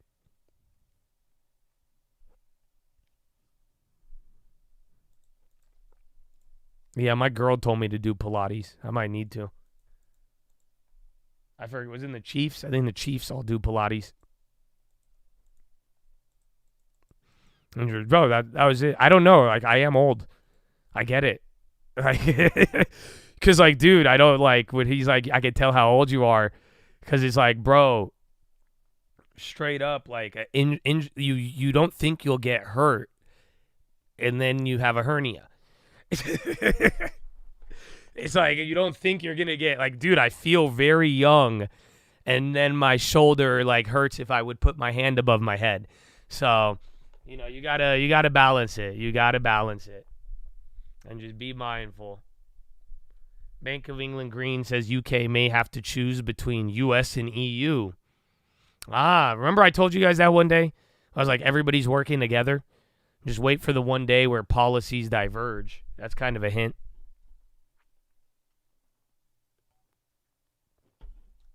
Even if you're 25, you're doing it the right way. Yeah. I just know, but when I was like, dude, like, I was so hyped to bench 225. That was so hype. And, like, that was my goal. Like, I was just trying to lift heavier, bro. I wanted the heaviest weight I could do, always. And my goal, I would just add weight every time I went to the gym before I got hurt. So, I feel. But it just, I'm like, I don't give a crap anymore. And it's just funny how you could get more gains without it. And food. Don't forget, food is the key.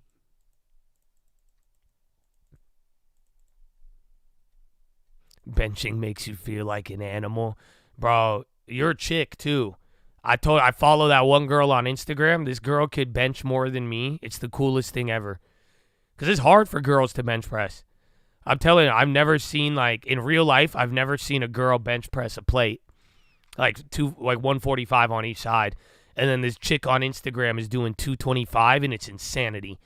It blows my mind. 15, that's good though. It's a good workout. I like the bench. But be careful though. You might turn into an addict and be like, I'm gonna bench 225. Jeez, you hit 3 plates flat, 295 Yeah, dude. I mean, listen, if you got like, I just got that weird Arab build, bro. So I don't know. Like, I'm more prone to injury. Thanks, Dad. But at the end of the day, like, if you could handle it, great. But you do got to be mindful. That's crazy, though. 3 plates, bro. You're an animal. 295 incline is insane for 295, dude. Yeah, incline is very difficult for a lot of people. Yeah, Tesla, I mean, it was looking good in the morning, man. But you deadlifts are crazy.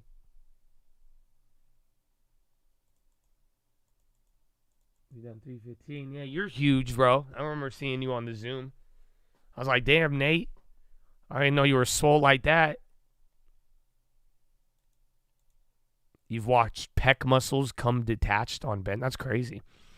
I like how we just went into a full-on workout convo. I mixed in a couple of stocks every now and then. You were 300 pounds, Troy? No.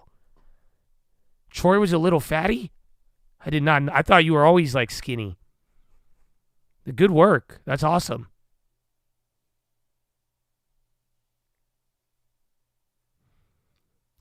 Account finally passed 40 again.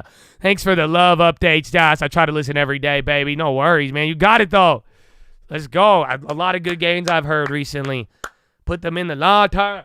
Woo! And if it is long term, even better.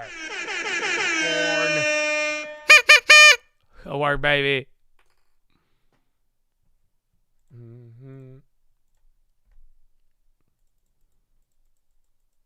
Oh, I think that was his bench. Oh, yeah. Okay, that makes. I was like, damn, I didn't know Troy was a little fatty like that. That's crazy. Like, no, that makes sense. RCAT unhalted. I think they had news earlier. The thing's up a lot. That was max flat bench. Oh, okay, that makes a lot of sense. It's like, wow, that's crazy. That's a lot of weight, yeah. I think I went like 110 pound. What's 230 or 245 was my max ever. But yeah, 225 was like an accomplishment. But then I'm built like an elf, so you know it's really. I weighed 145 when I was benching 225.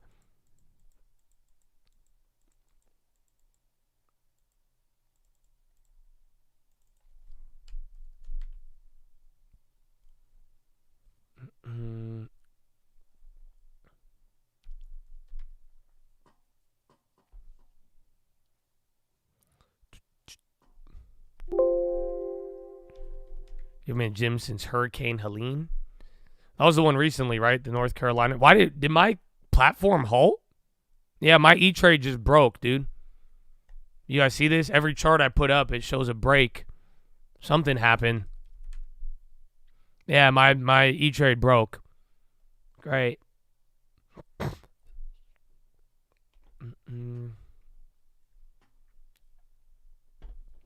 Ba-da-bop-bop-bop.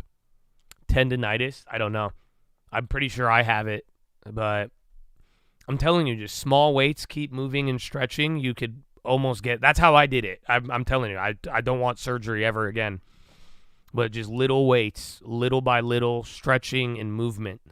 That's what I'm saying. Like if you don't lift with a lot, just go small and work it up, and then that's it. But I think that's what's tripping my bicep out. Weighs on labor supply growth. What?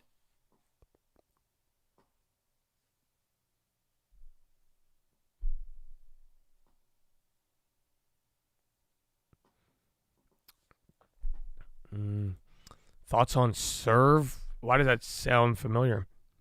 Oh, Serve Robotics. I mean, it's new. I don't know, it kind of looks like a SPAC.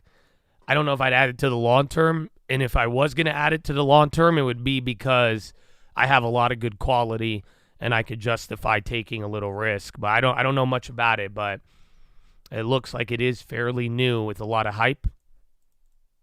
Target I like for the long term. I would like it at a better price, but I mean, if you don't have a lot of consumer retail, and that's also the disadvantage, the industry you're buying, I don't know if you like it or not, but I would like it at like 107, but it's decent. It's not the worst.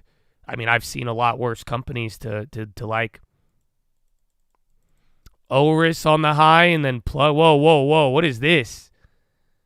Oris? Dude, my charts are broken. It says it's at 1180 after being at $9. Jeez. Oh, and then halted. So there you go. Halted. That was weird. And then natural gas moving around right now, too. Bonds kind of topping out near the high. Yeah, someone's killed it. Applied Digital, is that AMAT? Or no, it's Applied Materials. U.S. seasonally adjusted paper, commercial, $21 billion.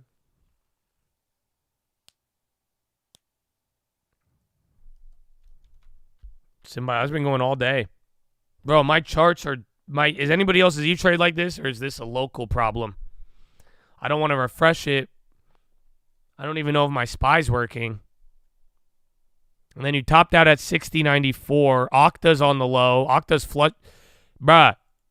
Okta, that's crazy, dude. And it got an upgrade. This thing was at 110 or something. Love it. You have E-Trade issues too? Yeah, mine's dead. It's like working, but the high ticker's fine, but everything else is... I'm like, nah, it won't let me out. It won't let me out. No, won't let me out.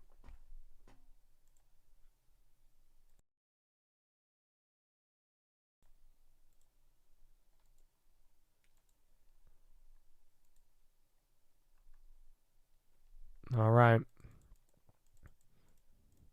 Steady trying to find the motive. Why I buy all-time highs. Break even ain't getting no closer. No matter how far it rises. Inside a ceiling. Speculate this jaded. And then they scam us. And then the stock dropping. Then I got locked up. They won't let me out. Won't let me out. No. I'm sorry.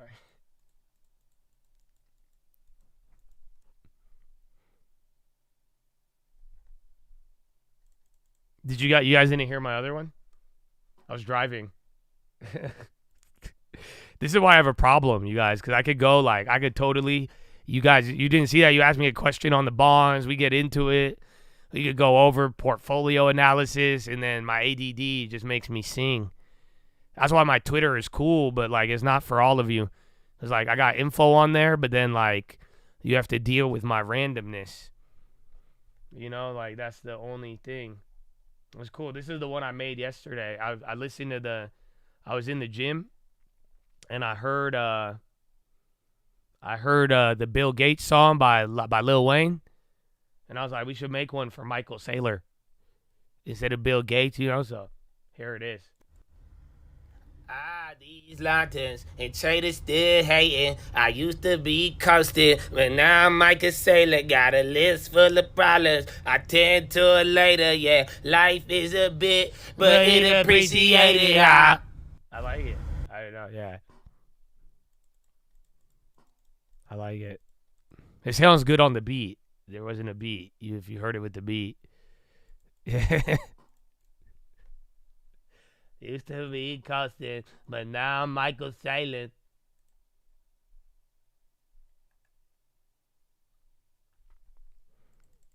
All right, man. You know, I'm really hyped, and I got a good PHILO, so let's not delay. You know what I'm saying? Let's not delay. Let me go pee real quick, and let's get it popping. Positive. Oh, I thought he was about to say. Very much for this year. I'll send things back over to you. Thank you very much, Dom. Okay. Our next guest says this 100K milestone journey. represents way more than just a price, and these moves are still just the beginning of Bitcoin's story. Here now for more. I don't know if we should call it a victory lap. Mike Novogratz is the founder and CEO of blockchain company Galaxy and a early investor in Bitcoin. Mike, what's the portfolio statement at this point? How much money have you made off of this stuff? Yeah. A lot. Listen, more important than the money, there's been a group of people for really 15 years that have tried to birth this asset into existence. And it's just a time to, pause and recognize that it's a community that got together that decided they were going to store their hard-earned worth in this technology.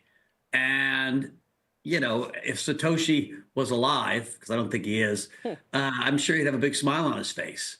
It was a great technology, but it's really the social construct that people learn to understand it and trust each other. Yeah. And so in a lot of ways, this is probably the greatest example of a broad-based coalition of people coming together to do something really spectacular. There is. And so I think, before we talk about price, I just want to recognize the moment, because $2 trillion asset in 15 years coming out of a guy's idea is pretty stinking spectacular. It is, and I think there's a generational significance here as well. Many of the people who have made a lot of money in this are on the younger side, and maybe you look at what's, good luck trying to get into real estate, good luck with the stock market. This is a protocol that really has kind of minted a new generation of millionaires and maybe more at this point. A lot of people are also who have been, kind of the real buyers, have sticky hands or whatever you want to call it. I mean, there's people I know and who who have made a lot of money on this, and they still insist they are never selling. Why is that? Why is that? Do you think that's people? Yes. Do you think that's still true? This is a belief system for people, right? It's a belief system more so even than a financial asset for a lot of people. That said, I was on the phone with one of the. It's funny, bro. I was thinking about that the other day. I'm like, this is kind of crazy if you think about it. Satoshi, dead or alive, there was a man out there who just invented this. And like, think about it. I mean, not a man. It was probably either Japan or the CIA, but that's another topic. But technically speaking, if you follow, it's a random ass dude, bro. Just dead or alive right now. Just someone is sitting there like, that's it. Like, that's crazy. It's actually a trip. But yeah, ain't that wild? I guess that's your 10 out of 10. I like the Japan idea.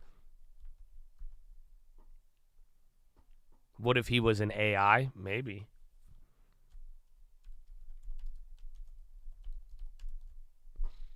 I used to be constant, and now I'm Michael Silent.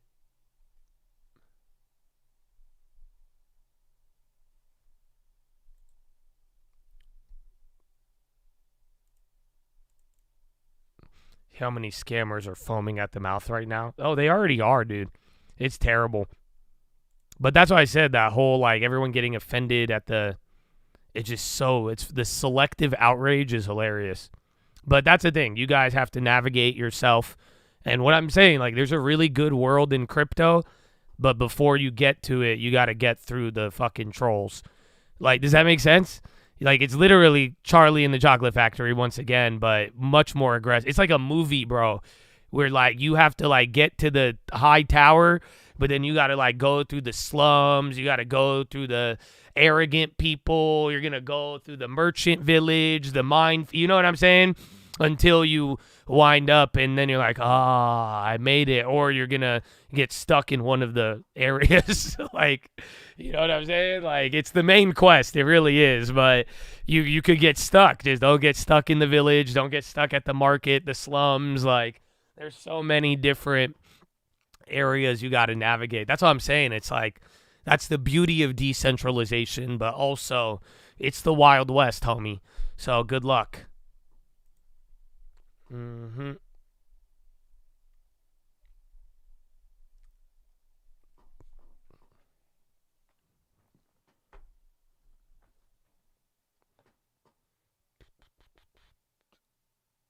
Well, it's not even the trolls. You have to learn when you first start what's a troll and what's not.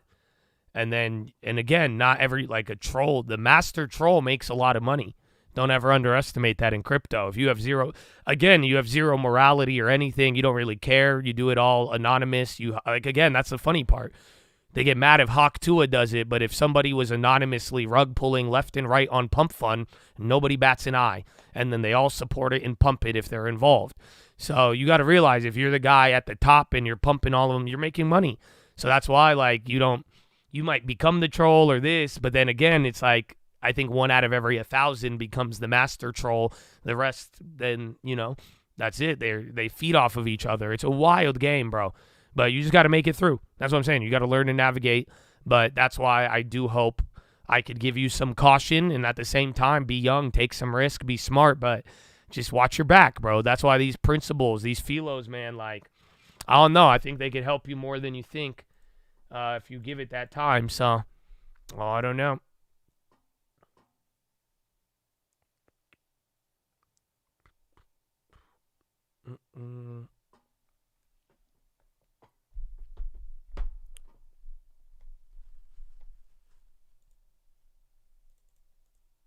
TJX, fat rip. Man, my charts look ugly. TJX, check news. That's big enough to think there's something. TJX. None of the contracts have moved, low key. The spreads are up, but they're cheap. One contract on the next week that doesn't have a premium. If it keeps going, that contract's going to be gone. I don't know if I'm going to take it. There's only 2 of them. I'll leave it for you. Why not? I'm happy. Bitcoin's up today. I don't have a headline yet, but it's moving 50-50. It's enough to get your attention, not enough to trigger, headline. Let's see. Yeah, I don't see anything. Oh, they still got them conferences going on? Yeah, I don't know if you remember that.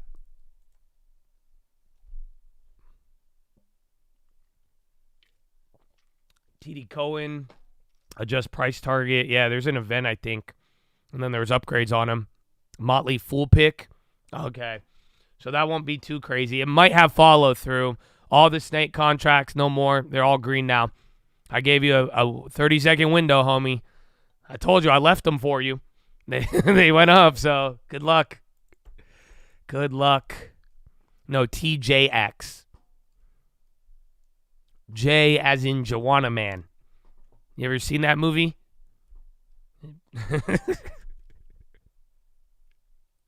I tell you guys, I showed that movie to my girl because she had a friend and her name kind of sounded like that. And I was like, all right, here, let me show you this. I was like, you don't know what Joanna Man is? And she's like, what? I was like, oh, yeah, this is a classic. I don't know if it's considered highly offensive nowadays, but that was the OG movie. Yeah, we get totally canceled today. Now it's just a top-tier sports gambling strategy. Mm-hmm. Yeah, I remember that movie. I made my girlfriend watch it. I watched it with her. She liked it. She thought it was funny. She didn't know that existed.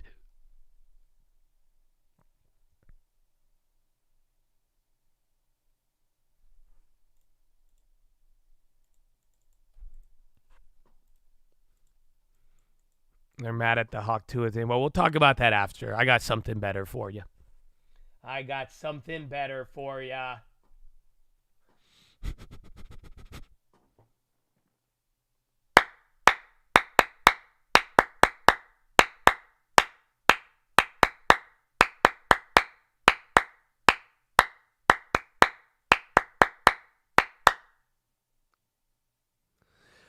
Ladies and gentlemen, boys and guys, time for PHILO, man. Kind of a chill day.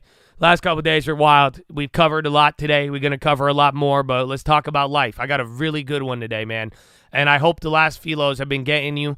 I know I'm bouncing around, so forgive me. We'll get back to our wisdom text, but I'm going to read you another C.S. Lewis today. I think a lot of you have never heard this man, and I think a lot of his words directly are impacting you all, let alone myself.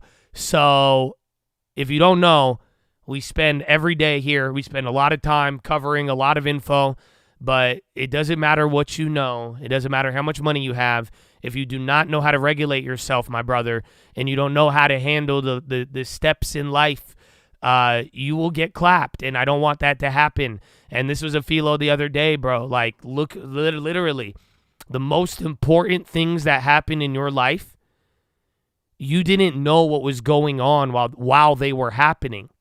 Right now, we're in the present.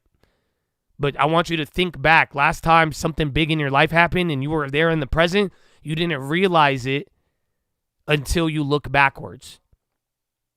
Okay? And that simple truth is going to help you out a lot. That's why you got to have faith.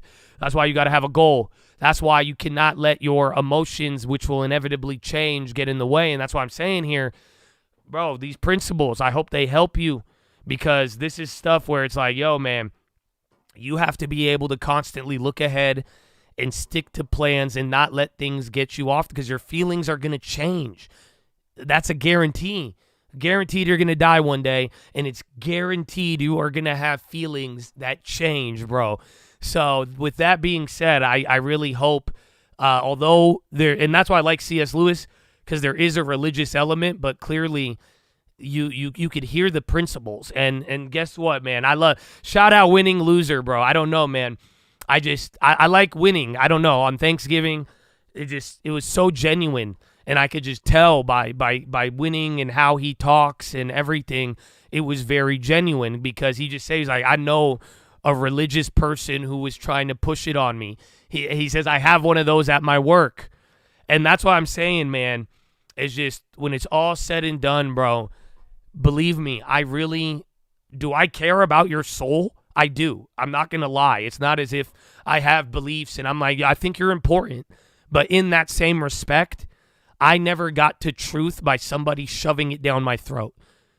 You know that. I did not get to where I am by listening to people in that sense. And I do feel that it is your journey to find whatever this world has called to you. And if it is God, you will find it. But I'm not here. I don't care what you believe, dude. I am not here to make you do anything. And I don't know if my actions fully can confirm that, because this is, I spend time on this. We spend 30 minutes out of the day, out of 7 hours. I'm not forcing you to pray with me.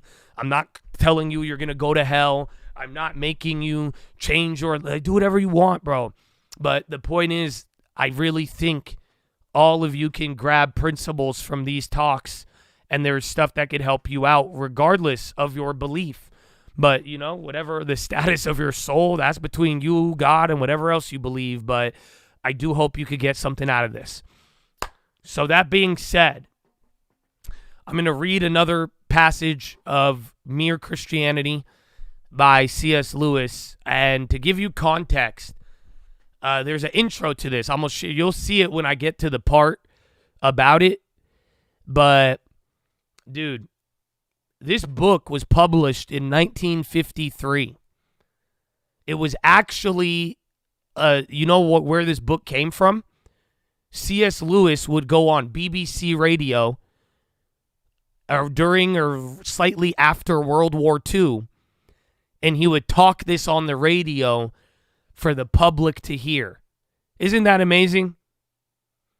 That's crazy, bro. It's crazy. So this is that's why he talks about Germany. That's why he talks about war. Honestly, he's going to talk about something today that flies in the face of what I believe, even myself. And you'll see. But there is I want you to understand the context. But I got pretty sad to a degree. Because like I said, man, I get the whole not shoving religion down people's throats. I do. You know what I'm saying? But why did we make talking about this type of stuff an enemy? Bloomberg, CNBC, NBC, ABC, all you guys on the media, that's for you. But seriously, this was on BBC. Mainstream news and radio, you had C.S. Lewis talking this to the people. I get it. We shouldn't have, force it down people, and we should have a balance. But why did we make this talk an enemy? I don't get it. Why? Why is it going to take us another world war for us to desire the truth like this? Just think about that. But it's important for the context, but that's why I'm saying this blew my mind, where I'm like, no way. This was on the mainstream rate at the time. Obviously, it's almost 100 years ago. But again, the situation called for something different. But I'm like, why do we make this wisdom the enemy? I don't get it. But that being said, I don't really have an intro for you. I'm just going to read it, because there was something about this. It is, oh wow, little red there. But it is what I told you guys. I told you this the other day. Sometimes, bro, he's going to talk about it better than I can. But sometimes you ever see something bad, and you're like, oh man, that's bad. That person's bad. But then something then you find out it wasn't true. If you want it to be true, even if you find out it's not, that's a problem. It's a wickedness. You are turning into an evil creature if that's the case. I know. You now get what I mean? You find out so-and-so committed murder, and you're like, wow, I knew it. Oh, wow, he's terrible. But then you're like, oh, it turns out he didn't commit murder, but you're still like, oh, he's terrible. And you cannot accept that. That's a problem. But that's what started this, because I was like, I read that quote, and I was like, I need the full context. And then I read this yesterday, and I'm like, okay, man, I got to give this to all of you. So are you ready? This is from Mere Christianity, book number 3, chapter 7. This might be a little long, so lock in or go home. I said in a previous chapter that chastity was the most unpopular of Christian virtues, but I'm not sure I was right. I believe the one I have to talk about today is even more unpopular. The Christian rule, thou shalt love thy neighbor as thyself, because in Christian morals, thy neighbor includes thy enemy. And so we come up against this terrible duty of forgiving our enemies. Everyone says forgiveness is a lovely idea until they have something to forgive, as we had during the war. And then to mention the subject at all is to be greeted with howls of anger. It's not that people think this too high and difficult a virtue. It's that they think it hateful and contemptible. The sort of talk makes them sick, they say. And half of you already want to ask me, I wonder how you'd feel about forgiving the Gestapo if you were a Pole or were Jewish. So do I. One, I wonder very much. Just as when Christianity tells me that I must not deny my religion. Yeah, hold on, Raul, it's forming there. Reverse repos 131. I'm not getting anything. Again, I saw the first one. I'm looking over. I see that one now too, but I am not catching a headline. Raul is a big red. A rug pull Raul. Yeah, it could be nothing though. Hold on, I'll give it a second, but I'm not seeing any. And PHILO, it should go up. Dude, you just gave up that whole rally middle of the day there. SPY back to red. NASDAQ still barely green. Bonds haven't moved. Honestly, everything's going down, though. That's why I'm stopping. This isn't, look at the high ticker just stopped. This is broad. Everything turned around right now. I have no idea why. PHILO, it should go up. Yeah, man. Have you been here? Dude, it's just gapping down. But no, check the other fear gauges. No bond reaction, no gold reaction, no oil reaction. I don't know. Equity movement, but I'm hard pressed to say there's anything major right now. Yeah, nothing is moving. You got one Fed speaker, but even then, I think he already spoke this week.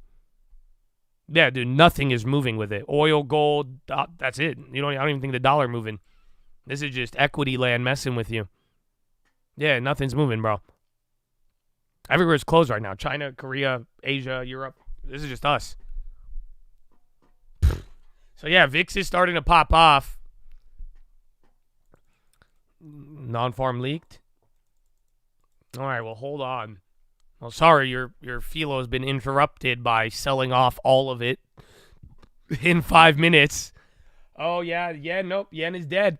Nothing to do. This is weird. This is a trip. I really think low volume. I don't think this is anything, you guys. I'm going to go out on a limb until I start watching the dollar, oil, gold, anything. Give me anything. Anything. Oh, shit. I shouldn't have refreshed that. Damn it. Yeah, but you just sold off 60. You just sold off 20 points. But remember I was telling you, even if we sell, this is still very elevated. Yeah, it's the reverse repos are low, but that's it, man. I don't think it's news. We'll see. So keep an eye on it. I think you guys you got your attention now. Will it bounce back up? Maybe towards the end, because again, people are going to price in the non-farms for tomorrow. All right. I wonder very much. Just as when Christianity tells me that I must not deny my religion even to save myself from death by torture. I wonder very much what I should do when it came to the point. I'm not trying to tell you in this book what I can do or what I can't do, precious little. I'm telling you what Christianity is. I did not invent it. And there, right in the middle of it, I find, forgive us our sins as we forgive those who sin against us. There is no slightest suggestion that we are offered forgiveness on any other terms. It's made pretty clear that if we do not forgive, we shall not be forgiven. There are no two ways about it. What are we to do? Okay, hold on. I'm going to get to the next paragraph. But it's still dropping now. New low. This is sad. I wish I had a headline for you guys, but I think it's nothing. I'm not even kidding you. So, a dollar ticked up a little bit. The best I could give you. 2 cents.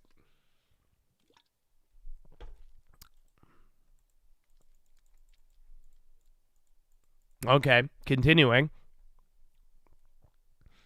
It's going to be hard enough anyways. But I think there are 2 things we could do to make it easier. When you start mathematics, you do not begin with calculus. You begin with simple addition. In the same way, if we really want, but all depends on really wanting to learn how to forgive, perhaps we had better start with something easier than the Gestapo. One might start with forgiving one's husband or wife, or parents or children, or the nearest NCO for something they have done or said in the last week. That will probably keep us busy for the moment. And secondly, we might try to understand exactly what loving our neighbor as ourself means. I have to love him as I love myself. Well, how exactly do I love myself? Now that I come to think of it, I've not exactly got a feeling of fondness or affection for myself. And I do not even always enjoy my own society. So apparently, love your neighbor does not mean feel fond of him or find him attractive. I ought to have seen that before because, of course, you cannot feel fond of a person by trying. Do I think well of myself? Think myself a nice chap? Well, I'm afraid I sometimes do. And those are, no doubt, my worst moments. But that is not why I love myself. In fact, it's the other way around. I saw a headline. It's not important. You're bounced half of it. I hope y'all listen. Again, I've been telling y'all love yourself. Y'all better pay attention. Oh. In fact, it's the other way around. My self-love makes me think myself nice. But thinking myself nice is not why I love myself. So loving my enemies does not apparently mean thinking them nice either. That's an enormous relief. For a good many people imagine that forgiving your enemies means making out that they are really not such bad fellows after all, when it's quite plain that they are. Go a step further. In my most clear-sighted moments, not only do I not think myself a nice man, but I know that I'm a very nasty one. I could look at some of the things I've done with horror and loathing. So apparently, I'm allowed to loathe and hate some of the things my enemies do. Now that I come to think of it, I remember Christian teachers telling me long ago, I must hate a bad man's actions, but not hate the bad man. Or as they would say, hate the sin, but not the sinner. For a long time, I used to think this silly. Straw-splitting distinction. How could you hate what a man did and not hate the man? But years later, it occurred to me that there is one man to whom I've been doing this all my life. Myself. However, much I might dislike my own cowardice or conceit or greed, I went on loving myself. There had never been the slightest difficulty about it. In fact, the very reason why I hated the things was that I loved the man. Just because I loved myself, I was sorry to find that I was some sort of man who did these things. Consequently, Christianity does not want us to reduce by one atom the hatred we feel for cruelty or treachery. We ought to hate them. Not one word of what we have said about them needs to be unsaid, but it does want us to hate them in the same way in which we hate the things in ourselves. Being sorry that the man should have done such things and hoping it is any way possible that somehow, sometime, somewhere, he can be cured and made human again. The real test is this. Suppose one reads a story of filthy atrocities in the paper. Then suppose that something turns up suggesting that the story may not be quite true or not quite so bad as it was made out to be. Is one's first feeling, thank God, even they aren't quite so bad as that, or is it a feeling of disappointment and even a determination to cling to the first story for the sheer pleasure of thinking your enemies as bad as possible? If it is the second, then it is, I am afraid, the first step of a process which is followed to the end will make us into devils. You see, one is beginning to wish that black was a little blacker. If we get that wish, if we give that wish its head, later on we shall wish to see gray as black, and then to see white itself as black. Finally, we insist on seeing everything God and our friends and ourselves included as bad, and not be able to stop doing it. We shall be fixed forever in a universe of pure hatred.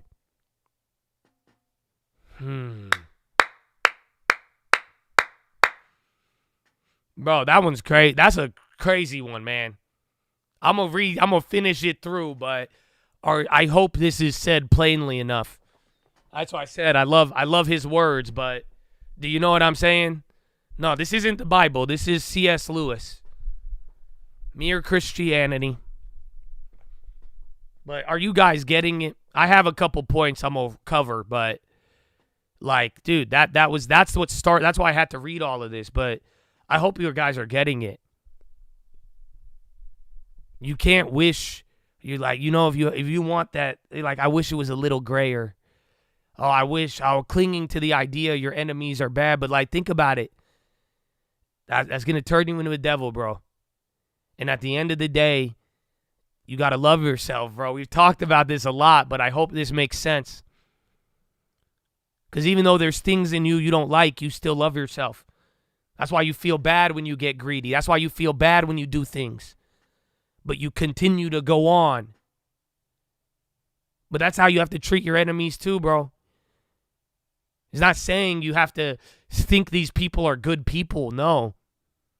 But it is saying just in the same way you forgive yourself and you don't like the bad things that you do, you got to have the same, if it's bad, it's bad. If it's good, it's good.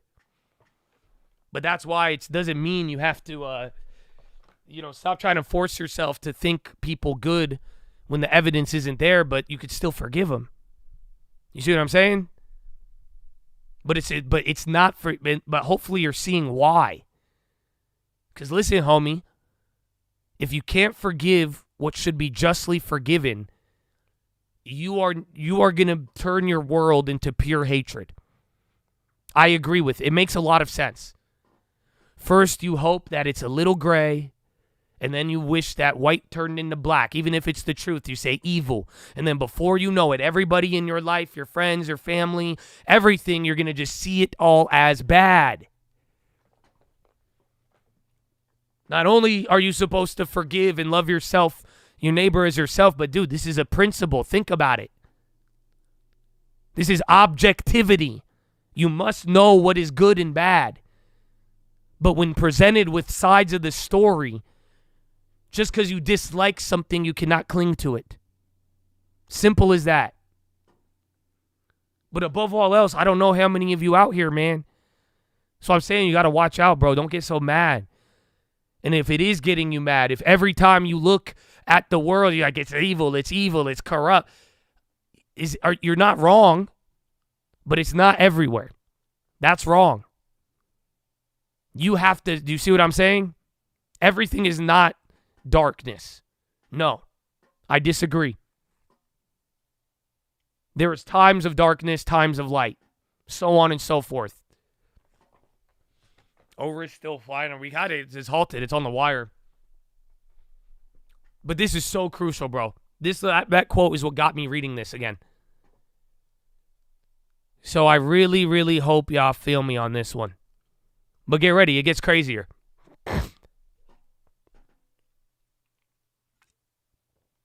Now a step further. Does loving your enemy mean not punishing him? No. For loving myself does not mean I ought to not subject myself to punishment, even to death. If one had committed a murder, the right Christian thing to do would be to give yourself up to the police and be hanged. It is therefore, in my opinion, perfectly right for a Christian judge to sentence a man to death, or a Christian soldier to kill an enemy. I always have thought so. Ever since I became a Christian, even long before the war, I still think so now that we are at peace. It's not good quoting, "Thou shalt not kill." There are two Greek words, the ordinary word to kill and then the word to murder. And when Christ quotes the commandment, he uses the murder one in all three accounts, Matthew, Mark, and Luke. And I am told that there is the same distinction in Hebrew. All killing is not murder any more than all sexual intercourse is adultery. When soldiers came to St. John the Baptist asking what to do, he never remotely suggested that they ought to leave the army. Nor did Christ, when he met a Roman sergeant major, what they called a centurion. The idea of the knight, the Christian in arms for the defense of a good cause, is one of the great Christian ideas. War is a dreadful thing, and I could respect an honest pacifist, though I think he is entirely mistaken. What I cannot understand is this sort of semi-pacifism that you get nowadays, which gives people the idea that though you have to fight, you ought to do it with a long face as if you were ashamed of it. It is that feeling that robs lots of magnificent young Christians in the services of something that they have a right to, something which is the natural accompaniment of courage, a kind of gaiety and wholeheartedness.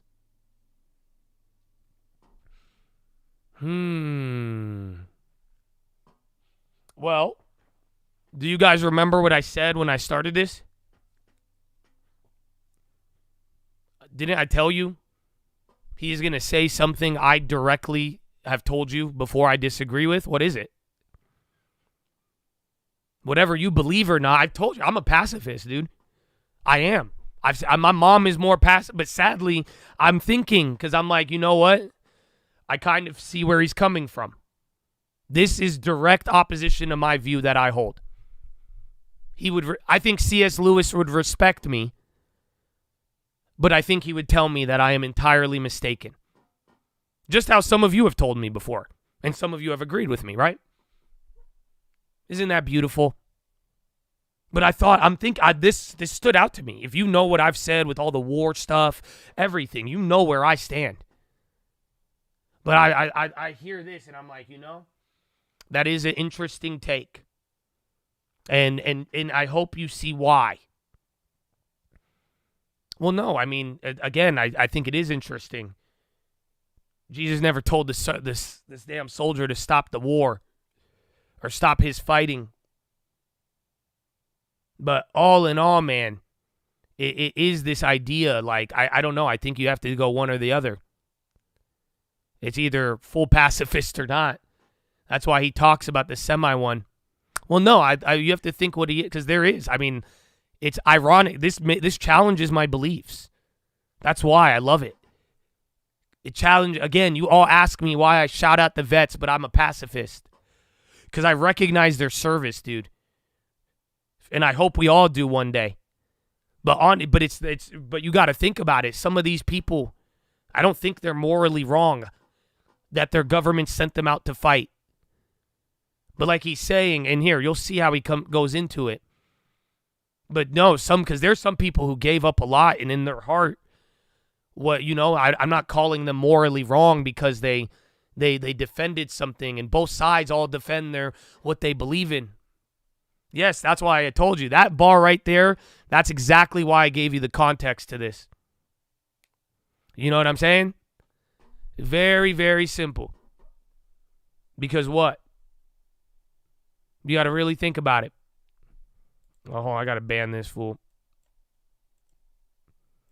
Because this is wartime. This was during the war, right after World War II. So he's like, why are you going to act ashamed? It's hard to say thou shalt not kill after a war and all of this. You know what I'm saying? But this one definitely gave me a challenge to my beliefs that I'll have to think about. But I do agree. I do believe some soldiers and people, you should have a wholeheartedness. And if you are Again, like he said, a Christian soldier, a Christian judge, it doesn't mean there's no punishment and no things, but I do think this has made me think about a lot. I've often thought to myself how it would have been when I served in the First World War. Some young German had killed each other simultaneously, and we found ourselves together in the moment after death. I cannot imagine that either of us would have felt any resentment or even any embarrassment. I think we might have laughed over it. Imagine somebody will say, well, if one of us is allowed to condemn the enemy's acts and punish him and kill him, what difference is left between Christian morality and the ordinary view? All the difference in the world. Remember, we Christians think man lives forever. Therefore, what really matters is those little marks or twists or the central inside part of the soul which are going to turn it, in the long run, into a heavenly or a hellish creature. We may kill if necessary, but we must not hate and enjoy hating. We may punish if necessary, but we must not enjoy it. In other words, something inside us, the feeling of resentment, the feeling that wants to get one's own back, must simply be killed. I do not mean that anyone can decide this moment that he will never feel it anymore. That's not how things happen. I mean that every time it bobs its head up, day after day, year after year, all our lives long, we must hit it on the head. It is hard work, but the attempt is not impossible. Even while we kill and punish, we must not try to feel the enemy as we feel about ourselves, to wish that he were not bad, to hope that he may in this world or another be cured. In fact, to wish his good. That is what is meant in the Bible by loving him, wishing his good, not feeling fond of him, nor saying he is nice when he is not. I admit that this means loving people who have nothing lovable about them, but then, has oneself anything lovable about it? You love it simply because it's yourself. God intends us to love all selves in the same way and for the same reason. But he has given us the sum ready worked out on our own case to show us how it works. We have then to go on and apply the rule to all others' selves. Perhaps it makes it easier if we remember that it is how he loves us, not for any nice, attractive qualities we think we have, but just because we are the things called selves. For really, there is nothing else in us to love. Creatures like us who actually find hatred such a pleasure that to give it up is like giving up beer or tobacco.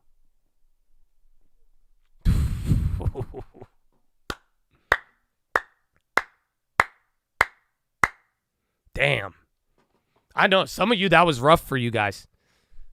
I think some of you don't. Again, I told you, this challenged me. I don't like to hear some of this stuff. I can only imagine if you really didn't like it. But I hope you listen to all of it. What matters is the little twists and turns. Your motivation is key. Are you going to turn into a heavenly or hellish creature? Do you take pleasure in hatred or not? Go ahead. Let's cut all the words aside. Let me get you right to the door. Do you take pleasure in punishment or not? That's what's heavenly or hellish. Pleasure in killing and hurt. That's what's heavenly or hellish. You got to start looking at that.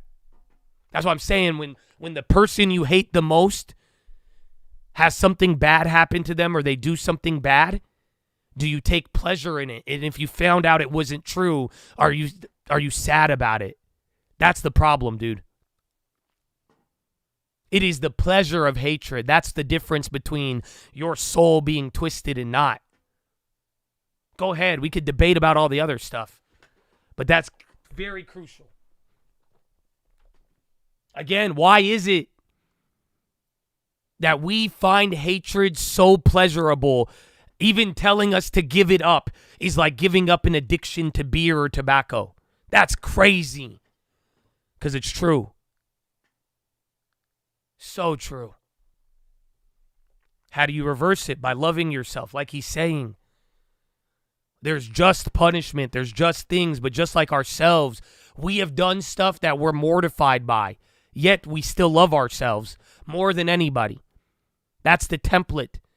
As the Lord knows that we are unlovable, yet he loved us and in our own court case with the Lord, he forgave us And that's an example of you and everyone else. You see what I'm saying? It's crazy. But above all else, I'd encourage even for y'all, like now in this modern world, just watch out. You get what I'm saying? And if it turns into those moments where you're like, yo, I'm finding out things, kitty tweet. Hot dog. Roaring kitty tweet. GME pop. Welcome. What did he say? Uh-oh.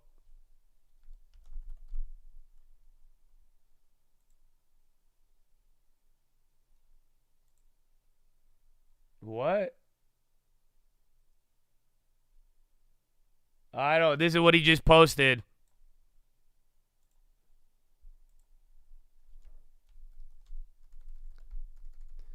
Interpreters, quick. Does that mean game time? I don't know if I spell interpreters right. It says 420, 109. And then it's a Mac, a Apple, I don't know. Game time? What's 109 in meme world mean? Any distinction for 109?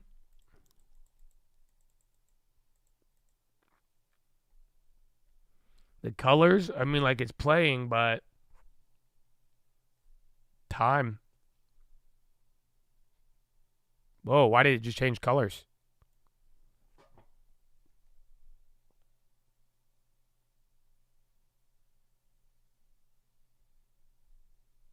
January 9th. It's a blank screen. GME halted. Well, hey, man, there you go. Even during PHILO. Well, on that note, Chattadonia. Above all else, man, I this is why I kept telling you to love yourself. If you want to know how to stop this, just like I'm saying, in this world, bro, you just got to like, if something, even if you're like, wow, they're evil, they're bad, I don't like them, you need to push yourself to, if it's not true, you have to vibe. You get what I'm saying? You have to be mindful if you keep wishing that white was a little gray or white was a little more darker than it really, it's a wish. That it's very important. But there was something else in there. I don't know if you guys picked up on it. He said something else in the beginning. And again, forgiveness. This is what the topic is, if you haven't realized it. The topic is forgiveness. Right? So think about it. That's what he was saying. And you know what? Can I give you? This is the business practical advice if you couldn't find anything else in that. It's very, very simple. And I think this right here is going to help a lot of you in many ways, especially with this topic. Start small, dude. You know that in forgiveness, man, start small. But even everything else, man, have big goals, have big dreams, aim high, bro. Don't limit yourself. But always, gradually, starting is the best. You could always start small. But it makes sense, bro. Yeah. Think about it as forgiveness. Why are you, like the evils in the, bro, I can't explain why all this stuff happens. You know what I'm saying? I can't. You want me to forgive Donald Trump? You want me to forgive Biden, this person, that person, and like world? You want me to forgive Israel and Palestine and murder and all? You know, dude, these are intense topics. Why don't you forgive the dude who called you a piece of crap and you're mad at him, or your neighbor, or your brother, or start with something small, dude. What are we talking about here? This media, this world has brainwashed us into trying to turn every little thing darker and darker and darker and getting mad and all of this. And we're going to try to forgive the biggest thing in the world? No. You got to start small. You start small with that. Start small with the things in your life. You'll get busy with it. Watch. Go ahead, forgive the person that's next to you that wronged you. You know what I'm saying? That's hard enough, bro. Y'all want to forgive the global, you want to talk Israel, Palestine, what's wrong, war, Ukraine, Russia, and go forgive your girlfriend if you're mad at her. Your boyfriend, you know what I'm saying? Go forgive your best friend that you fought over about politics. And then come talk to me about the war and you want to, okay. But that's how you do it. If you truly don't want to turn into a hellish creature that lives in a world of hatred, you have to forgive, and we have to do it small until we could work our way up to it. But I promise you, even forgiving small will keep you busy, man. That's the only way. So think about it. I know it's tough, dude. And this is if you don't think what I read, like low-key challenged a lot of my beliefs, then you're just, again, you are the victim of this. Because you see light and you keep thinking it's dark. Where even myself, bro, what I just read it blew my own mind. It has me thinking. It has me saying, you know what? I do got to look at things, man. And maybe I did have things mistaken. But I don't want to be a hellish creature. That's why I tell you all the time, I feel bad banning you. I don't enjoy punishment. I don't. Will I enforce it? I will, but I don't like it. Makes sense. GME Unhalted. I don't want to be a hellish creature, and I don't think any of you do too. Even if you don't believe in hell. You know what I'm saying. I don't think you want to.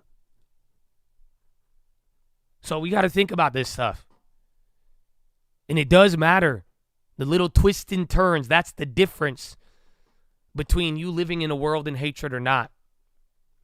I see this thing. I didn't know it was that crazy, but yeah, they're saying tsunami warning now.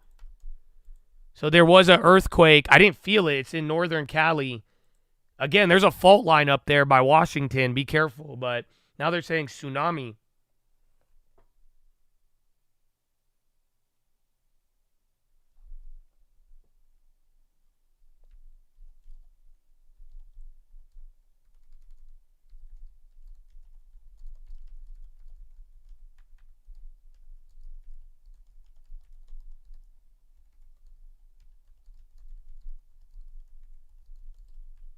That's crazy. 6.6 and 5.8. That's scary. If there's anything bigger. That's crazy. All right, well. Either way, Chad. I really hope y'all like this PHILO, and I hope it challenged you in a good way. You know, just like it did for me too. But start small, baby. And I really hope just with all of this, man, you don't wish for darkness. And if you know we have to forgive. But forgiveness, my brother, does not mean that you have to change your view on them. You know? That's it. Like, people did evil. You could see evil. That's why we have problems forgiving. How are you going to get me to accept that that's a good person when all I've seen them do is terrible?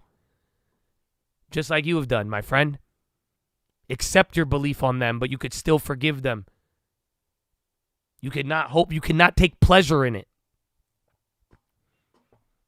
So, Chad, I hope you feel me. I hope you take that one to the bank. That is your philosophy, ladies and gentlemen. Make sure you guys are subscribed. We're live Monday through Friday, 30 minutes before open. Unities pop in.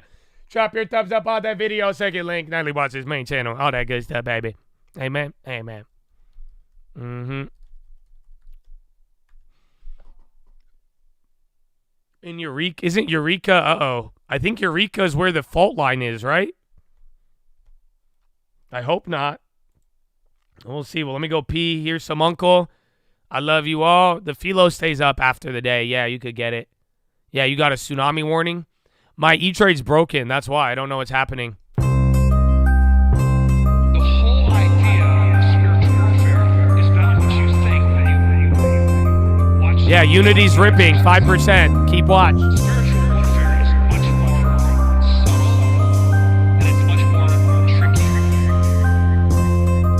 call, baby.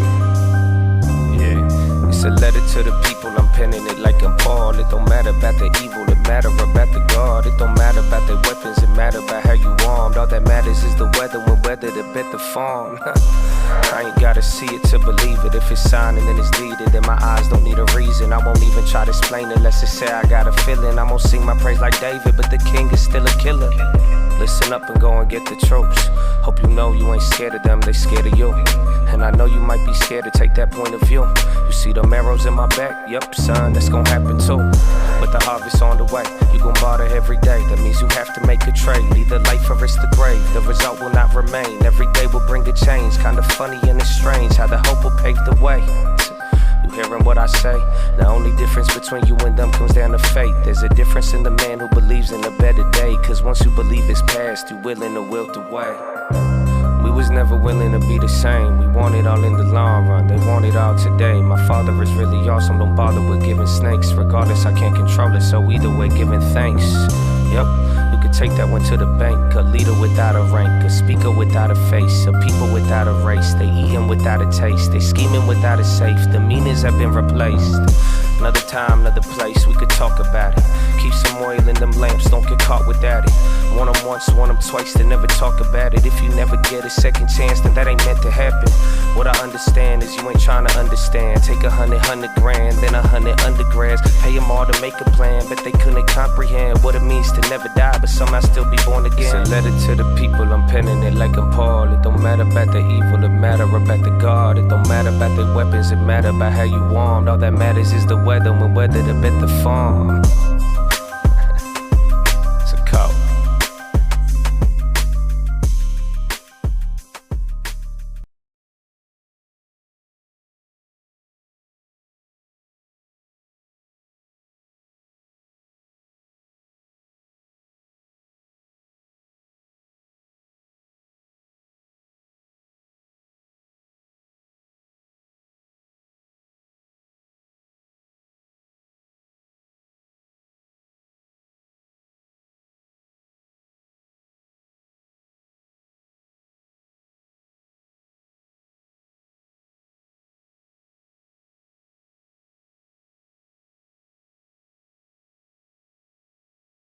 Muted again. Yeah, my bad. Oh, yeah. My bad. Yeah, no, listen, bro. I was saying it was every morning we've had craziness. This time it's happening later, but now the craziness is earthquake and GameStop. So that's your end of the day hype. But no, it's real. They just said 7.5. National Tsunami Center says tsunami warning issued after 7.5 magnitude earthquake strikes California. That is real. There was a bigger one. So some of you thought I was joking. That's not a joke. I would not play around like that. That is actually confirmed right now. So yeah, that's a big earthquake, but I didn't feel anything. We'll see what happens. It could die down pretty quick. No, there's not going to be a tsunami. I doubt it, but there is a tsunami warning after, again, a series of earthquakes not too long ago. And then the GameStop. It keeps sending me your theories. You guys already have some good ones. I'll show you on the Twitter. So, yeah, I said, where my interpreters at, bro? But this is a good theory. Look at this one. Captain Trips. So, apparently, Ryan Cohen, January 9th, he tweeted something about the Titanic. And then, where's the other one? One of you guys said it. It was in my notifications. Yeah, 109 is 69 seconds. So, and then they said the GameStop color. What the hell is this? Yeah, bro. So I don't know. 7.5, dude. That's crazy. But yeah, I don't know. I mean, GameStop is like dream interpreters when he tweets. But yeah, and then honestly, if we get a natural disaster, that'd be terrible. But I don't know. We'll see. Yeah, bro. It's literally a 7.5, bro. I was just telling. I was like, if it goes in the sevens, like that'd be scary. I've been in a 7. It happened in what was that? 2018, 2019. I think July 2019 there was a 7.5 in Cali, SoCal, but that's it.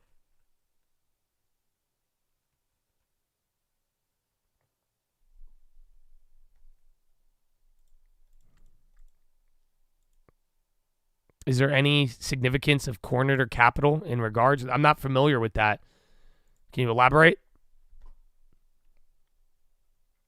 San Francisco and parts of Oregon for tsunami warning. Dude, this is crazy.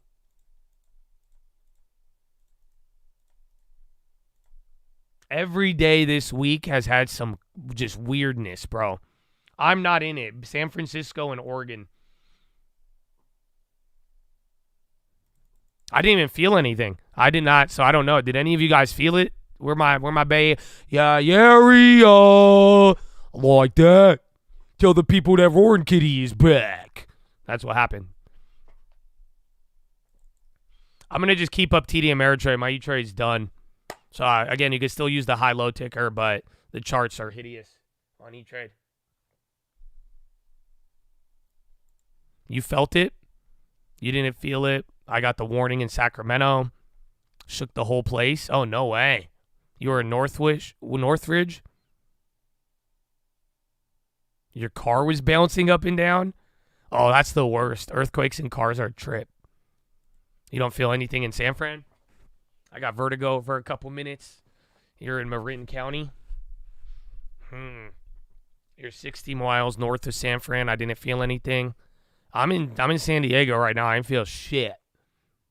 They're telling people to evacuate where you live. Where do you live? San Jose felt nothing. Hydraulics in the whip. You're delivering mail in Napa and felt my car move. Rose saying that they're evacuating. Where are you at, Rose? Patterson felt nothing. Yeah, I'm telling you, 2019, I was in a 7.5. They issued a tsunami warning and then nothing happened. So they'll downgrade it soon if nothing happens. Rose is lying. Damn, you live in Petaluma? Well, I don't know where Petaluma's at. Your job site is evacuating. High rise in Sacramento.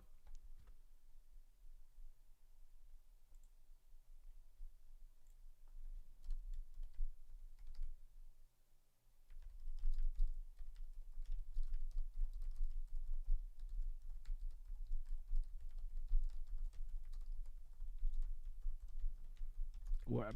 Petaluma? How do you spell that?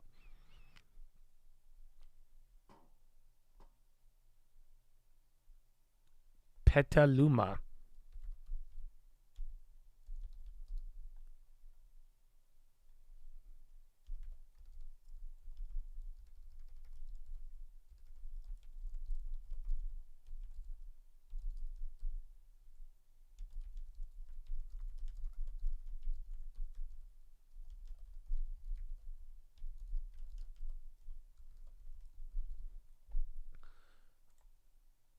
There's only 2 people?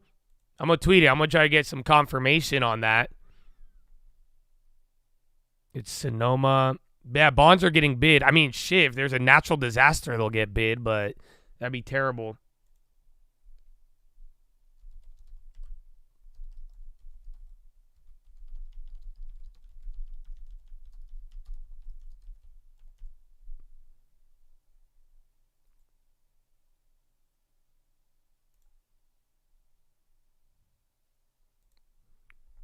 PCG died off. Oh, yeah.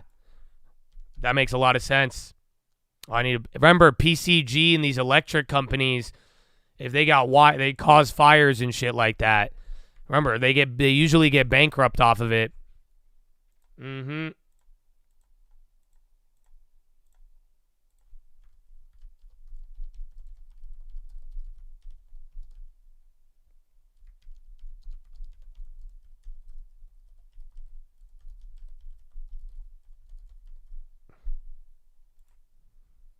You felt nothing, and you did get the tsunami warning.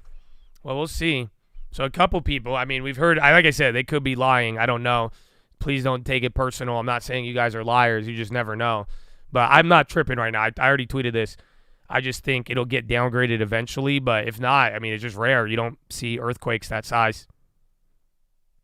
Yeah, they said anywhere near the coast to evacuate. They're shutting down construction sites near the coast. Yeah, I think everyone's just being very cautious. you're not evacuating or getting any, send pics. Tag me. Respond to the tweet I just made and show everybody. You guys can follow along with the thread. It's being upgraded. I know, that's the weird part. Because remember, right when I left to the bathroom, it was at 6 something. I said, if it goes 7, that's scary. And then it hit 7.5, and then they issued the warning. So, I don't know.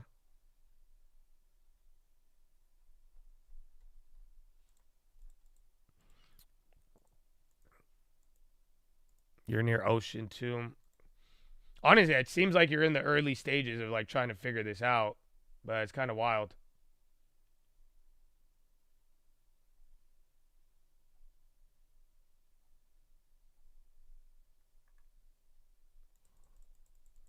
No, the whole I need to get this up. My charts are messed up. French President Macron, from now on, new era must start with new compromises. People urged to move away from coastal areas in San Fran. Yeah, this is weird. They're playing it safe.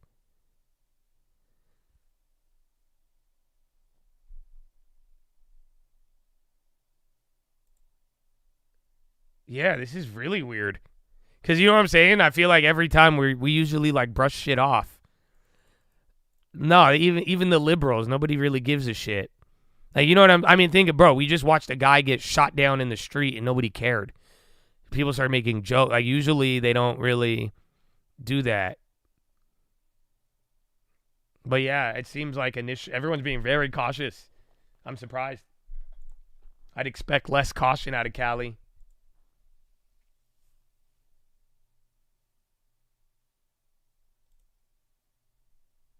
Oh, this is a good one. El Coyote. I got to send El Coyote some E. coli. He's been getting me some good shit. I just retweeted this one. He tagged me in it. Striking over here in between our current I got another one live. Sets of earthquakes over in the west. But like this guy's saying his seismograph, he said it's an odd shape, very big and shaky, did not feel it, but his seismograph got it. And like I was saying, if it's higher up, where's the fault? There's one fault up here that's terrifying. So not bad. Aliens. PCG dropping pop. Let me get up GME here. Very weird, man. GME starting to tick back up. Boys in San Fran and San Jose. I think so, honestly. It sounded like you guys, like people were just being dramatic, but little by little, I'm hearing more and more evacuations. Or at least, again, just caution. Here's a I don't know. Do you guys want to watch a live video? I've never watched earthquake analysis. So this guy's on YouTube. There's 10,000 people. You guys will be able to find stuff pretty easy if you go over and search on like Facebook or X or any one of those other things. If you want to see footage of the earthquake itself. I like his voice. I do have a forecast that's on my YouTube channel from several days ago that talked about watching the west coast of the United States in particular for an increase to take place that was significant. And here we are. But leading up to this, a series of deep earthquakes that are raised high off the planet. Take a look. The last 7 days, it's like a pincushion in the West Pacific, and it goes up and around right up into Alaska, where we stopped out last night going into this morning with a 5.6 to 5.8 earthquake up there. Then this new earthquake struck here. So it was creeping over the past several days. My longtime viewers do not need me here to do updates for you to tell you that it's creeping across when you see it if you're watching the quakes. One more time, taking it back to the start of this update, a 7.0 range earthquake has struck on the west coast. 7. We got another people saying 7.5. Right on the border of California and Oregon, and it was felt as far north as, most likely even as far north as Vancouver Island, maybe even felt that, because it's on the Juan de Fuca. And down into California, Bay Area had a 6 just north of the Bay Area to top it all off. A 6, 5.8, striking just north of the Bay Area. And I'm going to pull up the location one more time on Google Earth just to show you, again, there's going to be a lot of people here Unity's still going. Know the region and don't understand that this is the Juan de Fuca out here, and it's going underneath North America, or being pushed by the Pacific Plate. These jagged edges belong to the Pacific Plate, and we'll take you over there and show that to you. These jagged edges of the Juan de Fuca belong to the Pacific Plate, and the energy is coming in Bro, it's like a from the cluster of Pacific and quakes. going into the United States. So we should see a big increase. We definitely should see a big increase going across the United Roaring States in the Kitties next for several unity? days. Southern California, How Texas, so? East Explain. Coast. 'Cause that All did of you are move not right being before. warned right now. Keep watch for a significant increase in the number of earthquakes Uh-oh. and the size as this wave goes across the United States. Topping it all off, out in Hawaii, for instance, we started to swarm out in Hawaii. You guys were paying attention to that yesterday. So that was maybe even a precursor sign that something was getting ready to happen here on the East Pacific, because Hawaii was showing us the signs that something was going on yesterday. Let's go over quickly and take a look at the National Data Buoy Center. Let's see, I don't have that open. Let's get that open. NDBC. Let's go to the National Data Buoy Center and see what other buoys are in event mode, if anything. So the good news I have for everybody is to the north and to the south, there are no buoys in event mode along the coast. The only buoy that is in event mode is here right next to the earthquake epicenter, and that's shaking from the actual earthquake, shaking the buoy. Here's our event mode. It was about a half inch to an inch. A 1 inch That's event probably why they mode did the out in tsunami the warning. ocean. So those buoys, Okay, now they're saying that's how good. much it moved. It doesn't go on for very long, and it's not very big. And there's no spread, as far as I can see right now on the actual buoys. If all these were going right now, going along the coast, and all of them were flashing, I would start to think that there's an actual wave making impact. But with this, Okay, this so tells watch me the buoys. shaking at the buoy itself. If you're from the actually earthquake, worried about a no tsunami. wave actual being generated, which then goes to the tsunami warning, tsunami.gov. Let's go back there. Whoops. Tsunami.gov. Tsunami.gov. They still have the warning going. I'm going to click on it, and we'll just go down and see. Our warning was issued at 12:49. So we're talking about 20 to 30 minutes ago. I would say that it would be should have arrived by now if there is some kind of tsunami that's taking place. It should have arrived by now. Okay. So the fact that it hasn't arrived means that most likely there isn't one. I'm saying most likely because there, as somebody will show some footage of some kind of wave coming in. You can get a 6-inch tsunami sometimes that can happen on small tsunamis. I'm not going to discount it. It's bright red. It's there across the screen. I'm going to hit refresh one more time. Yep, it's still there. So whether or not we actually have event modes registered on the buoys is an entirely different story. I don't even know if the professionals are checking to see.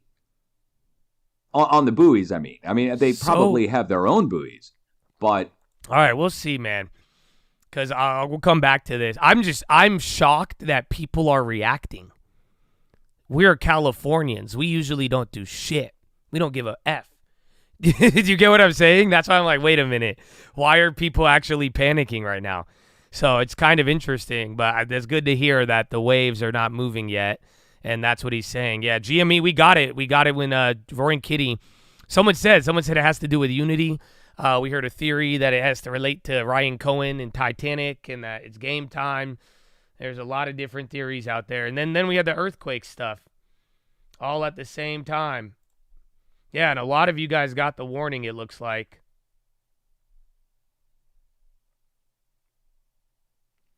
All right, there you go. Brian, Trade, I want to send me, you email me your wallet or something, bro.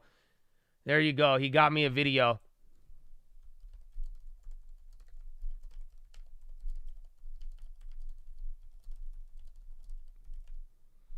All right, it's on the Twitter. I'll show you. Because, again, a lot of people are saying they didn't feel it.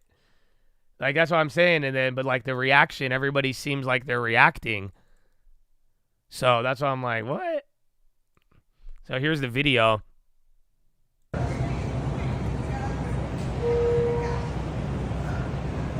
kind of big. I mean, this is a big building, but...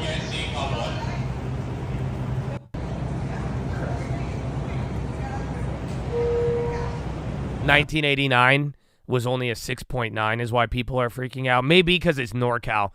Maybe that could be it. Because I'm telling you, we tripped out on the 7.5 in SoCal, but we got over it really fast. I retweeted that one, yeah. Trade sent it to me. Trade, let me let me get you something, bro, but I don't want that bot to scam me again.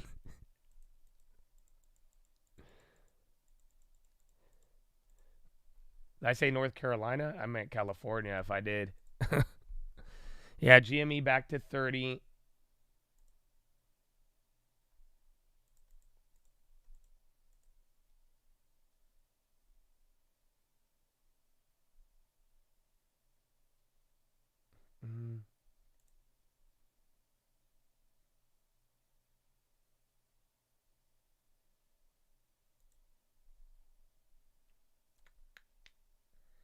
Check the buoys. It's live and it shows the wave height.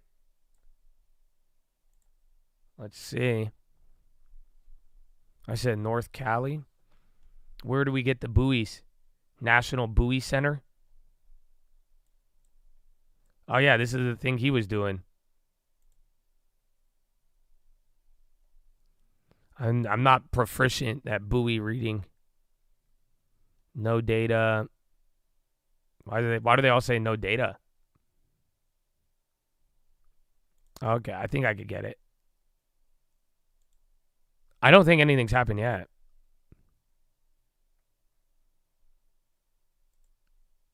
All right, and PCG utility companies are still down. Bonds are up. SPY just looks like a mess because of my charts. Where's oil, actually? I mean, I don't know how much that'll impact it, but... Dude, what a day.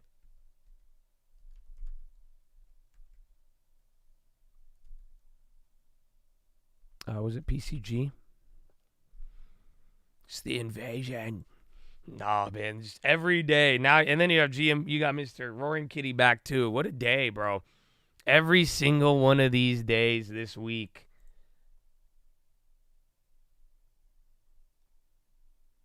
Dude, what a trip. Oh, there you go. I thought today was going to be boring, but got a little excitement here at the end. How much time we got? We got 2 hours still? Hour 45? My goodness.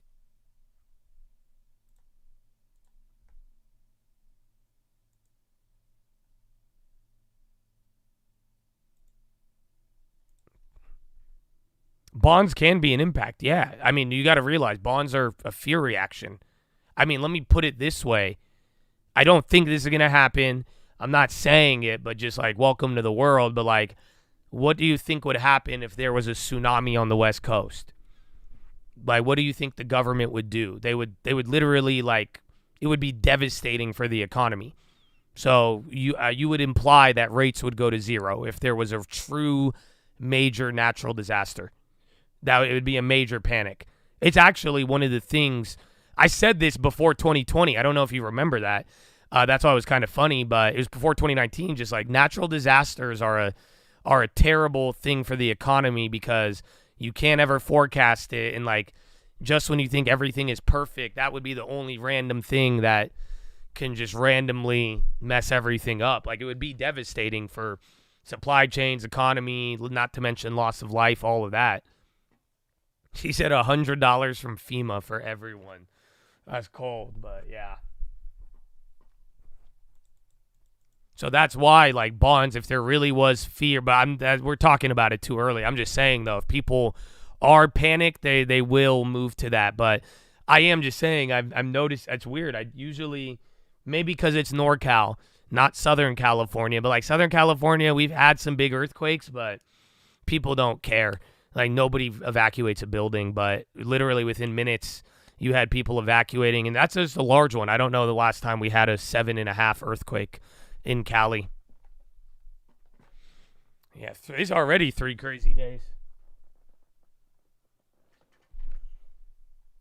So tsunami could strike San Fran? No, where are you getting this? Hold on. El Coyote saying tsunami could strike San Fran within an hour following a 7.3 magnitude off West Coast. Estimated tsunami arrival time.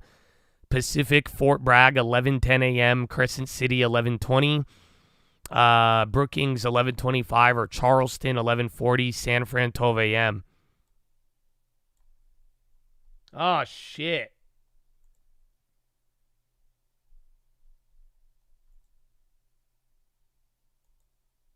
Nah, that's from the National Weather Service. Double check it. Go to weather.gov. But yeah, I got it's from that headline is from the National Weather Service. I'll post it. Good shit. I owe El Coyote a lot of damn E. coli tokens after these.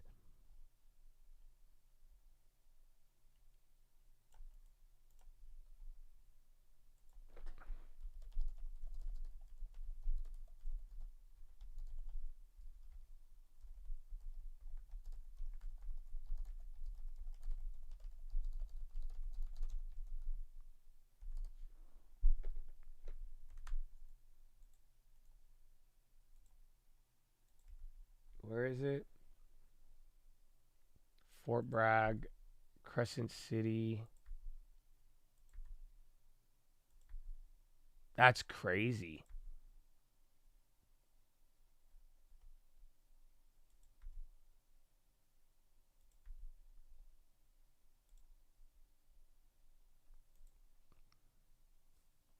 Good thing they have hills.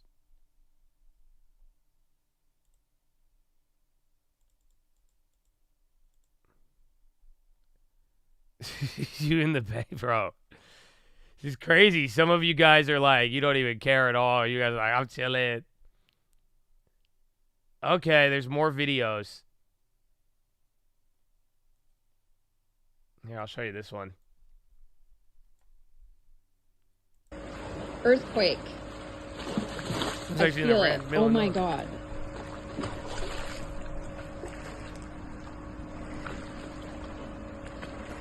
Do you feel it? I mean, yeah, I remember, bro, you know we did that. Last time, wasn't there last time there was a tsunami warning? The people in San Diego started surfing. Yeah.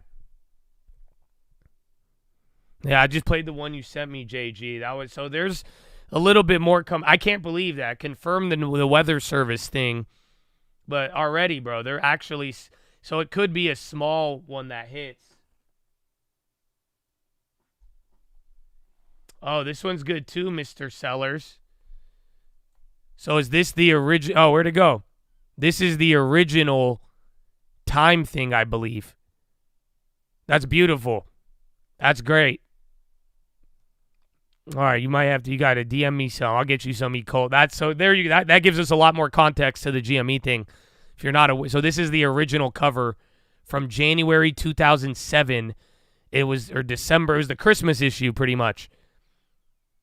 And it's at 20 minutes instead of 4:20, and the clock was at 0 instead of 1:09. Petaluma evacuation only ordered near known flood zones. Nice. Thank you, Rose. I appreciate that. You were one of the first people, too. Interesting. Yeah, a couple people posted threads already on there. This is wild, man. I bought Intel for the long term today. I had the same itch. So I feel. What a damn day, dude. This just turned so quick. Not like even the market, but it went from nothing to why the hell we have, like, what? We got GME and a earthquake, evacuation, tsunami all in fucking 10 minutes. Every day this week, bro. You could flip PCG, but if there actually is a natural disaster, they're gonna get clobbered. Oh yeah, go look at insurers too. But nothing's happened. That's why I'm like, it's weird. Because I'm saying, my experience in Southern California, cap.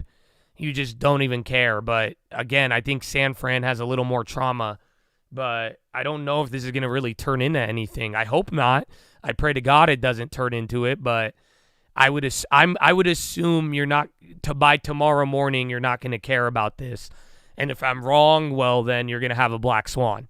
So take your pick. That's why I think it's so surprising, dude. What the hell? You could call your sister, see what she says. She would probably blame Donald Trump. So I like Twitter, and I like hearing from you guys. Oh, did that guy end his stream? What? Wait, did they take other homie off the... What happened? Yo, why did homie's stream go down? It says video not available.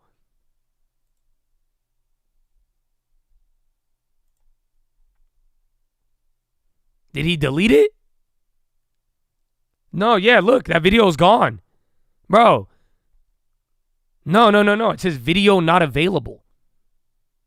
So usually if the user deleted it, they would tell you it got deleted. But now, or even if it violated terms, it would tell you. What? They always do that to him? Why? Why would they clap fucking seismologists? He thought he got hacked. He had internet issues. But why is this stream not up? Big Weather is out for blood. The big weather industry. Yeah, that's weird. I mean, that we were just watching. That was the guy I was just playing.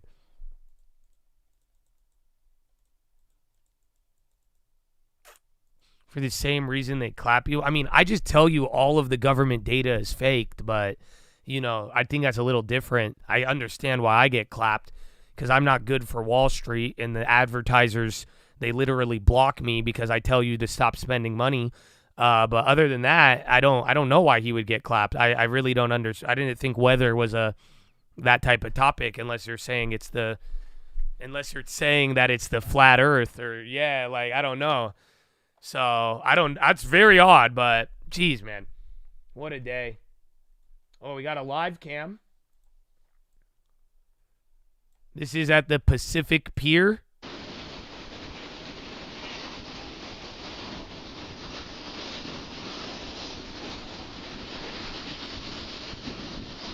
This one's interesting because look, my computer froze. Let me get a better one.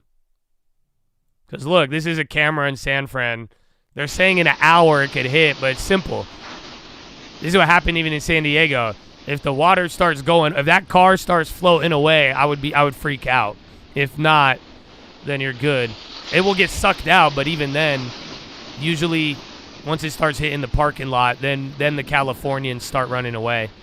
Until it hits the parking lot, we watch or go surfing.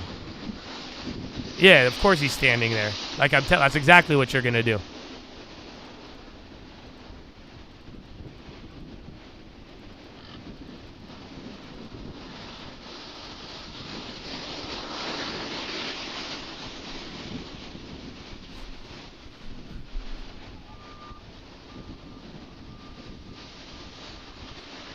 Well, we'll see. I mean, we got an hour and a half, but it's suspected around the end. Like, again, there is the National Weather Service. They have put out an estimate of when a tsunami could hit. And remember, I mean, let's just be real. The word tsunami sounds terrifying, but that could just be an elevated, like, it could be 6 inches. It could be a foot. Like, you know what I'm saying? It's not necessarily going to be Indonesia or Japan or something. It could be, but yeah, they don't know. They're not really saying a size, but they are expecting some ocean movement, at least per the Wet Weather Service. So we'll see if that changes, but yeah.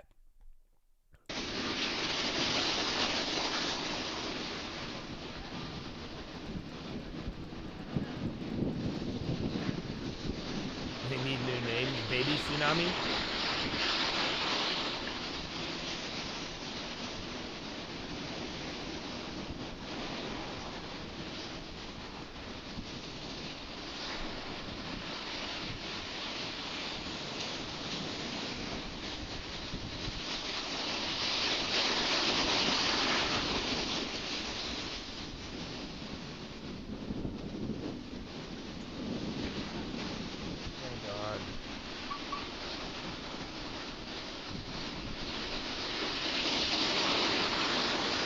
Okay, SPY's going down.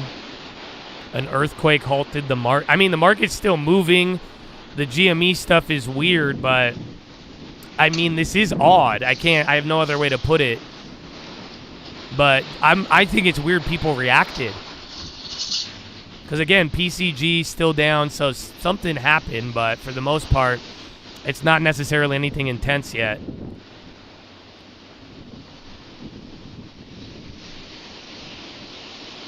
Frodery, God bless you, bro. Yeah, but they're saying 11, so you have time. Party, hope the Fed is... shortly before 2 p.m., Keith Gill, the trader known as Roaring Kitty, tweeted this, a fake Time magazine cover with a computer and a reference to the 420 meme. What it means is unclear, but what is clear is the sharp resulting move higher. The yen rocketed up. It looks like bonds. bonds. At the exact same time. They're up about 10% right now. We'll keep an eye on it. We'll be right back. Damn it. I want to go pee. I didn't want to leave you with just... Because you can watch this still, but I wanted to give you more than just ocean noises. The way. And now without even doing anything, just with his election, with what he's been saying, he's gotten kind of the Bitcoin mania going to like new heights. It should be said that Bitcoin executives came together to give Trump $25 million in campaign donations, which helped smooth the way for him to flip from calling Bitcoin a scam, which is what he said during his first administration. So, Stacey Marie, how do you view sort of the flip-flopping there? Because when you think of even, say, an Elon Musk with EV makers and things like that, they definitely benefited, and his company benefited more so under a Biden administration. But we were thinking about the crypto side of things and maybe the AI side of things. How is this sort of shift coming in your kind of view?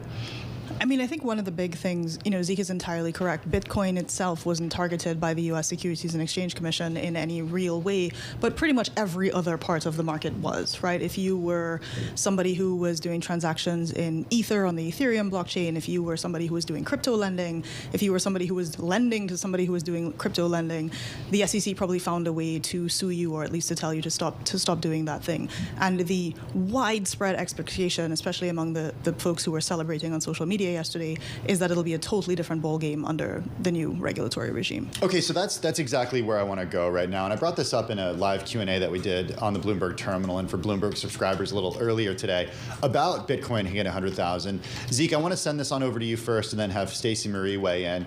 And it's just the whole idea behind regulations. We live in a world with regulations and with laws, and those laws and regulations, a lot of people would argue, are there for a reason. I'm wondering to what extent you think the guardrails will be off an industry like cryptocurrency during the Trump administration, and if at all we could see negative repercussions for that. I mean, we're just 2 years out from the collapse of FTX, and a lot of folks who lost quite a lot of money, some of it has been recovered at this point with different projects, but there were folks who were hurting for quite a bit of time in the wake of that. Yeah, I mean, I was just watching an old interview with Paul Atkins, who's tapped to be the next SEC commissioner, and he was saying that he felt some of the huge frauds that occurred during the last crypto boom, like FTX, were the result of the SEC not creating a set of crypto-specific regulations that would bring the industry inside them. And instead, since it was difficult to comply, people were just sort of running wild. I'm not sure how true that is. And we mentioned Paktua coin today. Yeah, this is they've actually been a huge number of these meme coins where basically somebody with some degree of notoriety starts promoting some made-up coin. People jump in hoping that the price will pump and that they'll get out while the getting is good. And then inevitably it's like a zero-sum game, or actually worse, most of the people who do it are going to lose money. Now, where that fits in like a pro-crypto regulatory regime, I'm not sure, but yeah, it doesn't seem like everybody is, bro. It's because everyone's doing this fake outrage. It gets a lot of views. But that's what I was saying. It's all the pumpers that are trying to make it like a headline. But I'm like, it's the irony. How come nobody questioned a website called Pump Fun? That's what I was going to say before. I'm like, dude, the problem is years ago, whether it was GameStop, whether it was Nikolai, if you remember that, we have lost the definition of pumping and the integrity. That's it. Go watch my old videos. I'm telling you, we used to hate pumpers, and now everybody has normalized it. And that's why I'm like, the selective outrage is comical, considering Solana would not be where it was at with all of these scams. Let's be real. It's good for Solana.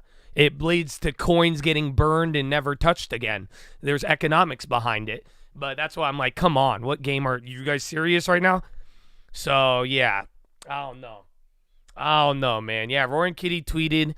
Again, there's a lot with it. And then, bro, I just tweeted it. Apparently, the governor, so California governor is meeting with, like, emergency people right now. So, yeah, I did not think it was going to be this. California governor is now meeting with state emergency officials. So that was about 6 minutes ago as I was going pay. And then the Fort Bragg, nothing hit there. So, again, there's timelines posted. We should be getting something. And so, yeah, nothing's hit at Fort Bragg or anything of that nature. So far, some of the weather service, they said waves. I mean, it kind of looks bigger, but like I told you, no pull. Oh, until it crosses over, there's not even a pullback. Like, but yeah, we'll see. Boats have left the harbor. That's so weird, dude. Unity, no, it just started popping. I pulled it up. I think some people are there. Tsunami threat from California earthquake now passed. Okay. I think check the USGS thing.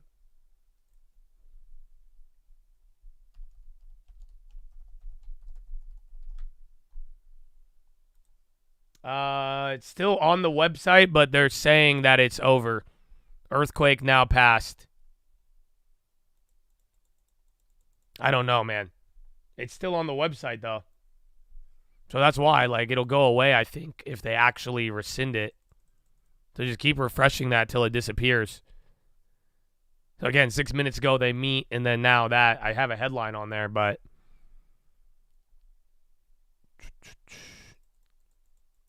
I didn't feel anything. That's what I said. I'm kind of conditioned to not really care. This kind of happens every other time, but again, just everybody was freaking out right away. There's one buoy in tsunami mode. Uh-oh. Tag me on it. Send me it. You're from the East Coast, so I freaked out. I don't know. I have no idea. Again, I think technically if the tsunami warning is over, tsunami.gov will take away this. You get what I'm saying? So although I do have, we're getting a lot of different stuff, but if there really is going to be they'll take it off the website.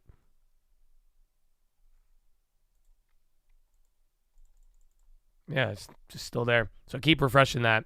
You're in Berkeley now. It's chill.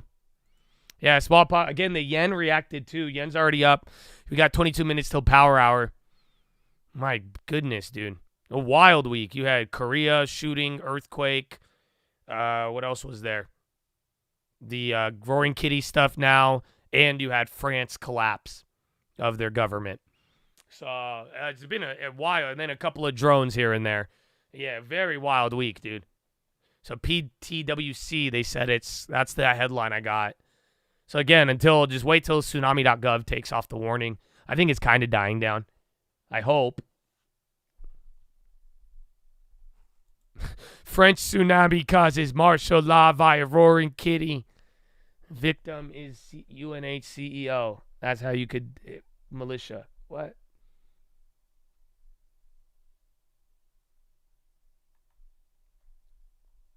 All right, man. I hope it calms down.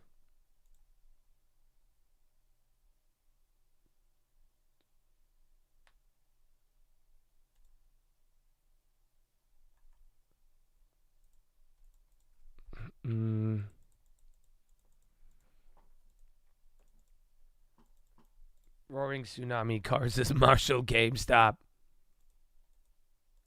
No, nothing got hold. The PCG, look at PCG's already coming back up. So if that disappears, then there you go. SMCI CEO tweeting to Musk. Oh, great. It's going down. What did he say? That's funny. Watch if PCG comes up. I mean, that'll tell you how the market feels about the tsunami. That's a very good indicator. If you want to know how the money feels about the tsunami, all evacuations or headlines aside, if PCG recovers, then there you go. Because look, right when people started to get worried, this thing plummeted, and then now as we're like, it just like Korea. Remember when we watched it stabilize? We're like kind of at that stabilization point. So estimated start time for San Francisco, 12:10. What time is it? So 30 minutes after earthquake strikes off coast, National Weather Service. Okay, so there's still a San Francisco tsunami warning. But they're saying 12:10. That'll probably be the make it or break it.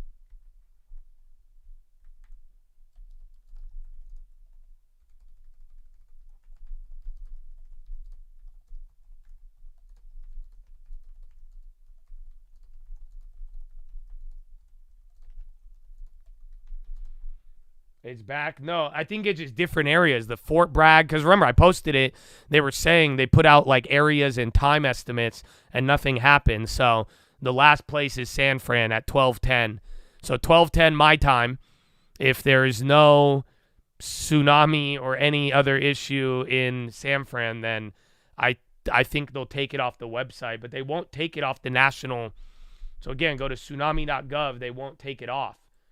And then again, the California governor is in a meeting now. So it's a very odd situation, but I'm a little less worried, to be honest. I wasn't really worried to begin with because I don't know why everybody tripped, but we'll see.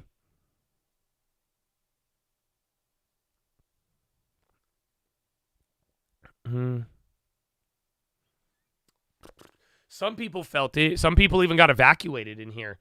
So it's cool. We have a lot of Cali people in here, but you guys are giving me some great feedback.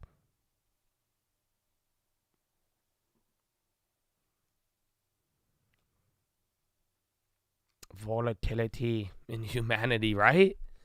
All right, PCG's coming up, though. So like I'm saying, Wall Street doesn't feel as worried anymore. We're all kind of getting over it.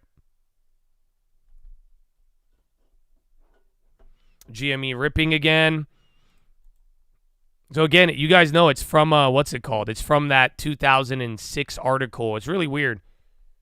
But I don't know. Again, he just changed the numbers around.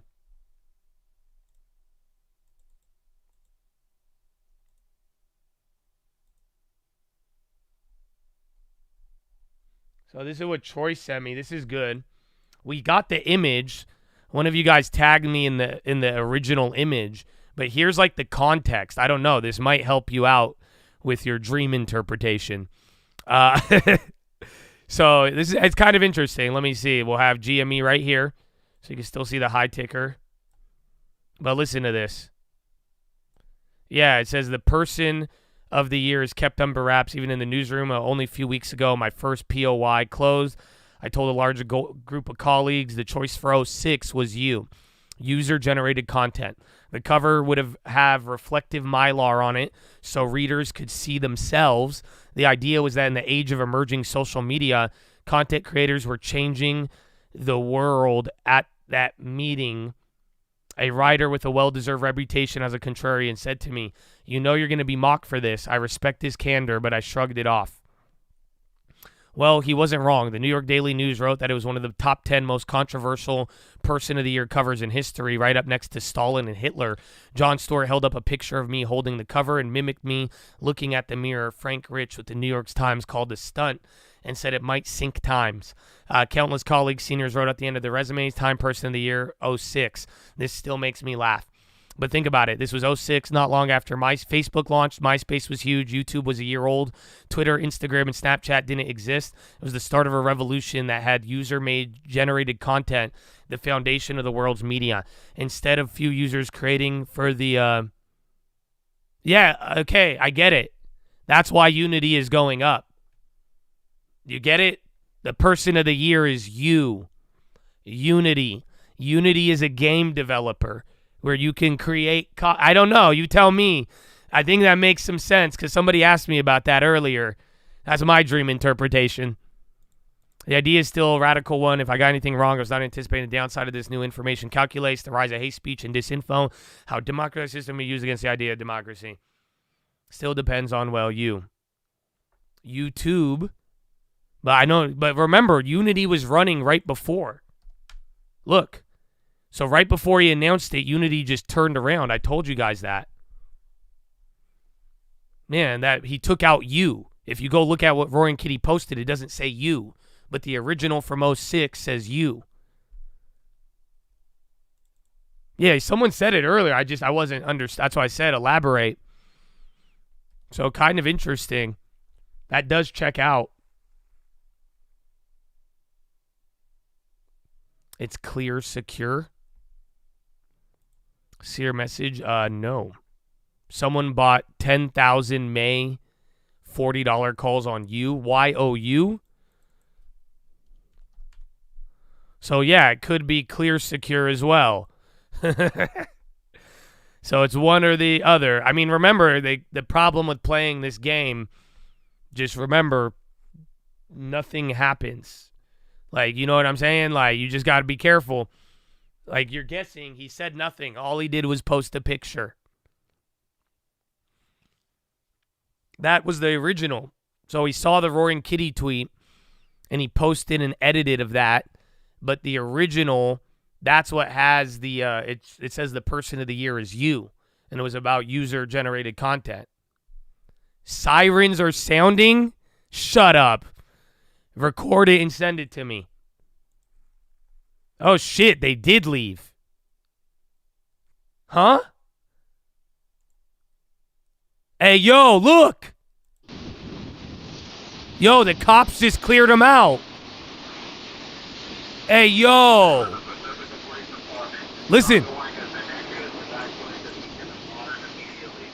Leave the area immediately.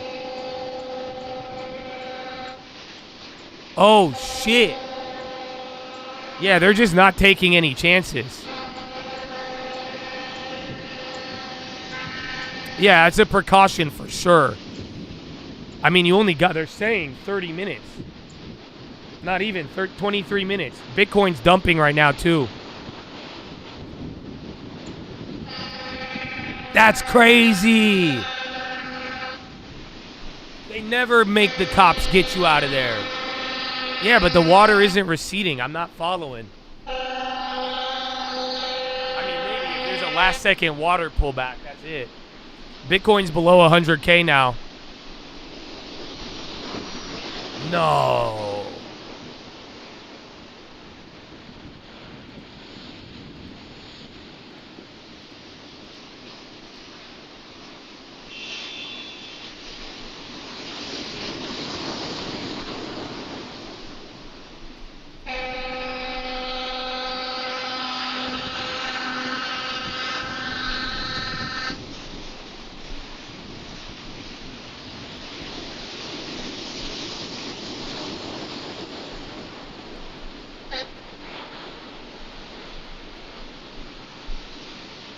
That's crazy.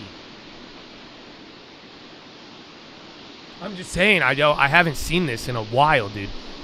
We haven't reacted to an earthquake like this in a long time. I just tweeted out the link right now if you want this. That's crazy. We were just watching this. Remember, we were making jokes. Look, this is how it looked like. There's people. Homeboy was, well, look at all the cars. So, like, they were chilling, and that's what I said they'll leave once the water crosses. But is this it? Yeah, look at this guy's telling them to leave probably.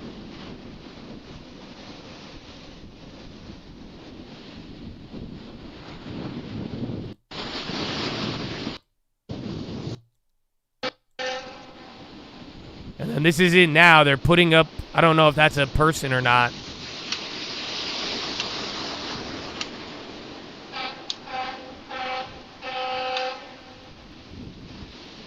This is the government. They like put this out there. This is the government website that just shows the live feed. If you rewind, you can see how much the water line has gone up.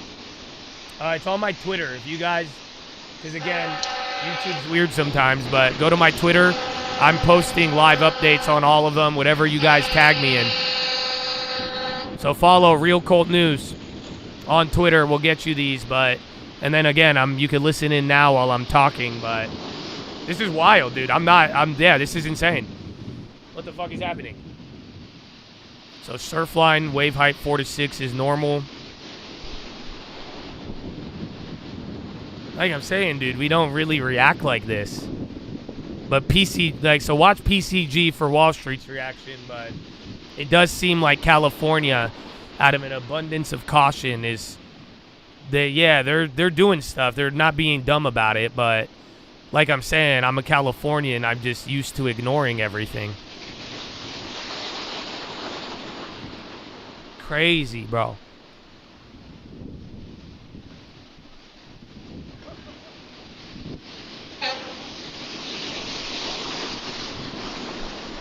Uber. Oh, dude, I forgot I had that Uber put. Sell it. It's up 400%. Remember we got one of those free $7 puts? Sell it. I'm out of it. I didn't even know I had it. There you go. I sold out of the Uber put.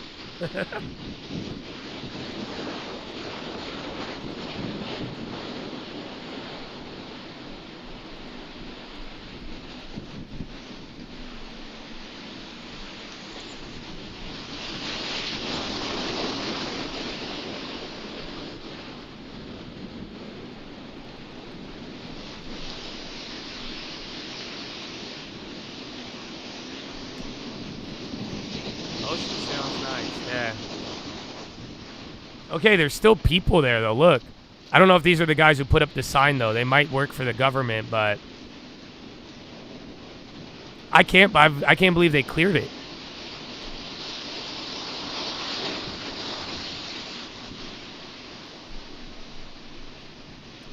Bro, this is so wild.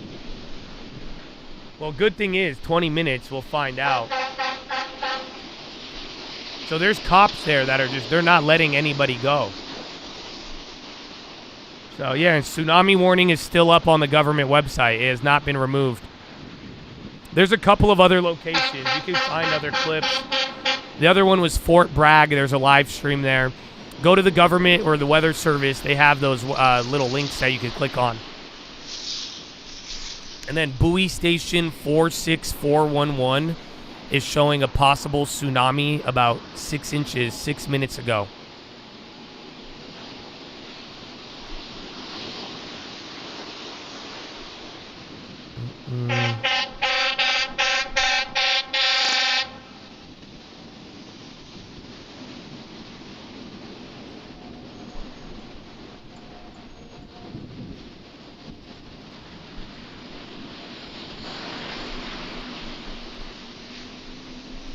Where's the website for the damn buoys? I forgot. I just had it up. I want to see that buoy. They're saying buoy 46411. Yeah, that's the one. They're saying it's blinking. So there is, I don't know. I haven't verified it, but they're saying 46411 if you're into the buoys. Jeez. This is San Fran. Bro, I'm saying I've never seen them do this. I've never seen the cops clear out the beach like this for a tsunami. I'm very weirded out by this because I don't think it's going to be anything. But the way people are reacting, it's really weird. All right, I got the buoy center. Let's see what we up with. You said 4-6.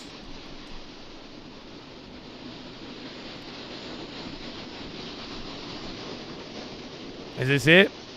Station with recent data. Okay, it is coming. That's what they're saying, the height. So it's rising. But then again, I mean, at one point it was higher, but I think at this point in the day, I don't think it should be that high. You guys, I don't know. I'm not a damn geologist or seismologist, but I can read a chart. You see what I'm saying? I don't think at this point in the day it should be that high, but that is showing activity.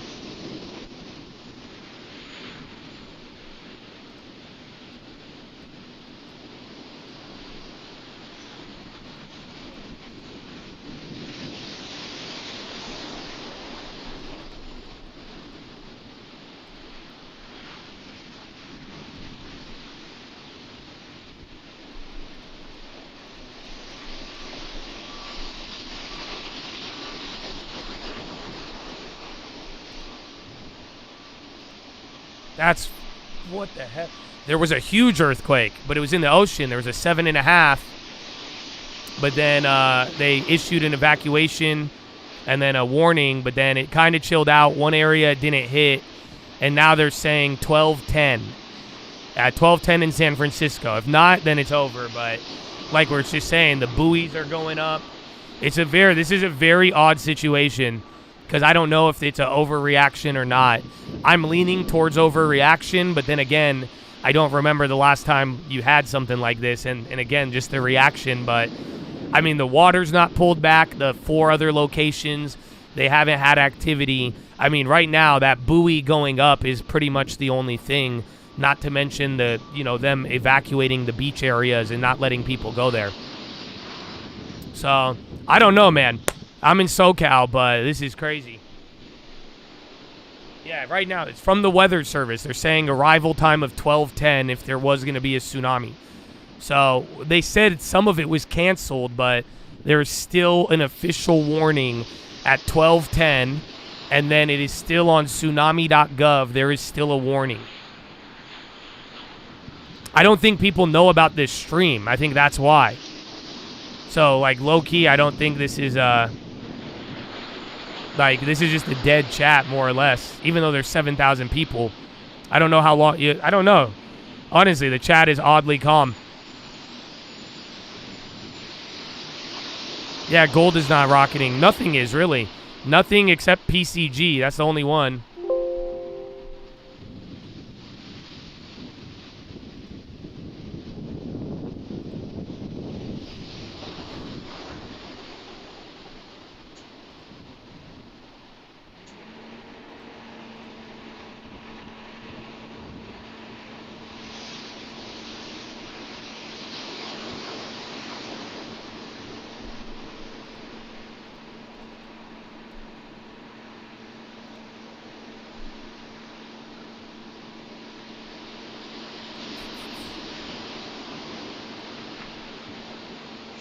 They cleared one of the warnings, but that one at 12:10 is still there. They shut down the BART tunnel inside of San Fran 15 minutes ago. Shows no warning. Let's see. Yeah, it's over. Hold on. They took it off the website now. All right. Well, there you have it. Give it 10 more minutes, but it's now no longer on the website.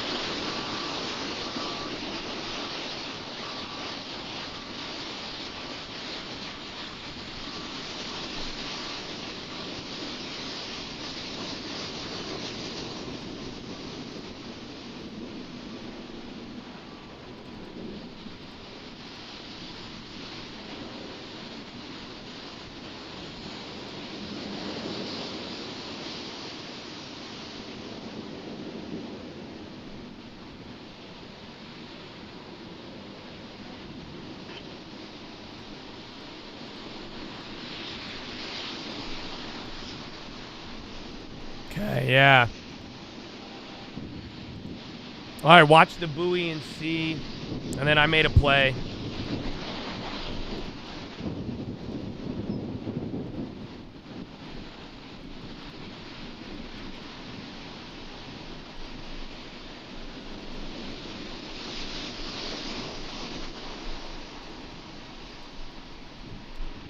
Huge drop on the bigs.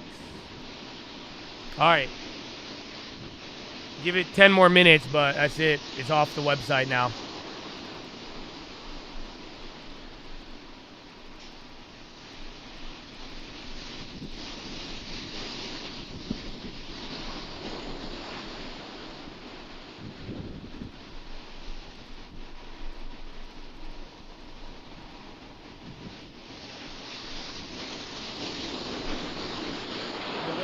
But that's good. I'm glad the website went down because I'm telling you, it was very odd. And PCG is trading with the updates, so that's good, but very wild. Yeah, U.S. tsunami warning system canceled after California earthquake. So, yeah, it is. I think it's dying down. Again, the buoy was the only one. All right. I hope. And then I made the Unity play. I'm just going. I did 2 of them. I'm keeping it small, but I'm taking a Roaring Kitty gamble. I'm putting my money on Unity. I did January 15th. Not a recommendation. You will lose money. Literally, one of my biggest losses this year was playing GameStop.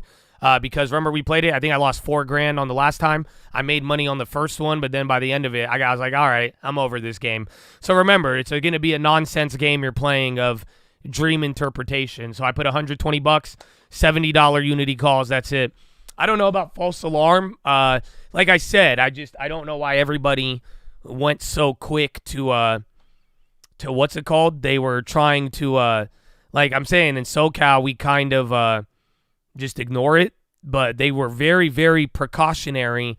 And again, I've been documenting all of it, but then right now, finally, I was telling you, just wait till the website takes it down, and now they're saying there's no more warning. Again, that buoy, that's the only one. Been a very wild week, bro. Because of the magnitude in it being in the water, yeah. And I think the area, I mean, again, people said 1989 in San Francisco. It was smaller and it caused a lot of devastating effects.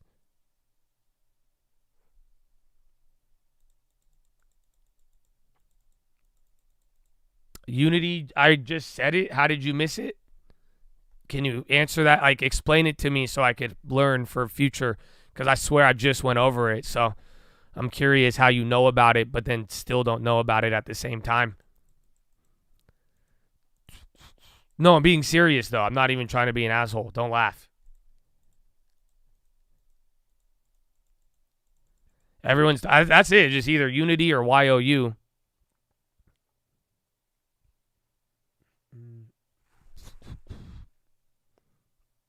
Oh, you just stepped out? That's interesting. But you heard it. Okay. Well, I got a January Unity 70 call. I grabbed 2 of them at 60 cents. So not a recommendation. You'll get blown out. It's literally the furthest you could buy on the chain that isn't hundreds of dollars. That's it. It's pure volatility. Like I said, these GME plays, I did good on them in the beginning, but by the end of it, one of my worst trades this year was GME. So good luck. It's a weird game. You're just playing a tweet in crackheads. There's nothing about it, and once he pulls the rug, you have nobody to cry to. And if you don't want to play ups and downs based on what he tweets and what he doesn't tweet, then I suggest you find another hobby. But yeah, the time I don't go big, it'll hit. Well, if you believe that, feel free to go big for me. And, I look forward to a nice donation. But if not, then do whatever you are comfortable with, but not a recommendation. Thank you. But yeah, so that's it. We'll see. I'm just glad we don't got a tsunami, man. What the hell? So thank God. What was that? What tweet? The tweet I just put out, they said they canceled it. Right now, the tsunami website has taken down the tsunami warning. Looks like an all clear. Oh, the tweet was GME. Roaring Kitty came back. We haven't heard him in months. And then he came back with this tweet right here. He edited the 06 Times Magazine Person of the Year. And now the Person of the Year back then was you, YOU. So that's why and then it was all about creating and you creating media. So I've came to the conclusion of Unity, as a couple of other people in the world have came to that. But we don't know. It's just a gamble. That's why I'm saying don't be too excited. So good luck. I don't know what 109 is. People, you gave me mathematics. Y'all said it was, it's like you divide it equals 69 or something. So I don't know, man. I do not know.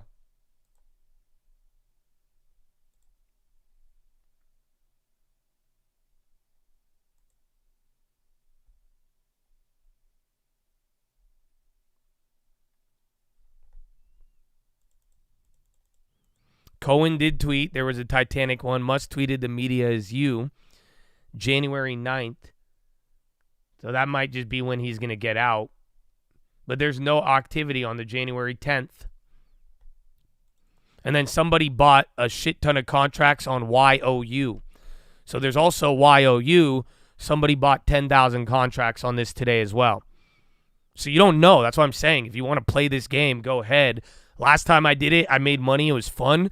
And then by the end of it, I was like, I'm sick of this shit. So just be smart and be wise, but you're at the mercy of whatever that homeboy tweets, bro. So good luck.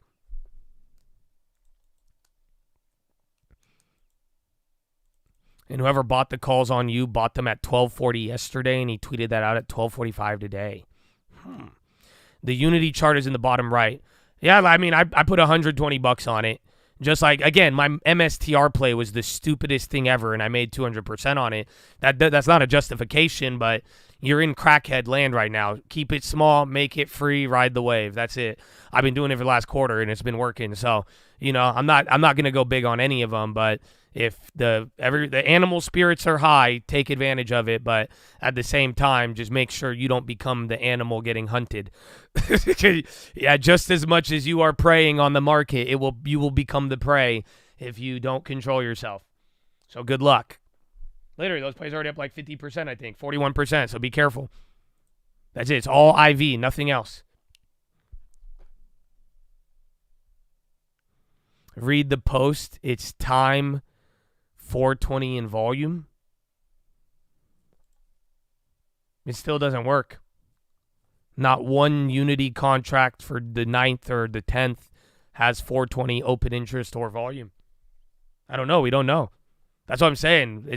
This is literally dream interpretation. That's what I call it. So good luck. That's it. It's just I think it's simple.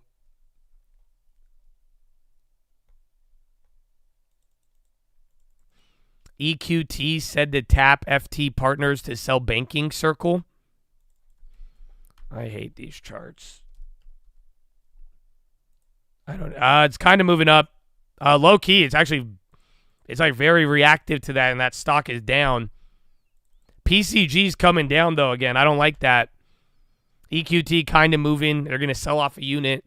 That's usually bullish for the stock. Japan Mitsubishi Heavy to sell forklift unit to Lodges next. Yeah, someone said you divide like 109 by 420. I think it's 69 or something. So I'm saying, bro, like, we did this last time. Just take a step back and realize how we sound.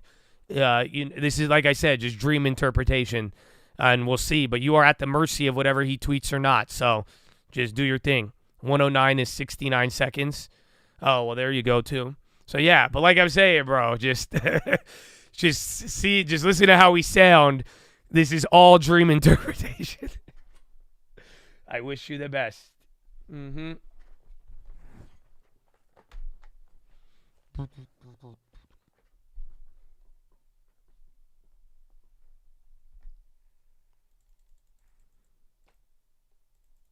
Ooh, January 60-80 spread, 5 cents. I love that. That's a great idea if you wanted to play it cheaper.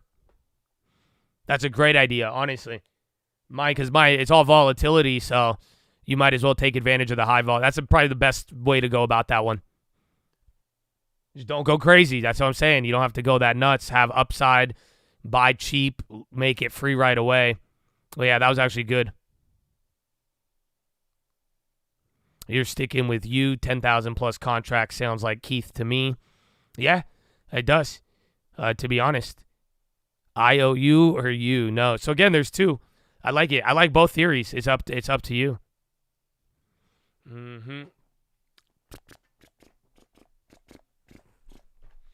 Bop, bop, bop, bop. Pfizer green. I need a protein, bro. I'm getting hungry. It's power hour too. Pfizer is going. I hate my E-Trade today.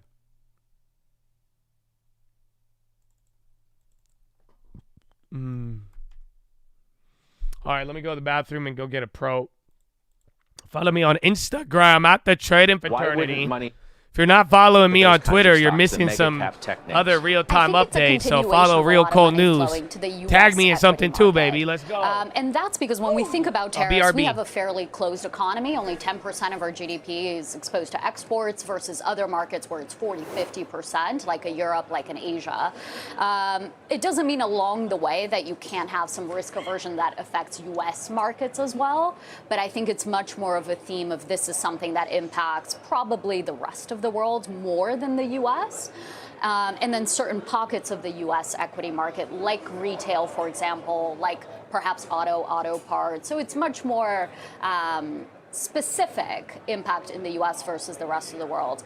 The last thing I'll say is watch inflation expectations next year to see if this impact starts becoming broader and mattering more to U.S. markets. The Fed said this last time, 2018, during the trade war 1.0. We're not going to do anything. It's a one-time price level shift that can work itself out unless inflation expectations get unanchored. And then we could be back to inflation watch all over again. All right. Well, we mentioned about 9.5 minutes ago the significant story of Bitcoin topping 100,000 for the first time ever, sitting just about right there. Let's send it over to CNBC.com's Tanay McKeel for more as you marvel like everybody else at this move, especially since the election. Yeah, Scott, Bitcoin, like you said, just sitting below 100K now for the last 20 minutes or so, giving back much of its gains today, but nevertheless, a really exciting day for Bitcoiners who have faced ridicule as they have held through several 70% drawdowns from the cycle highs over the years. The enthusiasm did not carry over into stocks. Coinbase and MicroStrategy have been in the red here, but nevertheless, there is a lot of runway for Bitcoin as well as the crypto stocks. Several analysts I've talked to are calling for $200,000 by the end of next year. And if that still seems a little crazy to you, just remember that this is a halving year. So the Bitcoin network just slashed its own supply in April, and you're seeing all of this new demand from individuals buying ETFs, the states and nation states, and the U.S. itself looking to establish Bitcoin reserves. So it's not going to be a straight line up, of course, but there is a lot of optimism as investors hang their hopes on President-elect Trump delivering on some of his very pro-crypto promises into next year. Scott? Yeah, good stuff, Tanay. Thank you, Tanay McKeel. I mean, Wolf today, overbought but far from over. Standard Charter, 200,000 achievable. Maybe next year. Let's bring in Joe Terranova of Virtus Investment Partners and Young Yuma of BMO Wealth Management. Joe's a CNBC contributor. It's good to have you both. You've been riding the wave of this, Joe, through Coinbase that you own in the Joe T. It's been extraordinary. The gains that you've seen in the shortest period of time. 79% since Halloween. That's the entry point for Coinbase, and that's what the return is as of now. More to go. Look, this is the purest form of momentum that you could find. This reminds me of trading futures back 20, 25 years ago. This is momentum at its best. I think it's clearly what's going on right now. I do think fundamentally there is a change. The new administration and the economic team places a put underneath the market. I do think that you're going to see very strong support when ultimately the correction unfolds. And I think the last thing that's interesting, I've heard a lot of people talk about the store of value reasoning behind owning Bitcoin. And if you think about where we are as an economy, we are an economy that values the intangible asset, right? The algorithm, the artificial intelligence, the software. We don't value tangible assets anymore. And gold is a tangible asset. That is what gold is. If you think about what Bitcoin is now an intangible asset. So for the first time, you've introduced I'm just down in the protein, bro. That actually reflects what the Power new hour. Bro, those unities are almost double already. The stock hasn't moved. It's just crackheads, bro. A lot of volatility ahead. So make it free once you can. I'm going to do it once I go to 120. Young Yu, what is this move that we've all really been watching and as I suggested, marveling at? What does it tell us about where we are in this current bull market cycle? I think, Scott, it's great to be here. It does seem that the move does have fundamental underpinnings, of course, with the change in administration and policies and tacit support of further crypto sort of regulations loosening.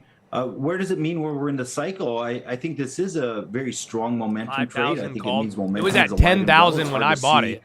So I was late. I top ticked it, and it still went up. Going up higher, it is speculative. That's what I'm saying. Everyone is just playing the dream interpretation game. For example, Bitcoin would probably pull back as well. But it is an environment that is different than than a few months ago. The regulatory outlook going forward is more favorable. So there are some fundamental underpinnings. Your take is and 109, it's not 420 clear new what's video gonna or Dell? derail Why this, Dell? Train going forward.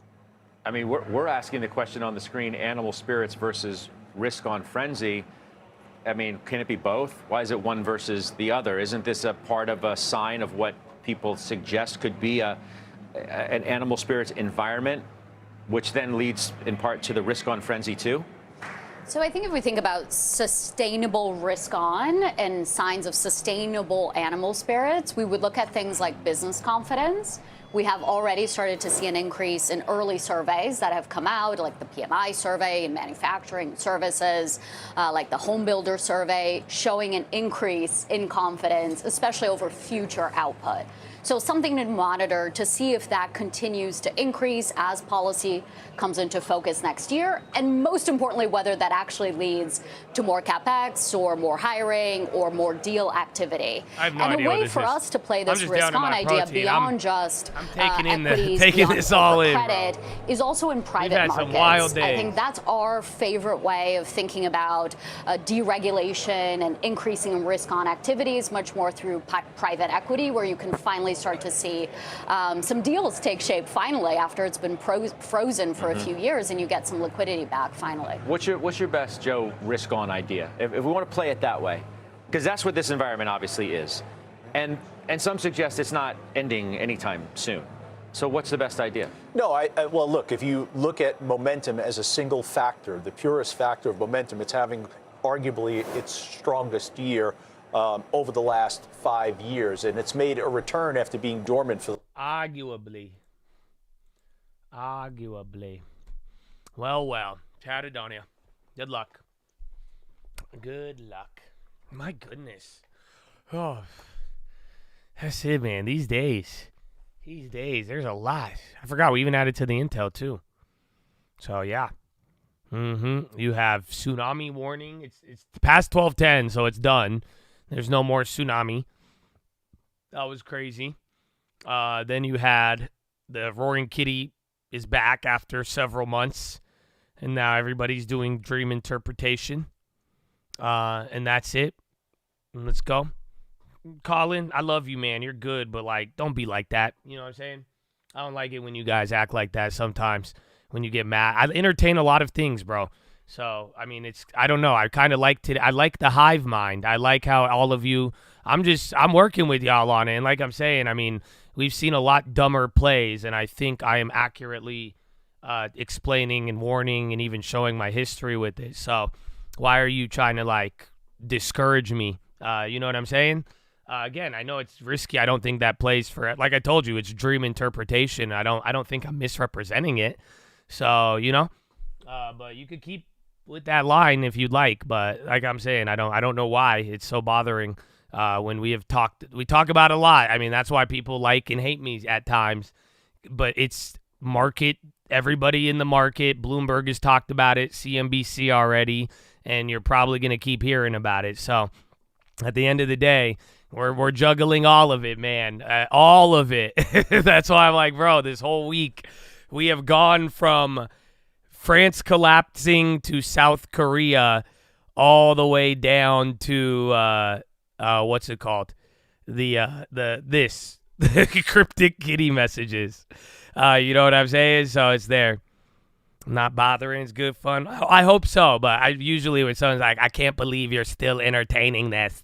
I mean, what do you want me to do? Stop 500 questions about it? I mean, believe me, I'm answering people's questions like, what you buy? What you do this? What about this? What about that? What about this? So vibe with it, baby. Vibe with it. But don't be a dummy. And again, I don't think I've misrepresented even my wins and losses on it too. Cause I'm even like, dude, one of my biggest losses this year was doing this dumb shit. So do what you guys got to do. But I'm glad I took that play. It's up almost 100%, but I kept it small, and I hope you do the same too. So that's all it is, man. It's very, very wild.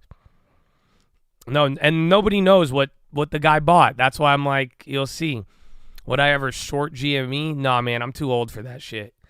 I already lost my hair, so I like peace nowadays. You know what I'm saying? I'm not like I get it now. Now that because when I was young and I was buying like Amazon and Facebook and the old guys and Bitcoin and the old guys are like, how you be here? Like I get what they mean now, because now I'm just like, I don't got that energy, bro. I'm not shorting that shit. Do whatever you have fun. I'll watch it go up, down, all that. But I'm up almost 100% on the Unity, about 80% right now. So you can make it free practically, or at least get like a $10 play if you really wanted to.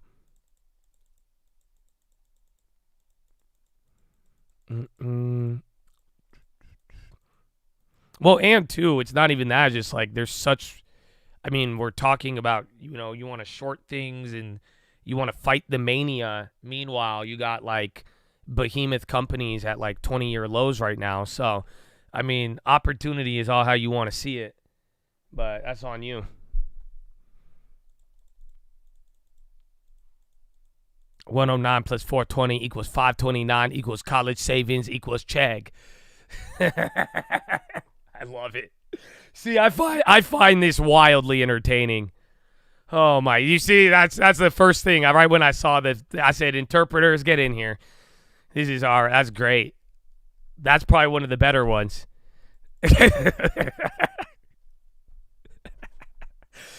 Plus 520 is college savings plan. Am I referring to Intel? I mean, that's one of them. I mean, Pfizer. Who else do I like? I mean, UPS isn't 20-year low, but there's just a lot, dude. It's like it really. Even then, someone brought up Conagra. I mean, Kraft Heinz. Like these are big names, dude. So I mean, they may not be the best. They may not be where you want, but. Or not tech, Nike. Yeah, so, but that's all I'm saying is just there's different opportunity out there. I mean, if real estate, Estee Lauder, if real estate starts shifting. So, I don't know, man. You tell me, but I vividly see it. I can't not see it. That's the funny part is because, like, I know a lot of people only see the Bitcoin and the NVIDIA, but all I see is that value. It's terrible because... Yeah, that's just what happens.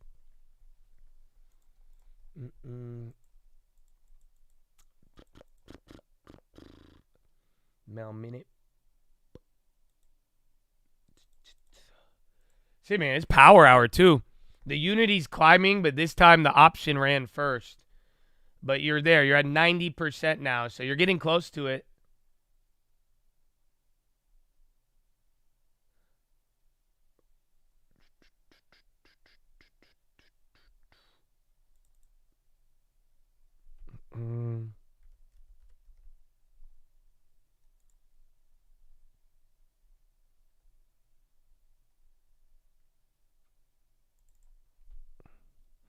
Bigger volume.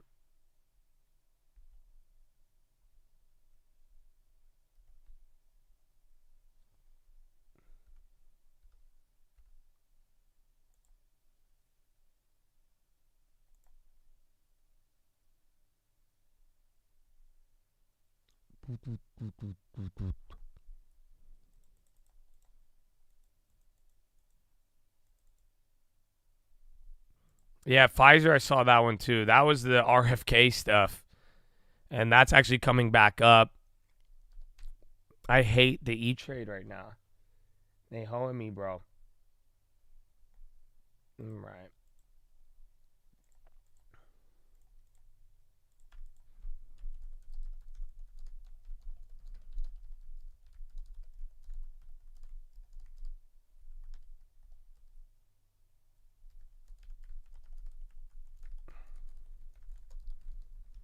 Uber 60. Oh, I forgot. Again, we had a Uber put too. That actually went up. You guys reminded me of it.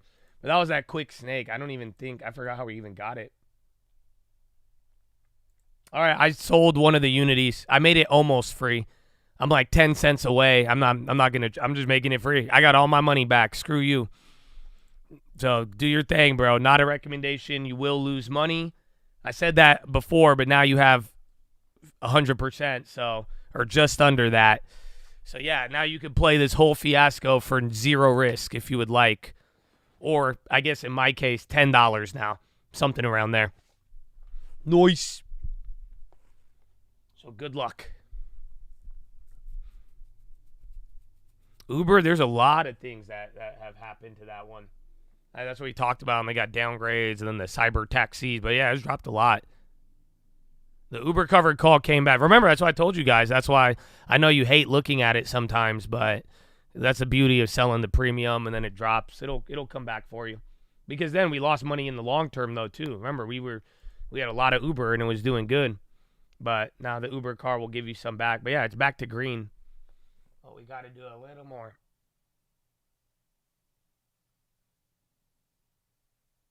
And they go into the 4. Yeah, someone asked me. I said that's a price I could consider because we just bought Uber really low.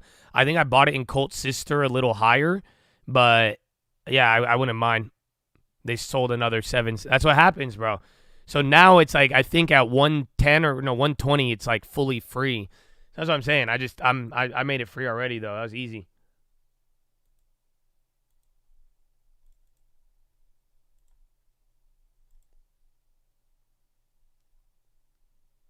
You told me it was an algo. Stop ignoring you. It's because you're banned, Luis. I think you're banned. My bad, man. But I don't think I'm going to unban you. And now I'm blocking your other email. So, yeah, bro. We already had our talks, bro. I tried with you, but there's nothing I could do. Just make a new name. I won't judge you. Yeah, but I already judge you right now. So it's better if we started fresh. Other than that, yeah, I didn't even see your message. Be reborn, my brother. TTD selling off. I mean, everything looks like it gapped down. SPY's going down, though, too.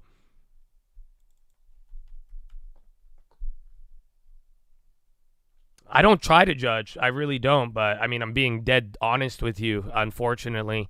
I have a memory, and I remember things. And, you know, once I try with people, I mean, I don't like, again, if you fuck with me, waste my time. I mean, I'm not that insane to keep repeating it.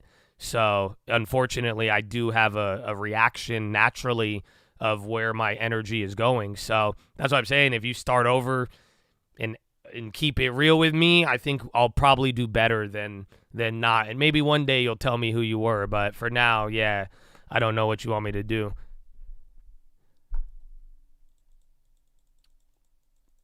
TTD, again, that one's flushed in there a little bit. Unity can now be made free, bro. So God bless you and best of luck to you. You either push all of it or you make it free and you don't have to worry about losing a single dime.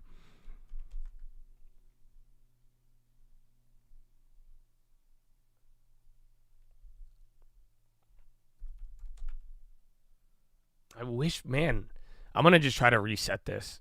Because I love E-Trade, but I hate when it doesn't work. It looks so ugly.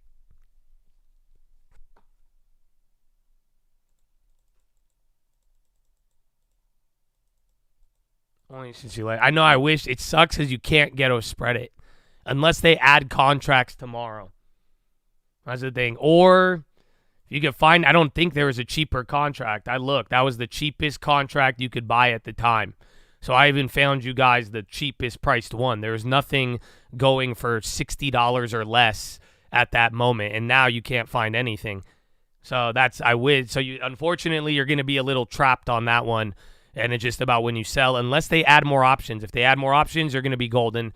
You ghetto spread that, call it a day. Of course they're going to add more. They're going to milk that. What do you think they're going to do?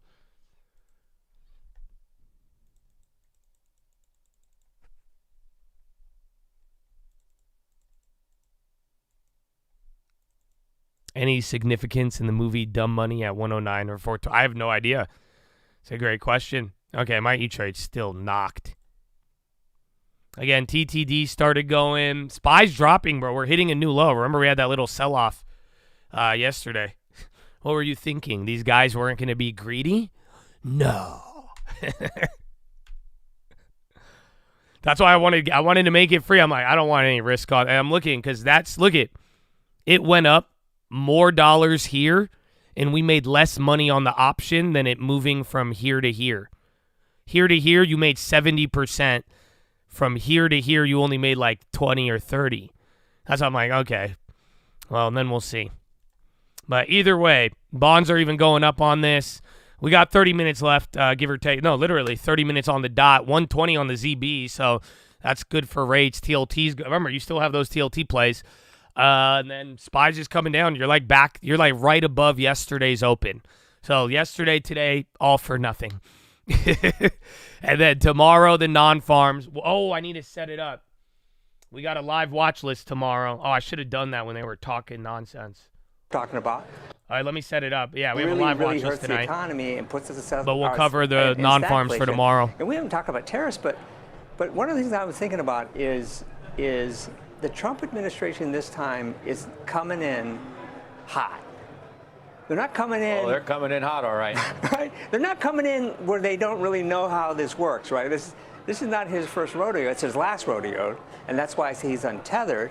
And so they've got all these ideas, but using tariffs as a blunt instrument, right, is really and tying them to other things, saying we're going to throw these tariffs on you unless you do this or that. That leaves you open to someone else saying the same thing. What if China says basically, hey, no chips out of Taiwan?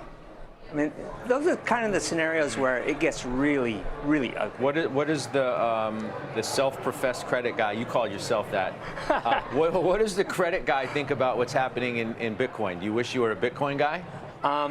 Now, so I'm an investor. In Bitcoin? No, I'm an investor. Oh, generally speaking. So investors take fundamentals and they analyze them and look at scenarios and outcomes. Bitcoin is not that. Bitcoin is it's not finance at all. Bitcoin, to me, is speculation, and it's clearly a scarcity play. So I'm not in it. It's interesting to watch. I'm an investor, and certainly it's meaningful to what's happening globally. But I'm not in it. I'm an investor, not a speculator. Well, I mean, some say it's moved from the most speculative of asset classes to a legitimate one with more fundamentals. Bro, just let this guy go, bro. Why are you? Result. You saw who the SEC Look at Scott. appointment is. The interviewer's like, well, some people would say. You don't have any FOMO? No, I don't. I'm an old man. And so I got into investments because this guy seems so nice and sweet, but he's like, yeah. Giving them to borrowers and building something. There is no finance going on here.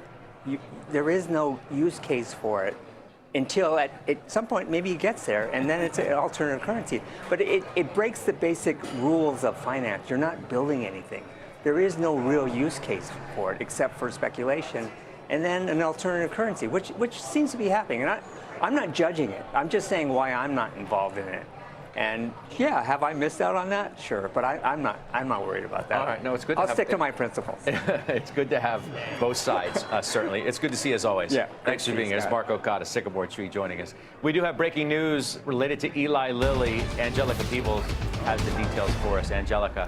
Yeah, Scott, Lilly announcing a $3 billion investment to boost production of GLP-1s. The company will expand a manufacturing facility in Wisconsin that it acquired earlier this year. Lilly saying that the goal here is to help meet the growing demand for its medicines for diabetes, obesity, and possibly other diseases in the future. The focus of this plant is manufacturing Eli Lilly's injectable medicines, so doing things like formulating medicine and putting it into those pens that you need for GLP-1s. Now, this is just the latest from Lilly in its race to scale up supply of those GLP-1 drugs. Scott, the company has now committed $23 billion to manufacturing since 2020. But remember, these things don't happen overnight. Lilly expects to start construction on the expansion next year and to start actually making medicines here in 2028. Scott? Okay.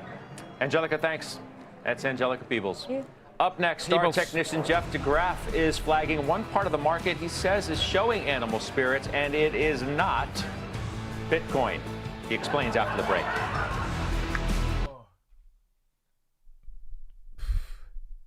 Oh, excuse me. I was trying to burp while he was talking. Whew. That pro, baby. My goodness. Don't you guys love it? What exciting days. This is awful. Animal spirits, just think about it. What's the difference between you? Oh, honestly, let me ask you a question.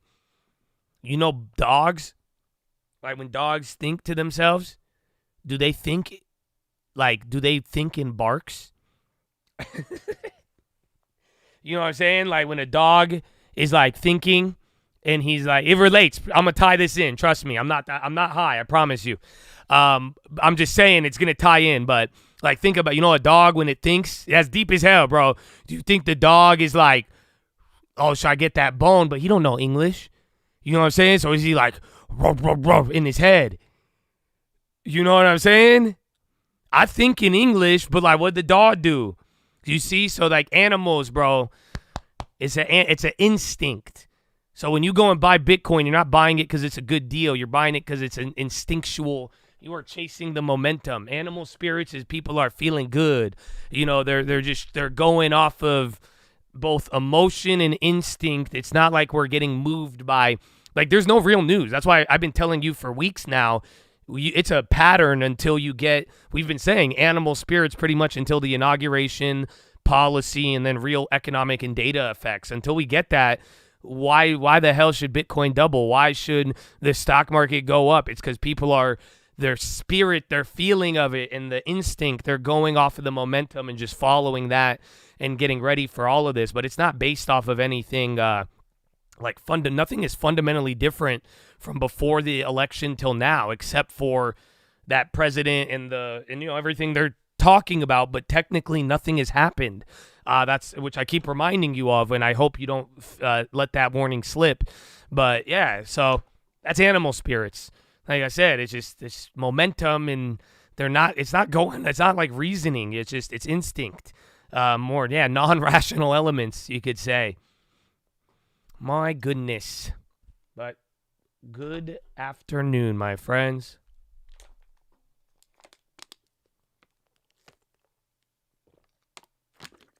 If you were given one wish, you'd want to speak to animals. If you're right, what a waste. The dog. It's a good question, though, right? Do dogs think in barks? Whoa, is that a real candle? No. But you got your little bounce there. It's 3:35. You got a little bit of time. So let's see. TLTs are back to 60%. You had that before. But this time I think TLT's higher, no? Yeah. So last time you were up here, you had 60%. I don't know if you want to keep holding or not. Again, I'm kind of looking for 95, and then that's it. TLT is either going to rally or die tomorrow off the non-farm. So speak now or forever hold your option. Man. I have a lot of tabs open. It's a long day.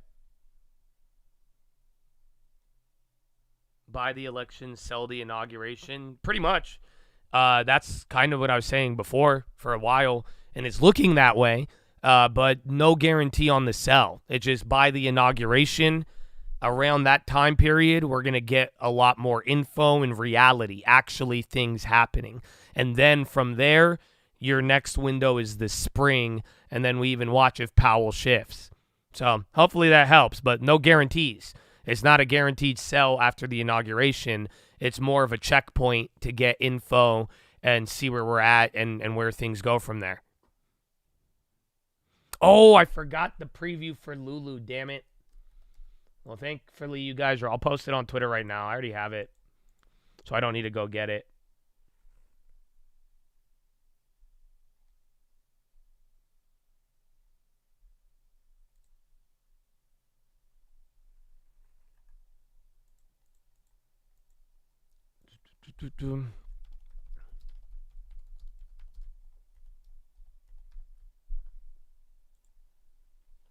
Lulu, Lulu, do you love me?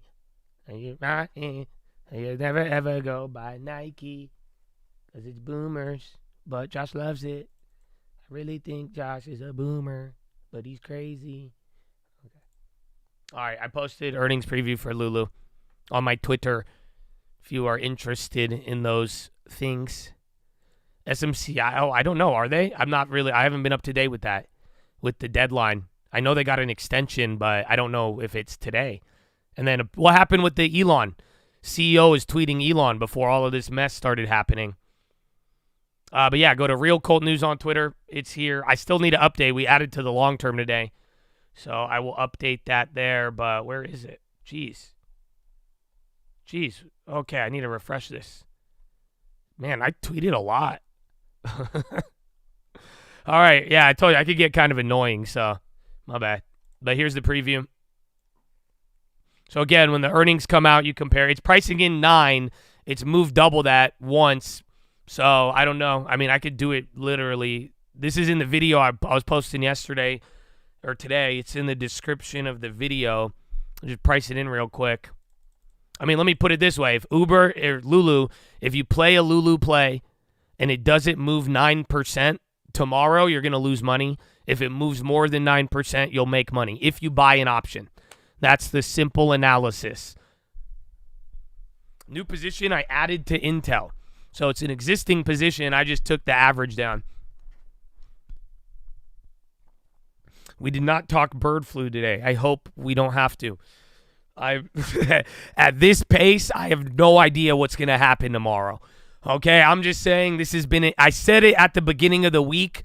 I had a feeling it was going to be an insane week, but I didn't think like this.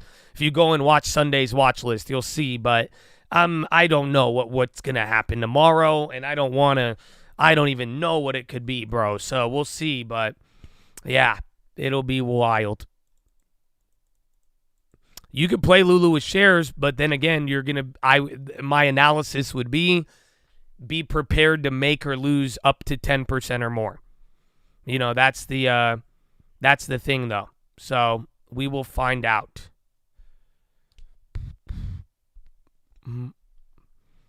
Are you Canadian?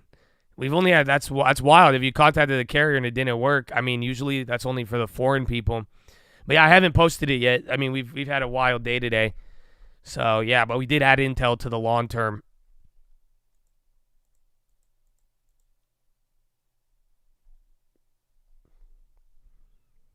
Yeah, Roblo's been on. I hate this chart, bro. I got to get back to these.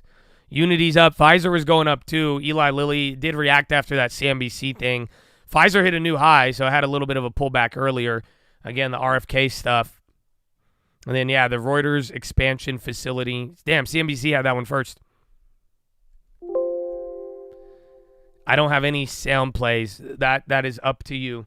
I think it's kind of speculative. Some people believe in them in the long run, but I am not really focused on that play. We played it back in the day. We played earlier. Was it last year? This year? It was like at $4 when we flipped it.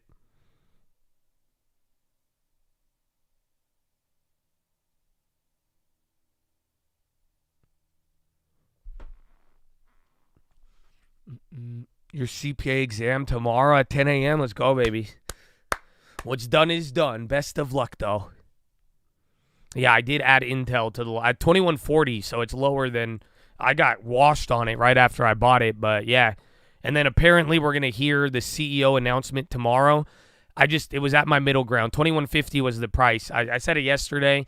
I know I was waiting for UPS and some other ones, but you know, it helped me for the average down as well, so I'm not too opposed with it. And again, we have a lot of dividends already. We'll talk about it on the watch list tonight. I'll get that out there on the social media.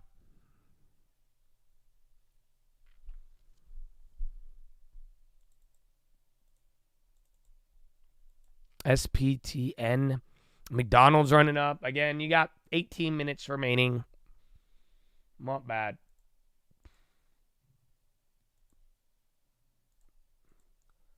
Not bad at all. My Twitter is Real Colt News.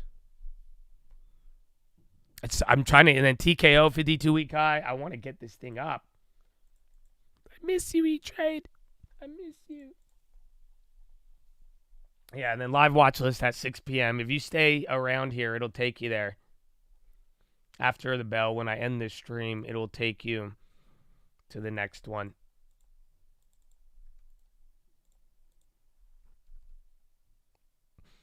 Abivi Leaps. They're cheap. I have a covered call, so I know the price of them. But not for the long term. So if you want to speculate on it, I mean, there's an opportunity. I'm going to buy for the long term at 130. I don't really care about these prices here. It's like both up and down. So just up to how you want to speculate, but not for the long term. I mean, we don't put leaps in the long term.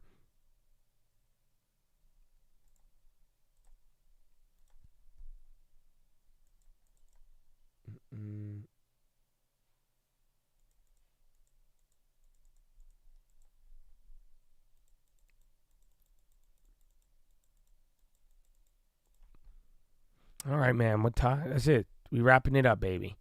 You're wrapping it up. Last minute. It's a really weird day. Every day has been like weird, but again, I think it's weird every day because even the volume has been extremely low. Even following Thanksgiving, it's usually low, but this has been like really low when it's all said and done. But you hit a new all-time high today. Again, this will be the 12 of the last 13 days have been in the green. You saw that end of last year, beginning of this year. That's when we started to set those records. So take it as you please. Well, like Peloton, not really.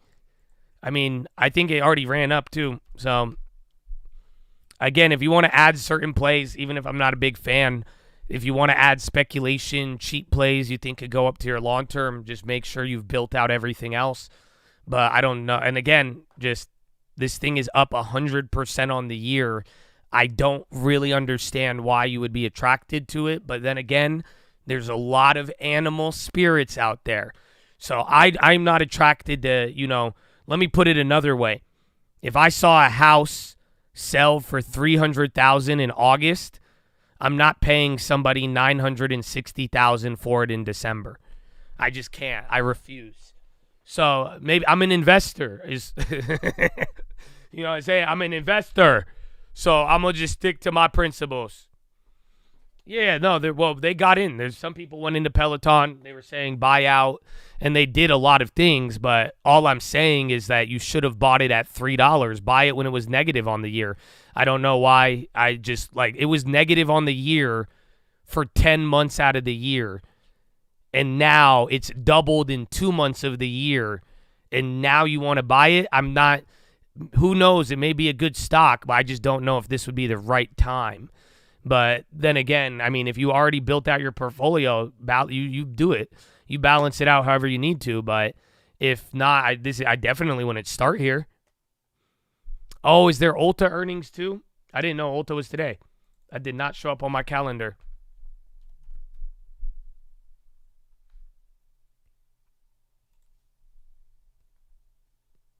Let's see. More Pfizer and RFK dinner. That's crazy, dude.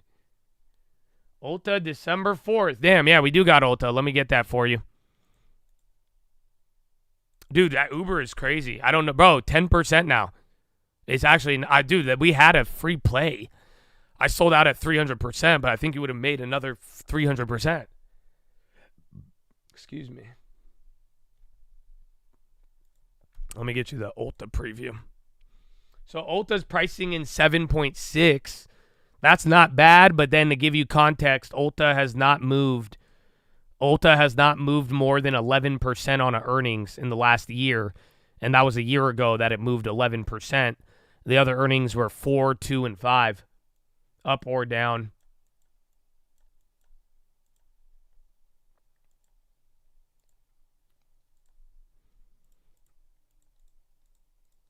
Lulu, Path, Ulta, Docu, GitLab. Oh, I think I already thought Docu was earlier. And we have a Docu play. So sell that now if you don't want. That was from last earnings. It's already up 300%. So if you don't want to gamble on that, take that. And those Fastleys are up 100% too. I'm about to sell one. Literally, it's up perfectly. Remember that Fastly? Okay, I'm out of that. That play's free now.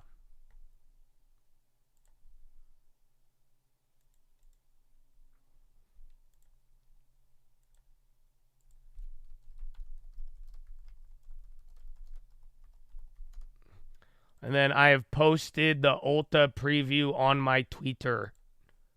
Real Cult News.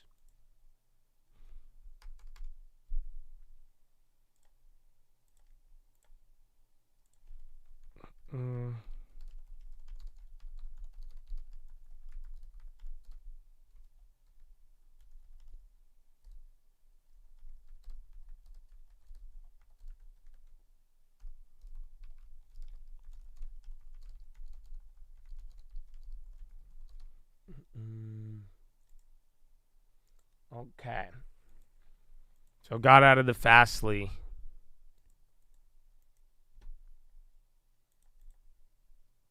All right. A lot of random ones, man. But again, make it freeze easy. And then that is on Twitter for Ulta. 7%. So again, Very simple. If Ulta, if you play an option, if it moves less than 7% and you buy an option, put or call, and it doesn't move up or down 7%, you're going to lose. If it moves more, you'll make money. You could play shares. If you play shares, you could lose or make up to 7 as expected, maybe more or less. This is just the starting point. And then, yeah, that's pretty much it. So good luck, my brethren. Ulta. I liked Ulta for that thing has been moving 30, 40, 50 bucks back and forth. It's actually been kind of crazy. The 7? What do you mean the 7? The 7 is just from the options. If you go take the at-the-money straddle price, it's about 7%. Said Jingle bells. Oh. Dude, I can't believe I have my voice today, man. I was dead in the morning, you guys. After leg day and that craziness at the end of the day. Oh, man. That was nuts.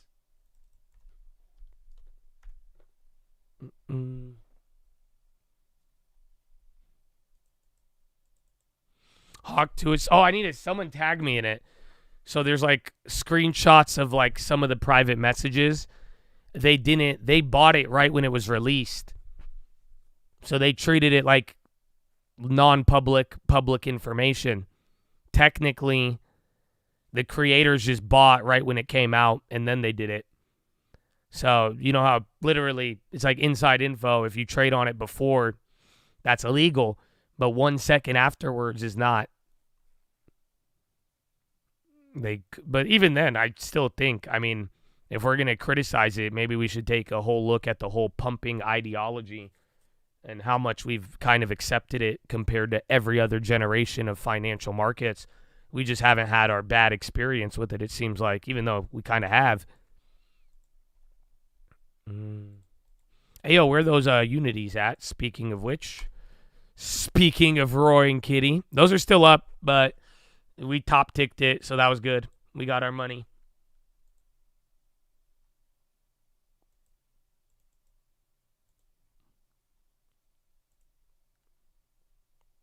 It has nothing to do with Congress. I'm just saying.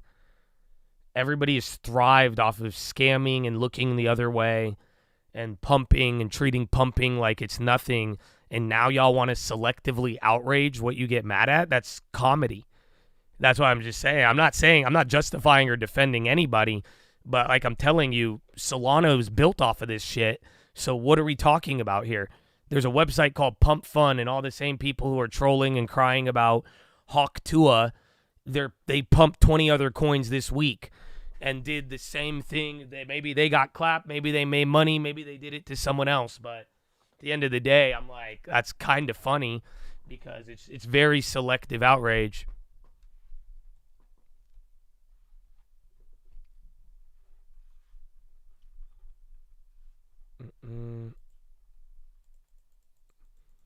It's horrible for the community, but not just that event. I'm just saying it's horrible that we allowed this to happen. But like I'm saying, it's the Wild West. There's a really good part of crypto right now. You know what I'm saying? And the same respect, just as there's an awful side of the community that's very toxic and negative, and you know what I'm saying?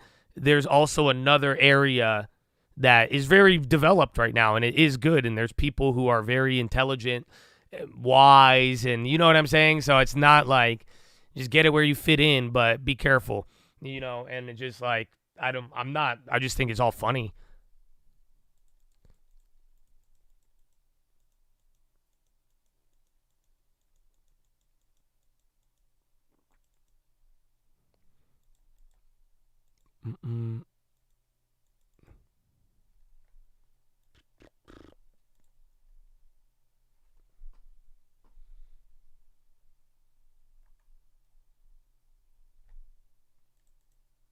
Roaring Kitty did not buy Unity. This is all dream analysis.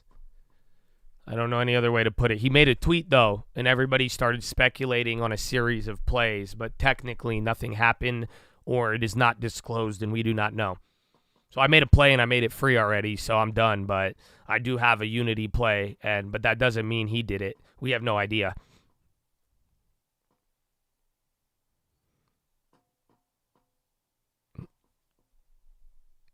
His tweet was a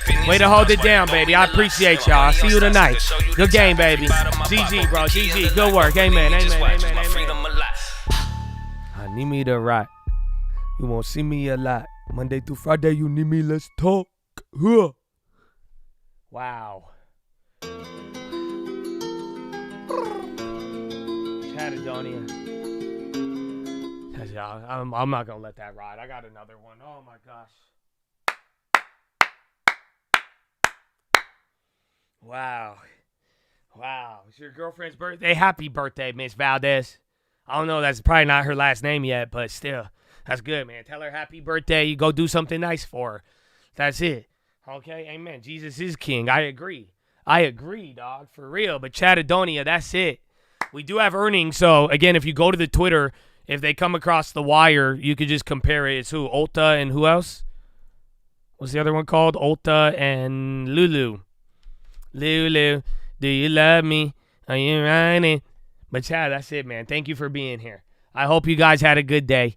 I hope you learned something, bro. But for real, man, you gave me your time. And you guys, some of you, like I said, bro, it's really crazy, to be honest. It's like thousands of people are really dope in here. And you guys it's like probably like 100 to 300 like hoes with a lack of confidence, like tops. You know what I'm saying? So I'm very grateful, bro. And I hope you guys have been feeling the excitement. And I hope you guys have been feeling good. And I hope y'all have been in the game and got a long term and all of it, baby. You know what I'm saying? So God bless you. And thank you for being here. You go read the books. Reach the band, Babylon Powers. You live translations. You know what I'm saying? All of it, baby. Get all of it. Get all of it going, baby. And you have a great day. And I appreciate you. And let's go, bro. We have a long year ahead of us. A lot of opportunity and the holidays, baby. You know what I'm saying? We got Christmas spirit, bro. Oh, yeah. Yeah, what up? Josh did not change your life. Josh may have been there. Josh may have helped you out a little bit, but ultimately only you could change your life. And his finger to the sky, man. Okay, God, if you're hungry, you'll eat. If you're not hungry, you'll starve. I'm just saying, seek and ye shall find. Knock on the door, it's gonna open. Even I don't know if they feel me, bro. I don't know if they feel me, bro. I'm just saying. So that's why a brother is born in a time of need. Y'all here for me, I'm here for you, but I'm just saying the real. We don't know what's happening while it's happening. It's only when we look back.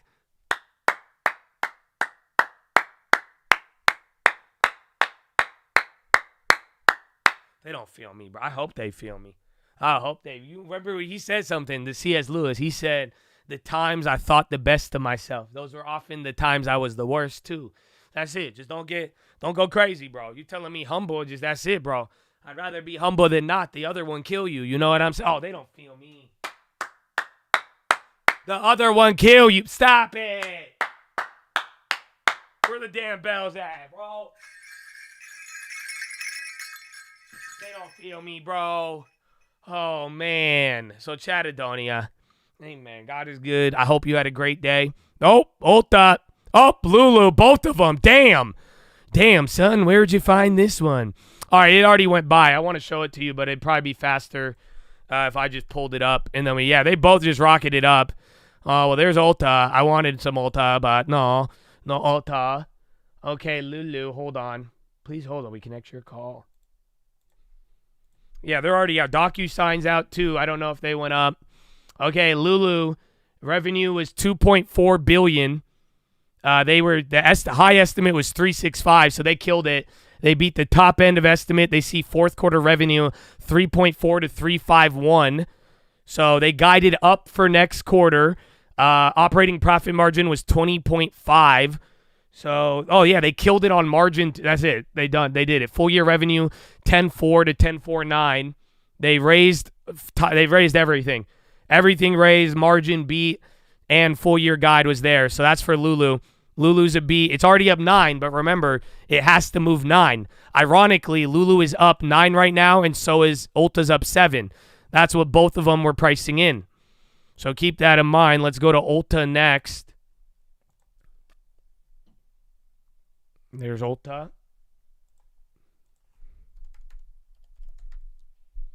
So Ulta, EPS 514. versus 453, killed it. Net revenue 242. I don't have a net revenue estimate. Third quarter sales 2.53, so they beat. And then there's guidance in there. I think they raised up. Fiscal, we were focused on executing. TAC net income 242. Comparable sales increased by 0.3. Oh, what? Damn, comps increased. That's why they shot up. Yeah, because the comps were expected to be negative. They went up. Comps were 0.3 compared to a loss. So I think that's why people like it. Gross profit was $3.1 billion. I don't know where operating margin. Operating income was $1 billion. I don't have the guidance. I'm reading through it. I got to go through it all, unfortunately. The possibility, beauty trends. Yeah, so they did good, though. And Docu, we have that play. I don't know where I don't have the other estimates. I just don't want to get them. Those are the only two that matter to me, Ulta and Lulu. Docu sees full fourth quarter billings 870 to 880. They raised revenue to 295 to 2963. So I think they guided up. Yeah, and they're up 9. So that'll be good. Hewlett Packard Enterprise, HP, and Juniper expect to close transaction early 2025. Lulu already lost 5. You were saying to fade that. It's already there. So I think both of them were good, though. So for now, I mean, again, especially in the consumer spot, people could have freaked out, but I don't think they did. So not too bad. Not too bad at all.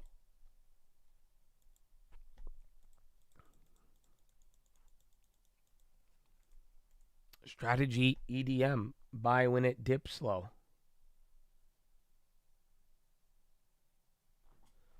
All right. Asana. Oh, yeah, you said that.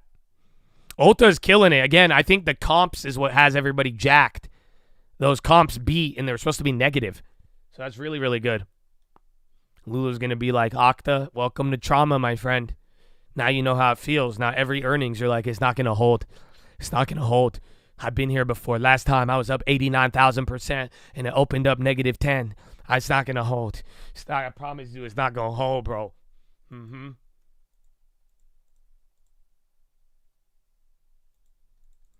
Mm-hmm.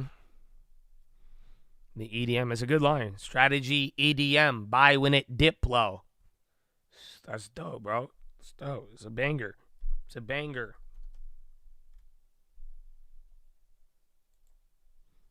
Ulta beat and raised. Same thing with Lulu. I really hope that you're reflecting, but you don't want to talk about it. Kinda sound like ivermectin. Yikes. Shouldn't say that. Bible where I lay at. Know to get in trouble, but survival how I play that. Do you know the difference between the Benz and the Maybach? Yeah, there's one more adjustment, but it's not you. There's like 2 more bars that need to be added to it. That's it.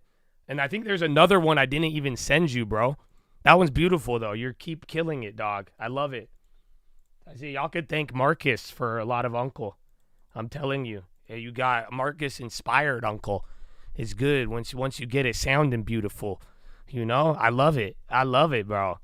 Damn. Do you know the difference between a Benz and a Maybach? Oh, man. Oh, man.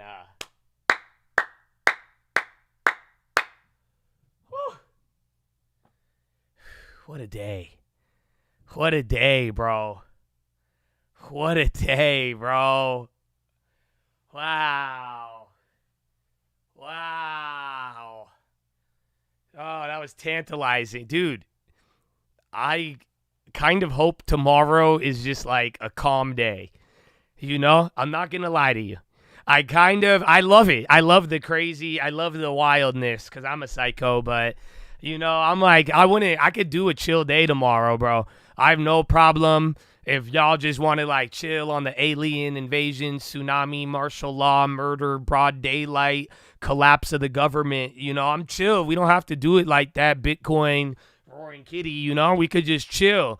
I'd be down with that, but we'll see. Either way, you got those earnings. I think that's it, man. You got a couple more. Nothing too crazy. We'll have a live watch list at 6 p.m. So I hope you're there. It'll take you there right away after here. But, yeah, we'll talk about it. You got non-farms tomorrow. I hope you finalized your options, though, because that's it. Whatever option, you just locked in for tomorrow now. So if you did not sell those TLTs, whether you realize it or not, you made a decision to gamble on the non-farms.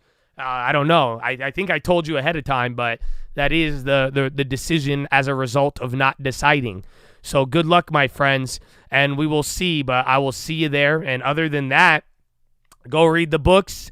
Richest Man in Babylon, Proverbs New Living Translation, and The Strangest Secret in the World. And don't forget why we're here, why we keep going, why that faith, hope, and love ain't ever going out of style, why the forgiveness is key, but does not mean there's no punishment, but it means you don't take pleasure in it. And it means that you could forgive somebody while they are still a terrible person. But it is necessary to allow, and you got to start small in everything, baby. Why, baby, why? Finger to the sky, baby. To God be the glory, and through the grace of God alone. Amen. Amen.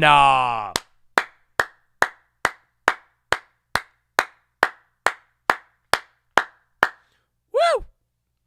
So, Chattadonia. That's it, man. Yeah, docu. So we have the other plays from last earnings. That's the crazy part. We did this twice. I just held it. I think I made it free. But we hit both of them, so this could get fun. But good luck with it. We'll see, man. I'll see you on the watch list. But that's all, baby. That's all. Have a good one. Enjoy your evening. I'll see you on the watchy. And that's it, man. Peace out. Yeah, hey, I'm still right there. You ain't seen nothing yet, Josh. Wait till I unleash I'm gonna do my exit part. I'm gonna dump the Bitcoin. I'm a fucking pardon Fauci. Yeah, I don't even, if he's innocent, I'm gonna pardon him. Screw you. I'm gonna pardon him. I'm gonna pardon Iran. Yeah, then what are you gonna do? Screw you. Fuck you. I'll show the president for now. I'm gonna send him money. I'm gonna get the money. I'm ready to Tsunami warning. If I could give him $100. Call it a day. Where's Roaring Kitty? Meow. Yeah, I feel like a big cat. Yeah, I rising car, Roaring Kitty. Yeah, what's up? What you buying? Tell me. Come on. I don't know. I've never met him. I've never met the Roaring Kitty. He might be soft. He might be furry. I don't know, but he seems like a good guy. He likes beer. I think he likes his beer, his hops. The stocks hop when he drops. It's so, I don't know. I've never interpreted dreams like that. They say he has dreams. You got to interpret it. I don't know. Good luck. Make it free. You have a good one. I like you. I like you a lot, Chad. You're a good guy. Great guy, even. Have a good night. Thank you. I'll see you tonight. Watch this. It'll be live. We'll be live. Everything live. It's raw. It's real. It's right in front of you. I know. Thank you. I don't know about make great games stop great again. I download my games. I'm sorry. I won't lie. I won't lie about it. Either way, goodbye. Exactly. I'm just saying, a Roaring Kitty or not, Nancy Pelosi made more money than all of them. Exactly. I reclaim my time. Have a wonderful evening. Goodbye.